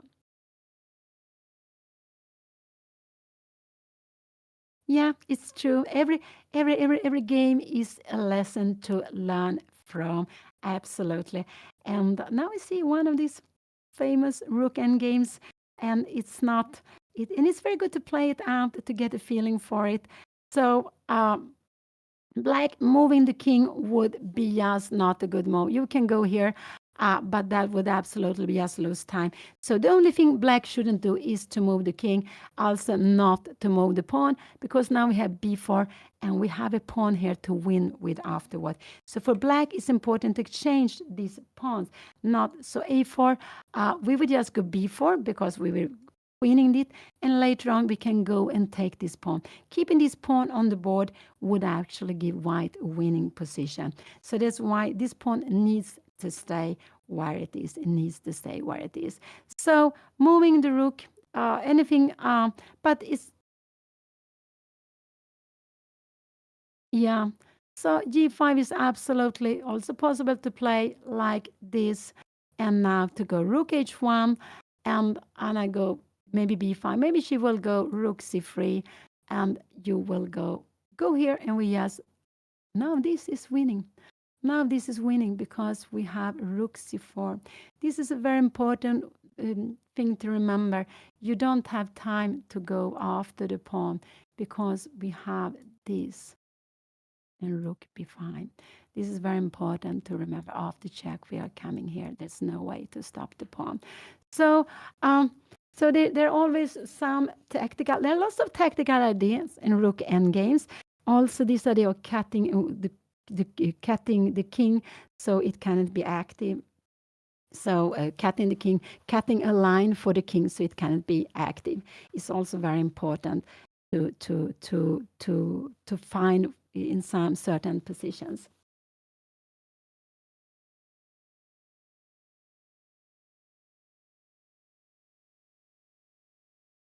Yeah, no, I think it's very important to just try to learn from it. And I had several chances, but just put pieces a little bit low. The knight on d8 was low, and her opponent had 3 nice move. Bishop h5, knight e3, and knight takes g2, and then it was equal. And this is still equal position, but let's see. It's equal position, and her opponent can even play this b4 take there. Can he go rook h3, b5? Can he play b5 here? We can go this, and now we will actually have this with check, and we will be before. This will be winning, but after a check like this, her opponent can go only king f7 is a good move. And after b6, rook take f3, we go b7. Remember, this is a draw because after check, we just go, check, sorry. After check, we just go out with the king. So let's see, but you can keep on playing with it. So let's I was actually taught chess in the chess club, but the reason I went to the chess club is my brother Don, who is 4 years older. So I did everything he did, and when he went, he played chess at home, and that was something I didn't want to do. I thought chess was so boring. I didn't know how exciting it can be. And but then there was a chess club started up where we were living. My brother started the first day. He knew how to play. He used to play chess with my father, but I didn't want to play. And but then in the end, half year later, I also went to the club, and from the very first day, it was like magic for me.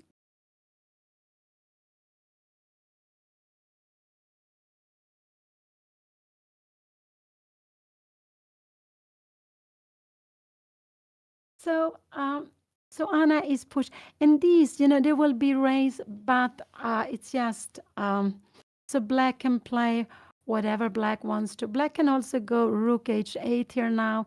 We go b4 and take king e5. We go b5 and f5, b6 and g5, b7, and just this is just an easy draw here.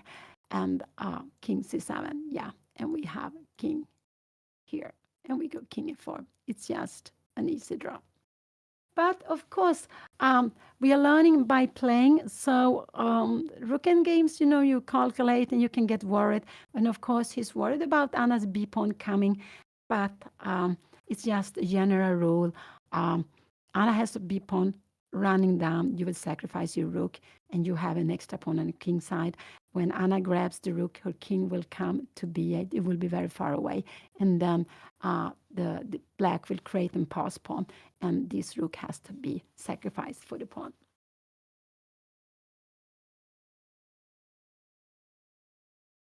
So the only thing he cannot do is to move the king. Anything else, moving the pawns, because the king is good on e6. If he moves upwards, Anna change rooks, and she will win the pawn endgame. If he goes down, his king will actually be more passive. His king is just perfectly placed on e6. So he can move one of the pawns. He can also move the rooks if he wants somewhere. Everything is actually fine for him to play here now. So her opponent has 70 minutes, 7.5. Anna has 25.5 minutes for the rest of the game. And for each move, they get half a minute extra. And that is all time. So they have been playing for 4 hours. You see, it's a long game again, a long game again. And I will see. Yeah, it's a long game again. So the chess can take quite a long time when it's classical chess. And this is the 4th round out of 9. This is the 4th round out of 9. And tomorrow it will be a single round. It will be held the same time at 3 o'clock local time on Iceland, and at 5 o'clock, 3 o'clock p.m. local time on Iceland, 5 o'clock p.m. Central European time. And the day after, they will have a tough double round again. So 5 more games to go after this one with 4 days. Her opponent takes his time, but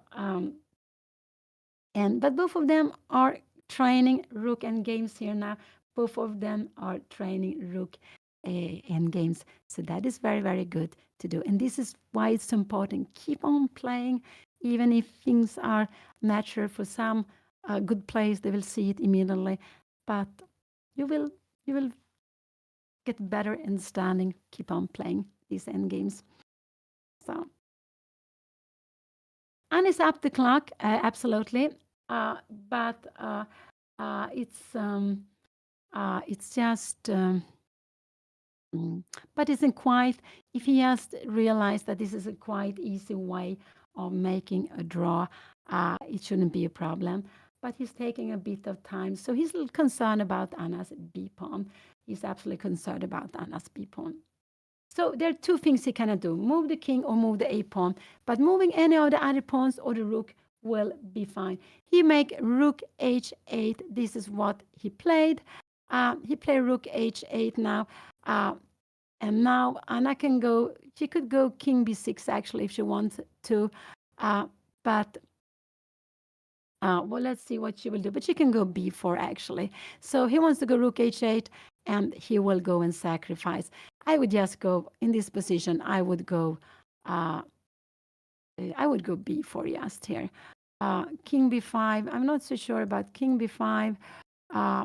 King b5, rook a8. It would just be, her king would be just worse here. And I can go king b6 and then rook a8. And yeah, now you can go b4, but the pawn, your king is a little bit worse. If you come here, yeah, you are going back here, and you come here now. And this one a little bit. This would, of course, not be good. We go b4. This is, we can go take on, but anywhere we go b4. Remember, keeping this a pawn will help white. Will absolutely help white. So let's see, he played rook h8. So Anna could go king b6 if she wants to. It could be that he will go back again, but I think if he goes here, I think Anna, he will come here now. And she can go here, and we have this g4, b4, take, and we go f5, b5.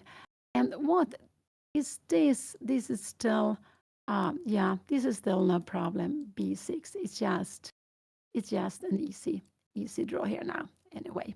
So this is just an easy draw. So he played rook h8. It was one good move. He had different good moves. Moving the rook. He wants to bring up the king, I guess. I guess that's why he played like this. And maybe, but Anna can go b4, take, and he will go g5. And Anna, we have this position.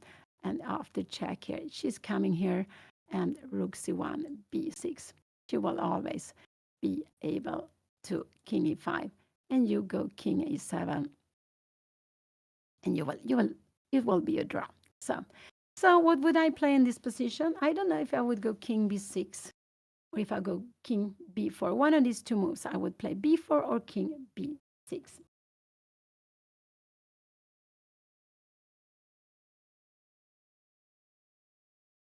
I don't know. I don't like so much to bring up the king. I just think it would help. So it's better. This king wants to come up, so I wouldn't bring up the king. I wouldn't do that. But it's okay to go here also, and then to go b4, take king f4. We will need to come back here now, and you don't have any time for anything like this because you cannot take here. This we will be much earlier, of course. So let's see what she will play. Anna looks like she will take a bit of time here now. Yeah, it's an equal position, but I think it's nice to see them play this out. I think it's absolutely nice to see them play this out.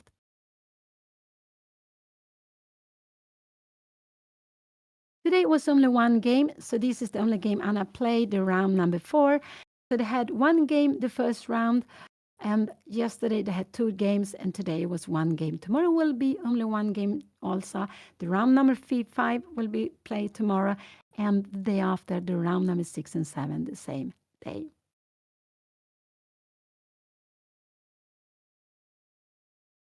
Rook d7. No, rook d7 is a little bit scary. No, I don't like here. Yeah, because this you would win, maybe. No, I'm not sure. g5, this is probably just Yeah, f5. This is take here, and we are just in time. It will be a draw here now. Yeah. So no, rook d6. I don't like in general to put this up. If you go here, her opponent will not go down because you give a check here now, and even this would still be a draw because a rook h3 and you grab this pawn. So this would still be a draw. Or also you could have gone rook b8. So. But I think it's good to keep on playing this to get a feeling for it. So I think so, yes, to play it out here now.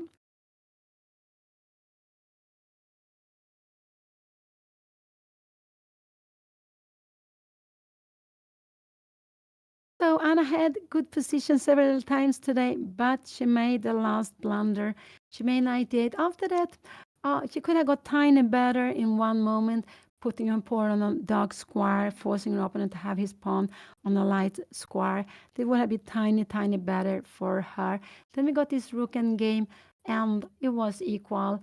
I guess it was about equal all the time.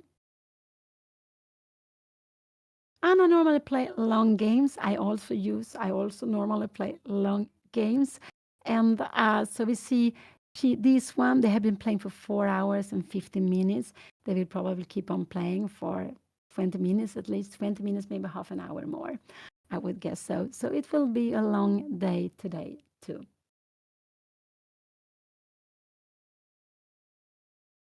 I haven't seen behind, but there are not many games going on. Anna is not the last one to finish. I see there at least one game going on behind another one there. There are maybe some few games going on. I can see, yeah, but most of them are finished, and that's normal. That when the time trouble come around move 40, there are more mistakes, more games are finished then.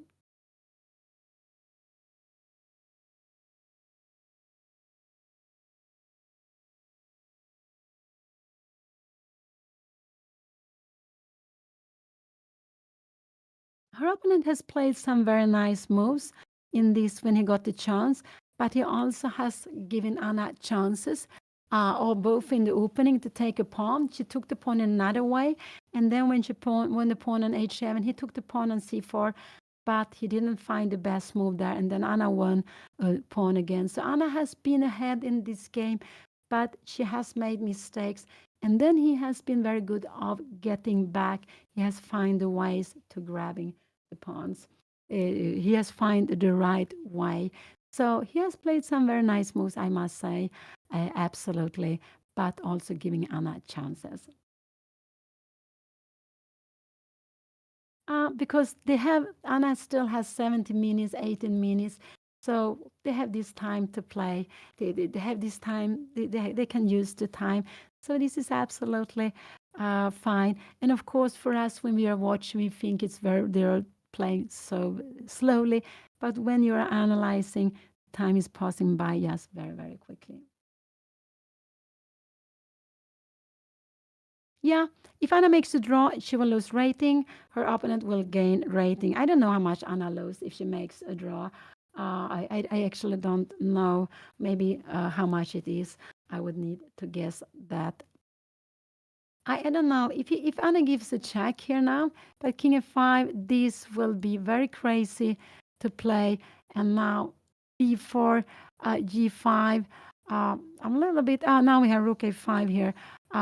This is even this is possible to be played.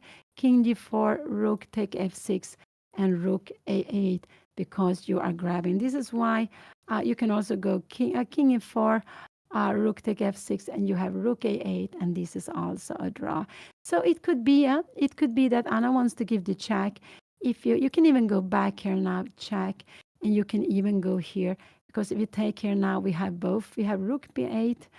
No, we don't have rook b8. We have rook b7. Sorry, but we have rook h3, and we will pick up the pawn. And after b4, we can even take it like this. b5. I'm just wondering here, check here and take. We will go king a7, and this is absolutely a draw here now. I don't know why I went with the a pawn, but it's a draw. So this is absolutely a draw. So let's see. Let's go back. We have the position. He played one good move. Rook back. So what can Anna do? She has played. What did she play? She played b4. Yeah, she played b4. Now we will have a race here. Uh, a4 would be a mistake. A4, Anna go b5. Anything else than taking the pawn would be a mistake. He will absolutely take the pawn, and Anna takes back. So here we have it on the board. Take on b4 and take back. He can give a check if he wants to, just, but it's just, or he can just keep playing with his pawns and Anna go with her pawns. Mm.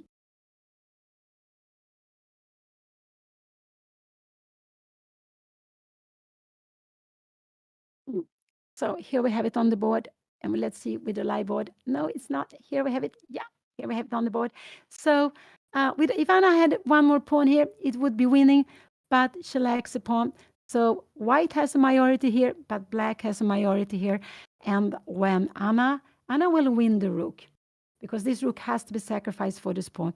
But unfortunately, Anna's rook has to be sacrificed for one for the pawn that will be a pass pawn on this side.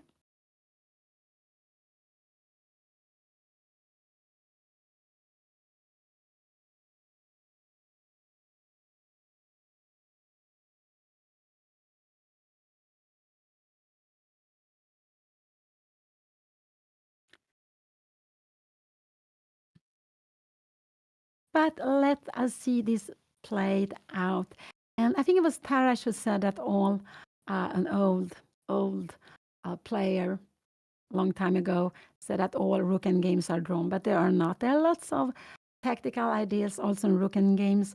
Actually, in the end games with different color bishops are one of those with the most, I would say, tactical ideas. But there are tactical ideas also in rook end games. And here we see raise, pawn, raise, which can only end in a draw, I would say.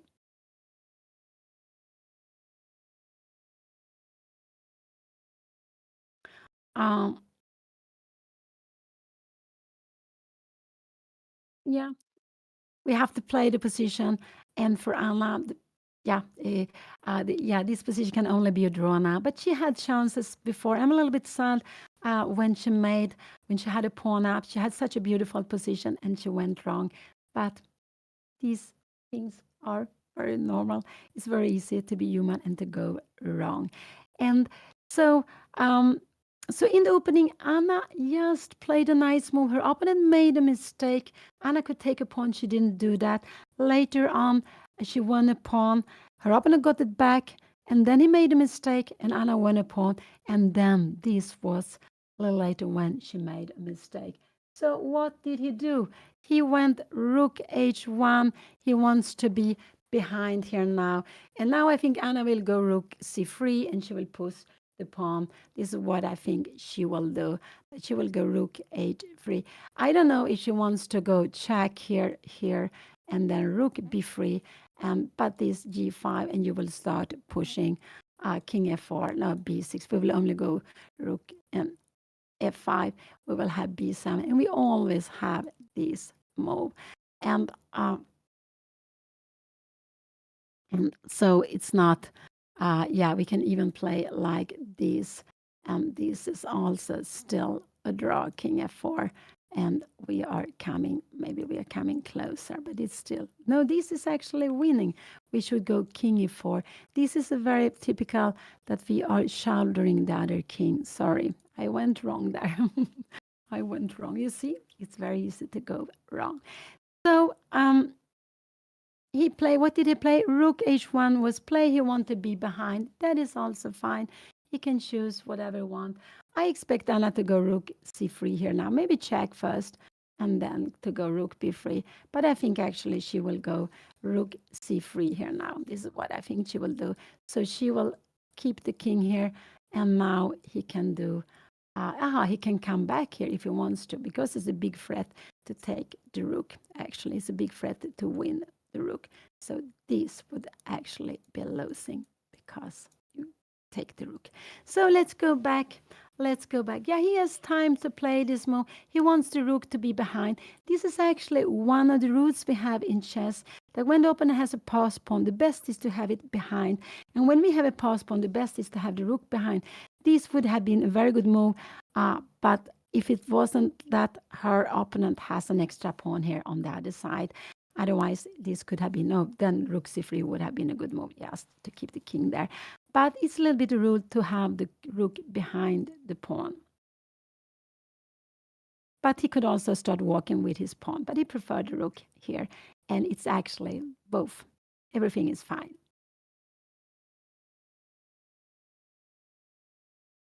The point with rook c3 is that there will not be any check, so this king can stay.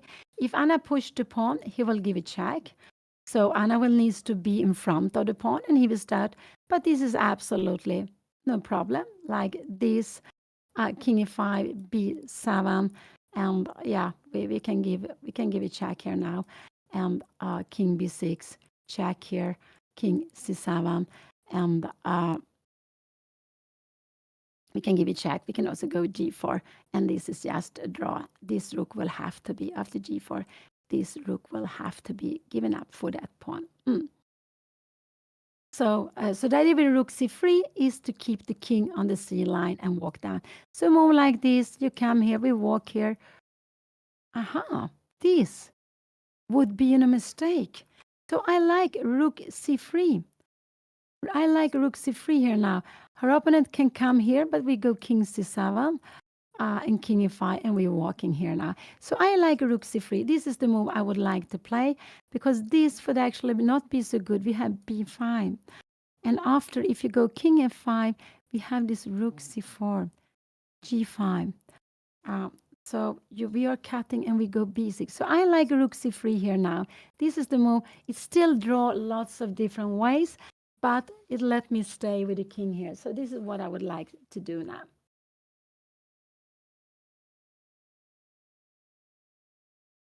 So rook c3, because this would be not a good move. This would actually be winning now. So I like rook c3 here. I really like rook c3. And this is also very typical. You want this pawn to walk down. After rook c3, yeah, he should just keep on going. And we go, maybe f5, you go f5. If you come, now this b6 is winning. So, yes, rook c3 is absolutely the move I want Anna to play. Maybe there are still some ways of going wrong if she plays rook c3, g5, b5, and king f5, because after rook c4, we have rook h4. Wow. This is the reason. And this is a draw. Rook h4. Wow.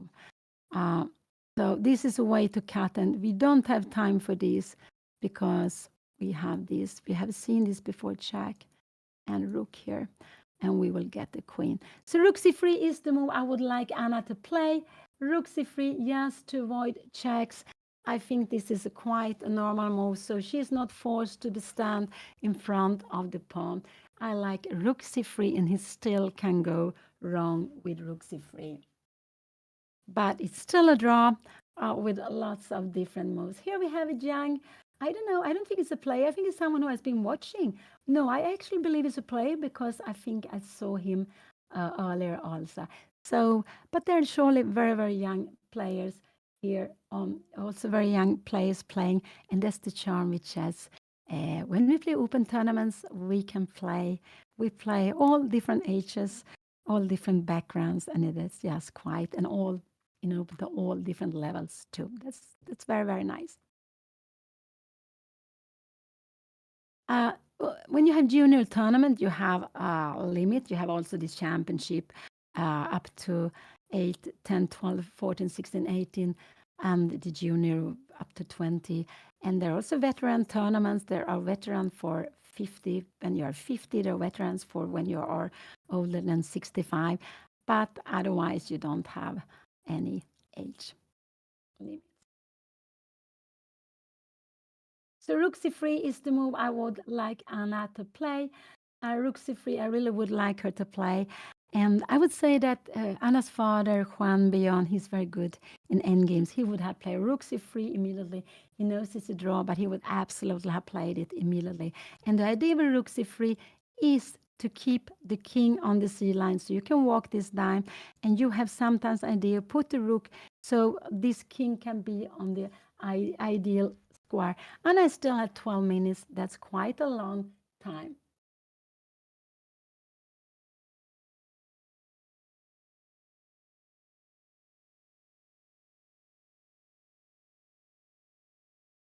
So she is deep in thoughts. She is deep in thoughts. But rook c3 is the move I really would like Anna to play.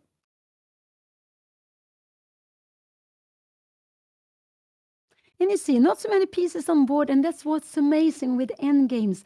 When we get less pieces on the board, it becomes more difficult. The endgames are very difficult, and this is why the players are spending time. It's not so easy to value. It's also not so easy to value. There are strategies, and we are learning when we are playing them. So, and behind, I don't see any other boards now. Anna and her opponent are absolutely one of the last game to finish. Rook c3 is what I really hope Anna would play.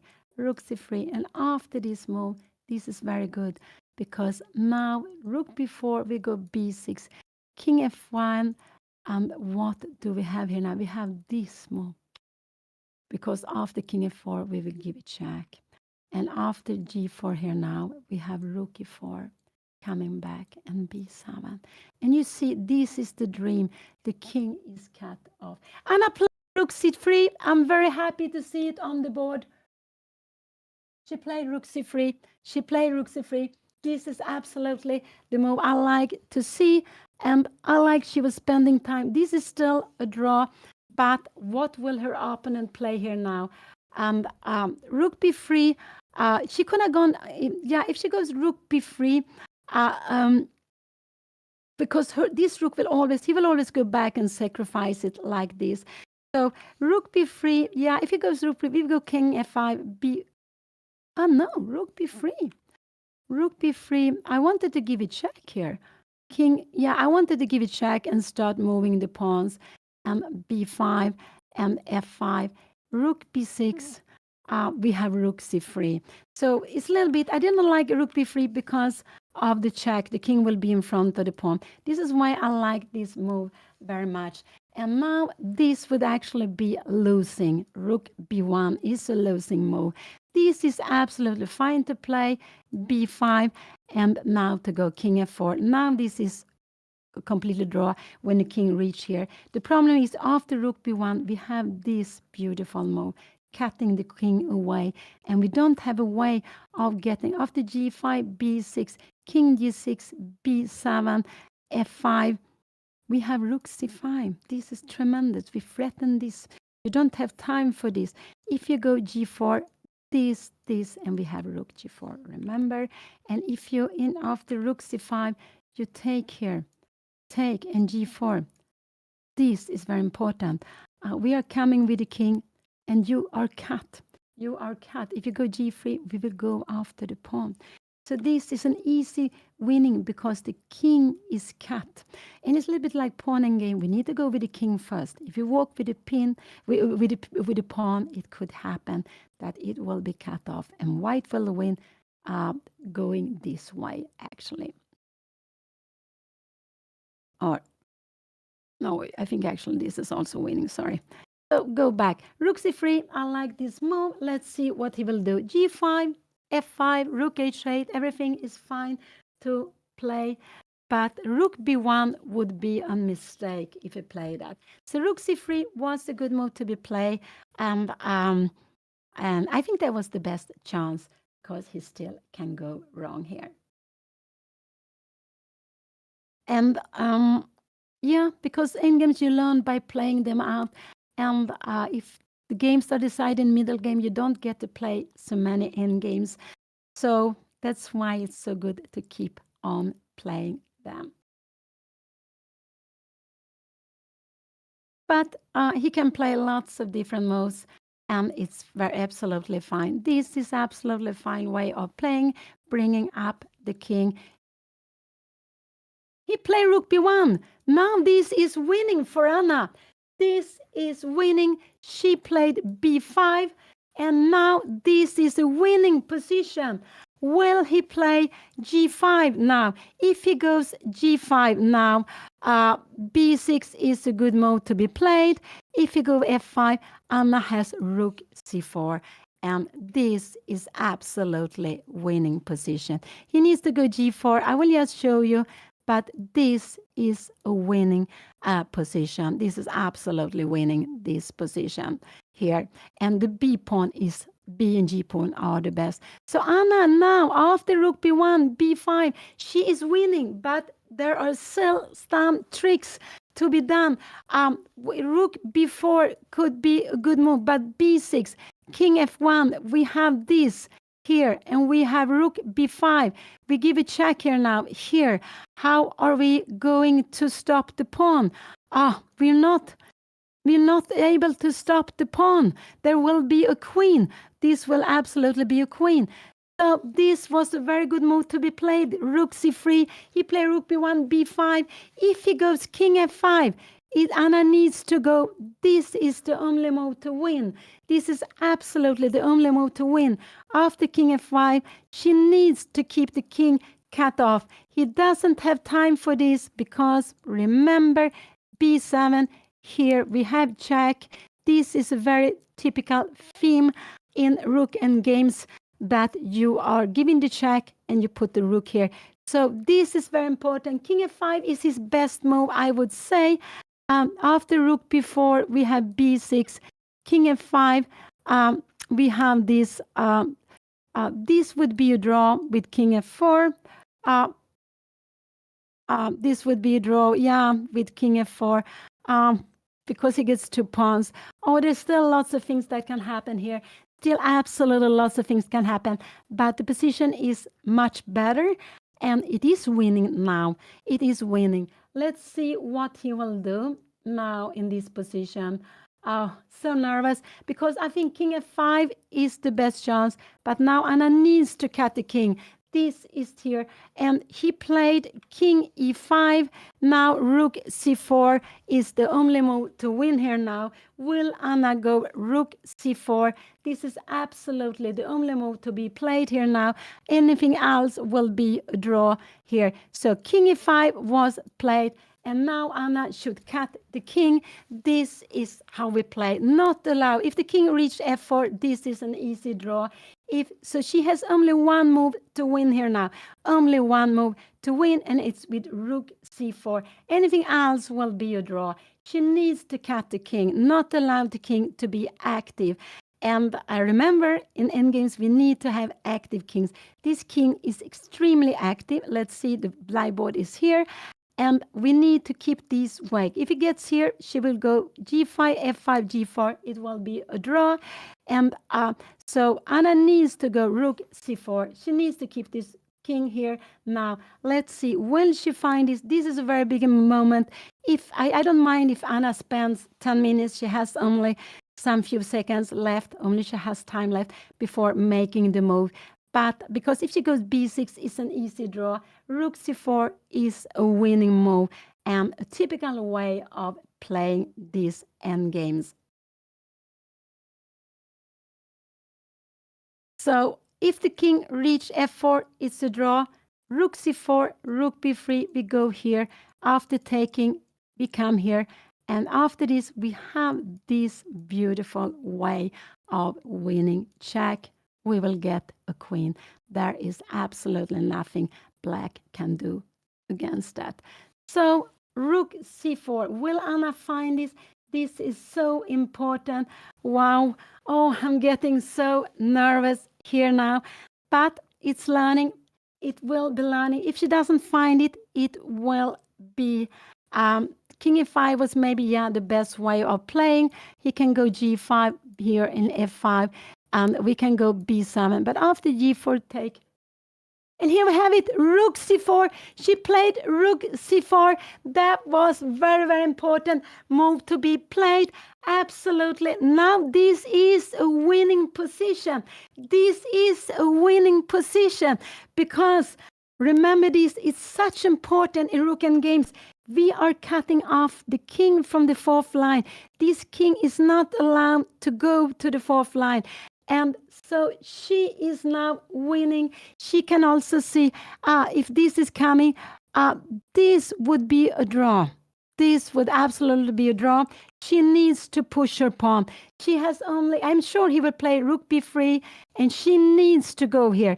This is very important because this, remember, I show you this, and there is no chance that these two pawns has a chance against the queen. This is just completely winning. This is because it's too far away. You needed to have pawn here and the king close, then it would have been a draw because it's a f pawn. F and h would be when it's only one step in front and king close, it would have been a draw. But this is absolutely winning. So Anna find this fantastic strong move. She has a winning position after Rook b3, but she needs to go b6. She needs to go b6. If she go f4, this will be a draw again. And the reason is that he cannot make a pass pawn. If you go here, b6, f4 here. If you go f4, we will go king c7 here, and you come here, f3. We will just take a queen. And we take a queen. I will just show you here. You go f2. You are, if you go f2, we will just come here. You come here, and we come here. You don't have, if you take this, we will take like this. And if you come here, we will just play with the g-pawn.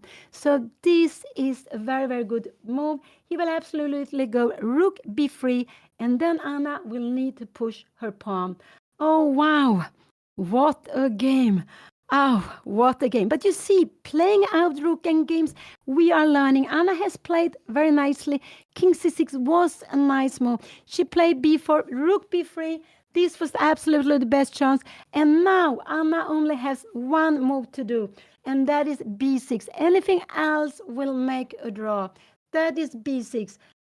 Not f4. You need to go b6. f4 will be a draw. So she needs to go b6. And I'm a little scared she wants to play so quickly. I'm a little bit scared. It looks like she wants to play. And here we have it, b6. Oh, we have it on the board. This was the right way. She played quickly. When she makes the right move, it's absolutely okay to play quickly. And she is pushing down her pawn. And this is a winning position. Wow. What a comeback. What a comeback. But Anna played it nicely. She put the king on the c line. She put her rook on the c line. And she played this beautiful rook c4, cutting off the king. So b6 has been played. This is the position on the board. And she's going to queen here because after this, we have b7. He needs to come back. And we have this very, very important, important way of cutting this rook from the pawn because it's not allowed to sacrifice the rook and the pawn. That would not be winning for white. And here we have rook b5, and after check, Anna can actually go king b6 is absolutely the easiest way to go. So let's see here now, but you could. So let's go back. Let's go back.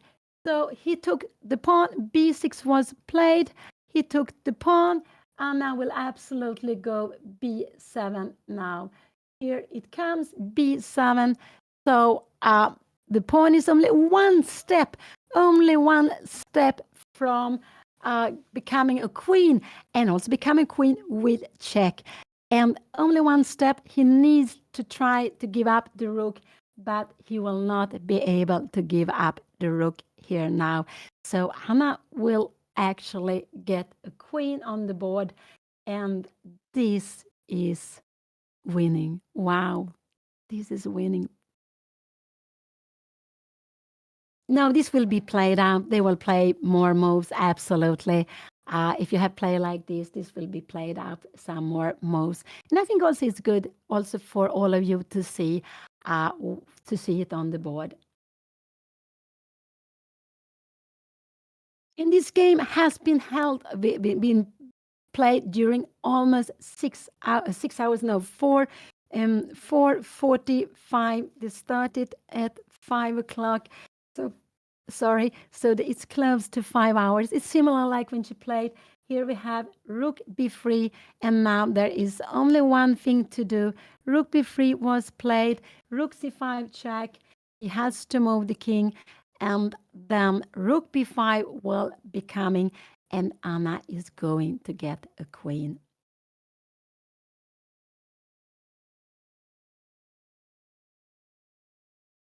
Yeah, Anna plays the only way to win this, but she saw this. When she played Rook c4, she saw that she needed to cut off the king from the fourth rank, from attacking her pawn, from supporting his own pawns, and that this is a theme that exists very much in Rook endgames when you have a pawn race, that if your Rook is well placed, it might be possible to give a check and then to put your Rook in between so the opponent's Rook cannot sacrifice. If the opponent's Rook could take the pawn on b7, Black would be absolutely fine, but you will not be allowed to.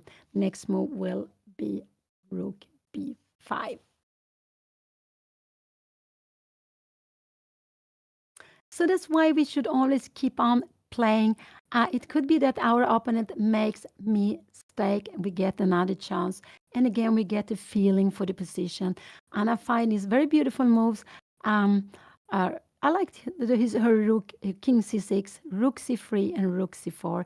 And now in the end, this Rook c5 check.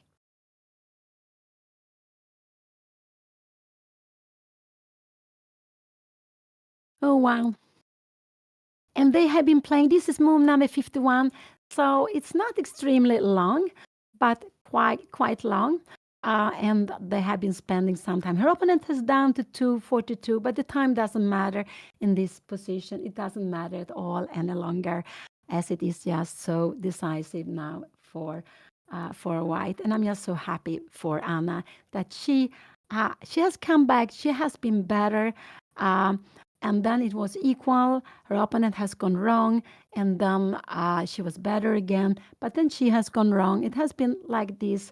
I would say at least, was it 3 times? I think so. 1, maybe 3, 4 times. And in the end, it seems like her opponent made one mistake too much, and Anna is going to get her b pawn to become a queen.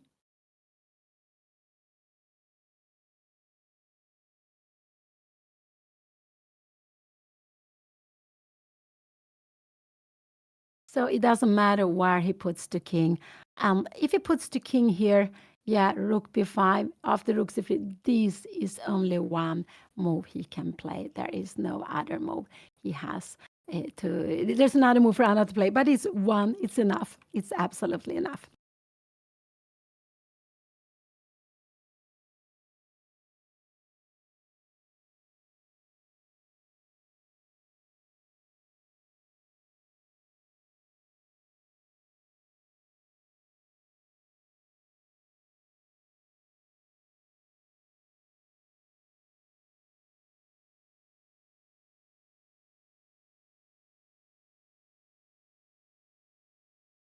And I think it's very important when you play just to try to enjoy Rook and games because they happen so often.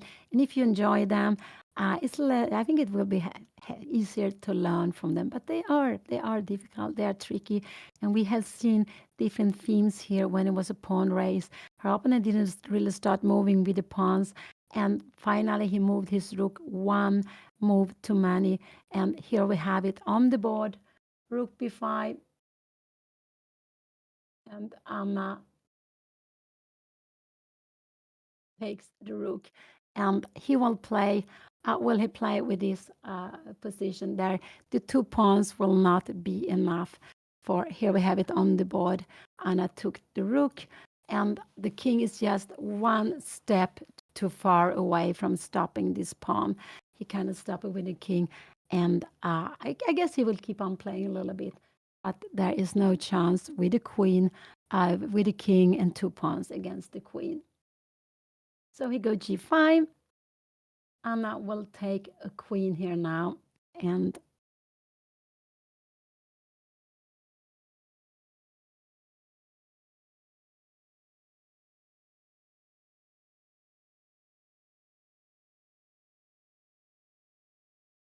yeah, Anna has lots of time, so she doesn't have to play so quickly.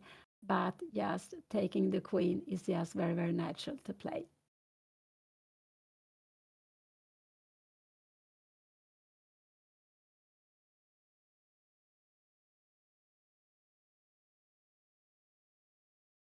So here we have it on the board. There was the queen. G5 was played, and Anna took a queen here now. So here we have it on the board, and she will just move her king closer. She will absolutely move her king closer here. Yes, move it closer. So I guess he will go king f5 now. I guess he will go king f5, and we just keep on going. King f4.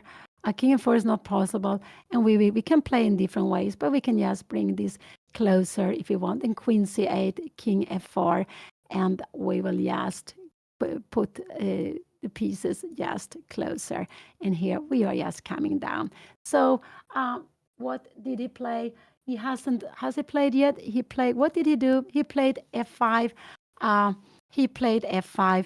Oh, and I can go also queen g3. I would go queen g3. I think it's just a very easy way of stopping the pawns. Queen g3 and just walk closer. But everything is just winning here now. Of course.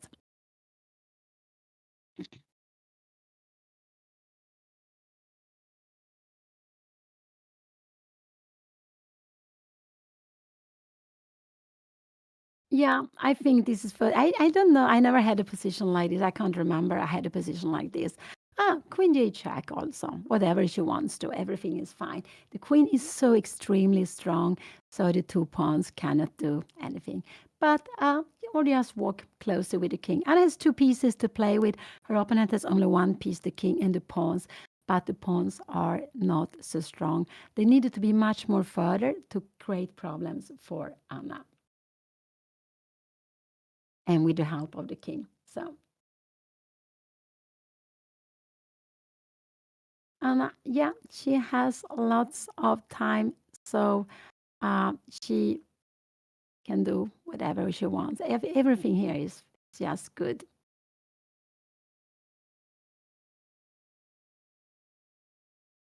Mm. But I think it's nice that you see this being played out. I think this is actually nice. I remember a long time ago in the newspaper, there was actually one who was reading newspaper, one of the biggest newspapers in Sweden, and was a little bit upset that in many games that was published in the newspaper, the players resigned so early. Why do they not keep on playing? And I think that is actually quite good. We will not see this played until May, but I think it would be nice just to see, just to see a little bit more moves, so you will see why the queen together with the king are so strong together. And we should always remember, a queen alone without the help of the king, you cannot mate. Even a queen needs to have help of another piece. But of course, queen and king against king is a mate easily. But any piece to making a mate on the king needs help. Or here she goes. She went queen g3. Why not? It's a good move. Queen e3 was played. So king f6 is the only move to be played, and Anna will just walk closer with her king.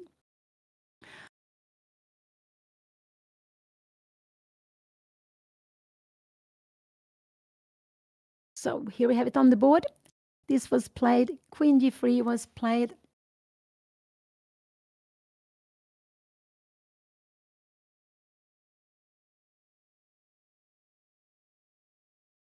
King f6, and now it's time to have help of the king. Now the king needs to come closer. You need to have both pieces, of course. And here we have it. King c4 was on the board. King c4, this is the position on the board. So they will be playing 5 hours. They will absolutely This will be. And now he resigned. No, he decided to resign. So very close to 5 hours. And what a long battle. Wow. So Anna won this game. She has now 2 out of 4 points. In the first round, she lost against a player with 350 points above her. Second round, she won against a player with a little less than 200 points less than her. The third round, she won. No, she lost against an international master with 250 points. Sorry, I said wrong. 250 points more than her. And today, she actually finally won this long battle. Anna was better in the opening. She could grab a pawn. She went for something else. But her opponent went wrong. She got a pawn extra, but she went wrong. It was equal, close to equal. And then he went wrong. She had a pawn extra, and then she went wrong again. And we saw the Rook game, this very, very famous Rook games. And it's possible to go wrong in the Rook games. That we saw that today. It was a pawn race, and her opponent made one mistake too many. That was not. It was maybe not the best moves, but it was okay. But he made one mistake, one, and then Anna could push down her pawn. She has a queen on the board, and she won the game. Wow! And here we can see. I don't know. There are no more games behind her. It could be that Anna is the last one to finish. And now they're sitting and analyzing. I think that it's so, so nice to see. Wow, I think that is really so nice to see.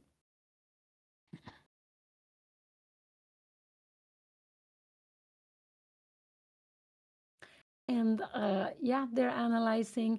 It could be that this is the last game on the board. And they are speaking about some moments. And that is quite nice to do. Really quite nice to do.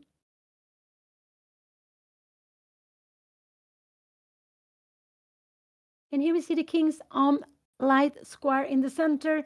E4, D5, it means that white won. Wow, I wouldn't believe that. I couldn't believe that when I saw knight take G2. I thought it was going to be a draw, I guess. But then there were still pieces on the board. In the Rook game, I was sure it was going to be a draw. But we should never lose faith. Should never lose faith. Anna has 2 out of 4. She has 50%. She has, I guess she's winning a little bit rating, some few points. She has beaten players who has less rating. She has lost against a player who has had more rating than her.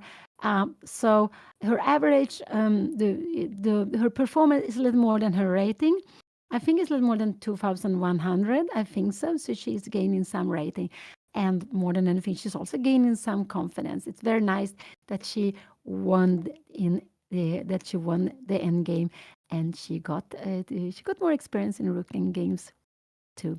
And for us, it was very, very nice to see also this nice move: Rook C3, Rook C4, and then this maneuver with Rook C5 and Rook B5. So there were many beautiful moves in this Rook game.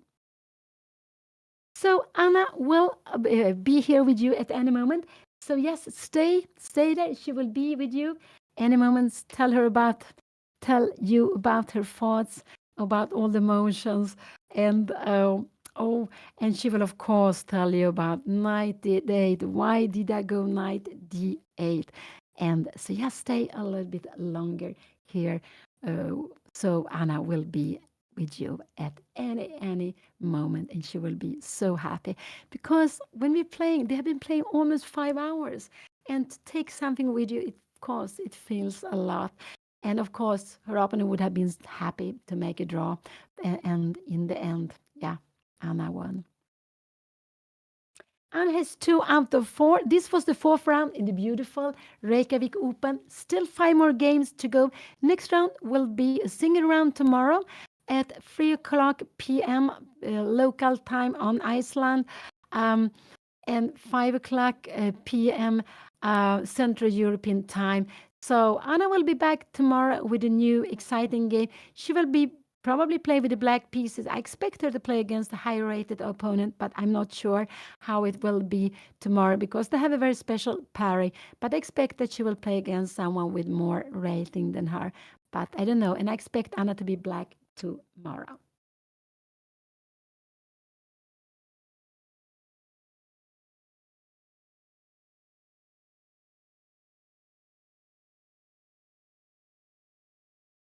So wait just a little bit longer. She will be with you at any moment. And this is a huge tournament, 400 players. And Anna is rated 120 players. Anna is rated 159 among them. And she has now 50%, 2 out of 4. This is the score, what is more or less expected from her. But she is gaining a little bit of rating. She's making performance a little bit higher than her ratings. That is always, it's always very good. And this was just such a huge battle. Wow. And they played 56 moves. So it was quite a long game and almost 5 hours long. A huge, huge battle. I have no idea what happened in the other games. The pairing is not out yet, and I think that's good. After the game, it's good to have a rest, to have a good dinner, to enjoy this moment. And but let's see, Anna will come at any moment here now.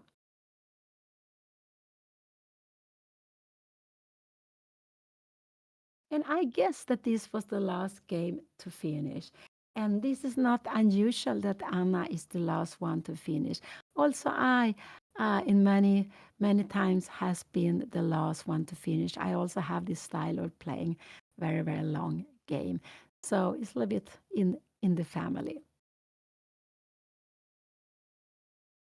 And remember, these end games are very difficult. They're the most difficult part in chess, and that is it sounds strange. Less pieces, how can it become more difficult? But it's like that. The most sharpest, one of the most sharpest kind of endgames is pawn endgames because there are you need to calculate exact actually, and they can be extremely complicated. Yeah, it's a little bit of exhausting your opponent. Actually, it is true. It's absolutely a little bit a way of exhausting your opponent. Yes, so this is the final position your opponent decided to resign here. And of course, these 2 pawns, they will just be gone. Actually, Anna, they will be gone soon.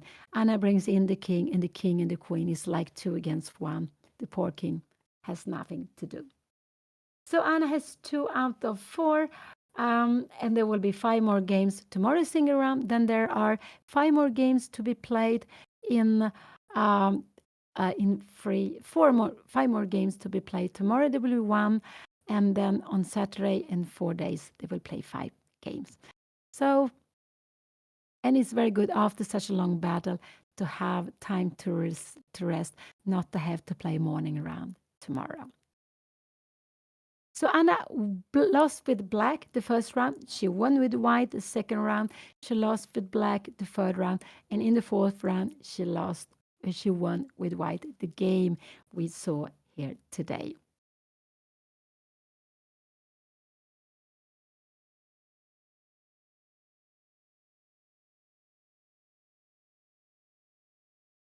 It looks so empty in the playing hall. I can guess that Anna was the last one to finish. So with this time control, there are not so many games going on more than 5 hours. Normally they finish around 3.5, 4 hours. In the time trouble, lots of games are decided.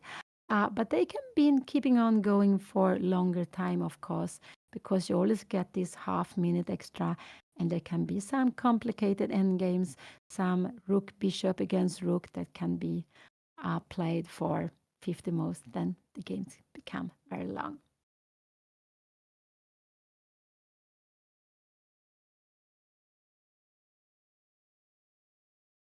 Yeah, until now, Anna has been facing higher rated play with black and low rated play with black with white, but she has actually been doing well in these 2 games. So I wouldn't blame the color. I just think that when she has gone wrong, her opponent has been been strong, and they have not given her another chance. Then, so I wouldn't blame so much the color, even if this is what have happened. So it has been, yeah, one loss, one win, one loss, one win, and let's see what will happen tomorrow. So we are waiting for Anna to join, and to join. It's normally easier to play with white. Also, Anna prefer to play with white. Also, her result is better with white. It's the same for me. I prefer also to be white, and my results with white, they are also better. And here we have Anna. She is here. Bye bye. Bye bye. Bye bye. Hello, chat. I just won. I think I I don't know what I'm doing. I feel like I play so well for certain chunks of the game, and then I do something. Then I get into my head and I do something, and I get creative, and I don't know what I do, and then something happens, and then I'm like, wait, I could have won so long ago. What have you done? I think I thought like 7 times during this game that this is now easy winning, and I was like, okay, now I don't need to think anymore. Easy winning. And then he played something, and I was like, oh, I didn't think about that. And I was like, how is this possible for so many moves? I couldn't believe it. I mean, I'm sure it's a draw at some point. Like, yeah, but yeah, I don't know. I mean, I played a really bad knight move at one point, I think, because I missed his continuation, and there I'm sure I have something better. But yeah, I don't know. I was trying to play very nicely, and yeah, maybe my mom will remember this, but there was a point when I played knight e4 that I was thinking for a long time because I wanted to go knight f3, but I realized that it didn't work probably because of bishop g4. But it was so beautiful. It was like if knight takes knight, have bishop g6 in between. I felt like a, I felt like so good thinking about all these lines, but then these lines never happened on the board, and then my position just crumbled, and I was like, what's going on? But yeah, I don't even know how the ending is. If he's able to at some point sacrifice his rook and start pushing the pawns. I was trying to calculate it, but I'm still not sure with perfect play if it's a draw or not. Mom, you're still in the call. Is it a draw? Yes, it was a draw. Wow, it's a draw. Okay. It's a draw. His mistake after rook b1, after rook b1, b5, you are winning. Rook Okay, b1 so was rook his b1 was last. his mistake. Yeah. Yeah, he can just go up with the king to f4 and push his pawns. Because he cannot go Wow. rook h8 and he will sacrifice his rook on your b pawn. You will have to sacrifice your rook against his pawn. But you made the best of it. It was very good. Rook c3 was a very, very good move. I Yeah. liked it. And then after, when he made mistake, rook b1, b5, king up. After rook b1, b5, you are winning Okay. because you have this beautiful rook c4. This is so important to cut the king. Yeah. Cut the So king. that was nice. So I played that nicely. You played that night. You made the best of it. Rook c3 was absolutely the best because your king is very good. You're not allowing him to check your king in front of the pawn, and then you have this beautiful maneuver. And but if he then goes with his king or he start playing with his pawns, it's just a draw. Wow. So Mom, where rook, did I go wrong? What was my mistake? Because wasn't the opening so good for me? yeah, but you should have the best was knight take e5. When you go queen d5, I didn't like queen d5. Oh. Knight Oh, e5 but I was saw this position all the way till bishop d3, and I thought I'm just a pawn up. But you're not, because he made, yeah, but he could have gone differently. He could also have played in another way. So the best was knight take e5 actually. Just taking the pawn. You Oh, take it a looks bit. scary. No, there's no scary. He goes. What are you going to do after this? There's no scary? Okay. He go I thought it castling. was scary, Mom. I'm sorry. You go long castling. But actually, the biggest mistake he made was knight d8. Yeah, that was the biggest mistake, right? Yeah. Yeah, so you can go rook d8 is a good move. You're changing a rook. Yeah, I should just change rooks, and I'm just winning then, no? Yeah, because if you go bishop, yeah, you're winning then, so you are that. But knight d4 was the best move you played. I was very I happy wanted after to go if knight f3, Mom, but you see the issue, bishop g4. But I thought if knight takes f3, then I have bishop g6. yeah, bishop g6 is very good. I think so. I think bishop g6 But is the very problem with good. knight f3 is bishop g4, I think. And then I was Yeah, thinking like bishop e4, but I wasn't sure. I thought like c6, and I wasn't really sure what was going on. yeah. No, I like knight e4. I don't want to have these double pawns. And then Oh, it was okay. very good. Yeah. After he go knight e5, bishop e2 is better than what you played. Oh, it's better than bishop d3? No, bishop d3 was okay, what you played. Okay. Um, but when he went knight c6, rook e1 is maybe putting a little more pressure on him. But it's, yeah, but knight e5 was okay. Knight e5, now I like more bishop e2. Keep your pawn safe. Okay, Mom, I'm barely following. I don't think chat is following. I'll look No, at no, this. we But shouldn't yeah, analyze it. But no, we shouldn't I'm have. barely following because I'm not sure what position you mean. But it's okay. It's okay. But I won, so I do am really happy. um, Oh, oh, Mom, were you stressed? yeah, I was stressed when it went 98. I didn't like Queen G5 so much. 98 because uh, you love your opponent to be active. But I guess you forgot about Knight take G2. I think this was the I did, problem. yeah. I forgot about knight takes. I forgot. Yeah, I didn't think that bishop h5 was any, like I didn't calculate. I just thought, oh, bishop h5 f3 doesn't do anything, and then like my brain stopped looking at that yeah. line. I just didn't, for some reason, look at it. Um, but yeah, So, but long castles is a brilliant. Apparently, I'm happy. I did a brilliant move. I got really yeah, excited when I saw this whole line with long castles. I was like, this chess.com better say that those are brilliant. yeah, yeah. No, it is. You know this. Yeah, yeah, it is. It's this very. Your position looked like a King's Indian exchange variation, but the pawn was on G7. But it looks like this actually a bit. Mm. Yeah, yeah. No, it was very good long castle. I understood you wanted to go for this. And knight f3 was very good after. You played lots of good moves, and you gave us a lesson in rook endgame. That was very nice. You gave us all a lesson in Yeah. rook endgame. Gave you a lesson in Rook games. Chat, did you learn Rook games? Did you learn from teacher Anna teaching live in a chess tournament? Teaching right in the middle of competition? Yes, okay. Amazing. Amazing. That makes me happy. Wow, he was like, yeah, I think it was a draw, and I was like, no, I think I'm winning after b4. He was so right, and I was so wrong. I thought I was winning after b4. Yeah, no, he can only stay on h8 and just start pushing his pawns. He's gonna go back home and he's gonna be like, I told her it was a draw. Yeah.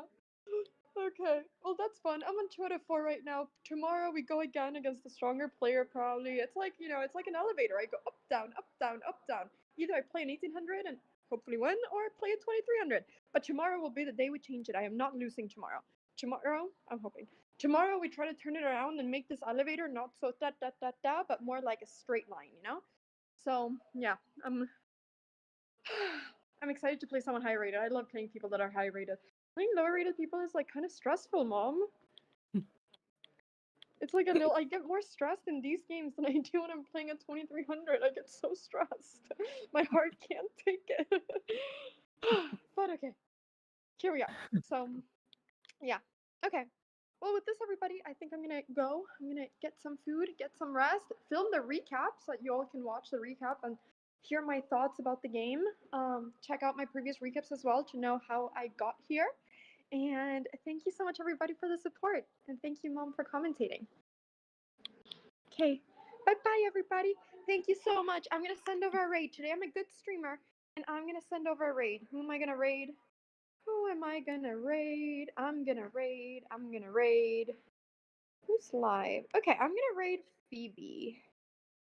Phoebe. Wait. My raid is gonna happen. Raid Phoebe Witta.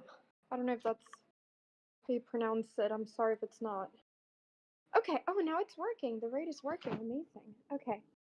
Chat on Twitch. I'm sending you over there. And on YouTube, you don't get a raid, but you get lots of good luck. Lots of good luck for the rest of your day. I'm hoping you have a great day. Bye bye, everybody. Thank you so much for supporting. Thank you, everybody, for being here. Thank you so much. Thank you so much. Bye bye. Bye bye.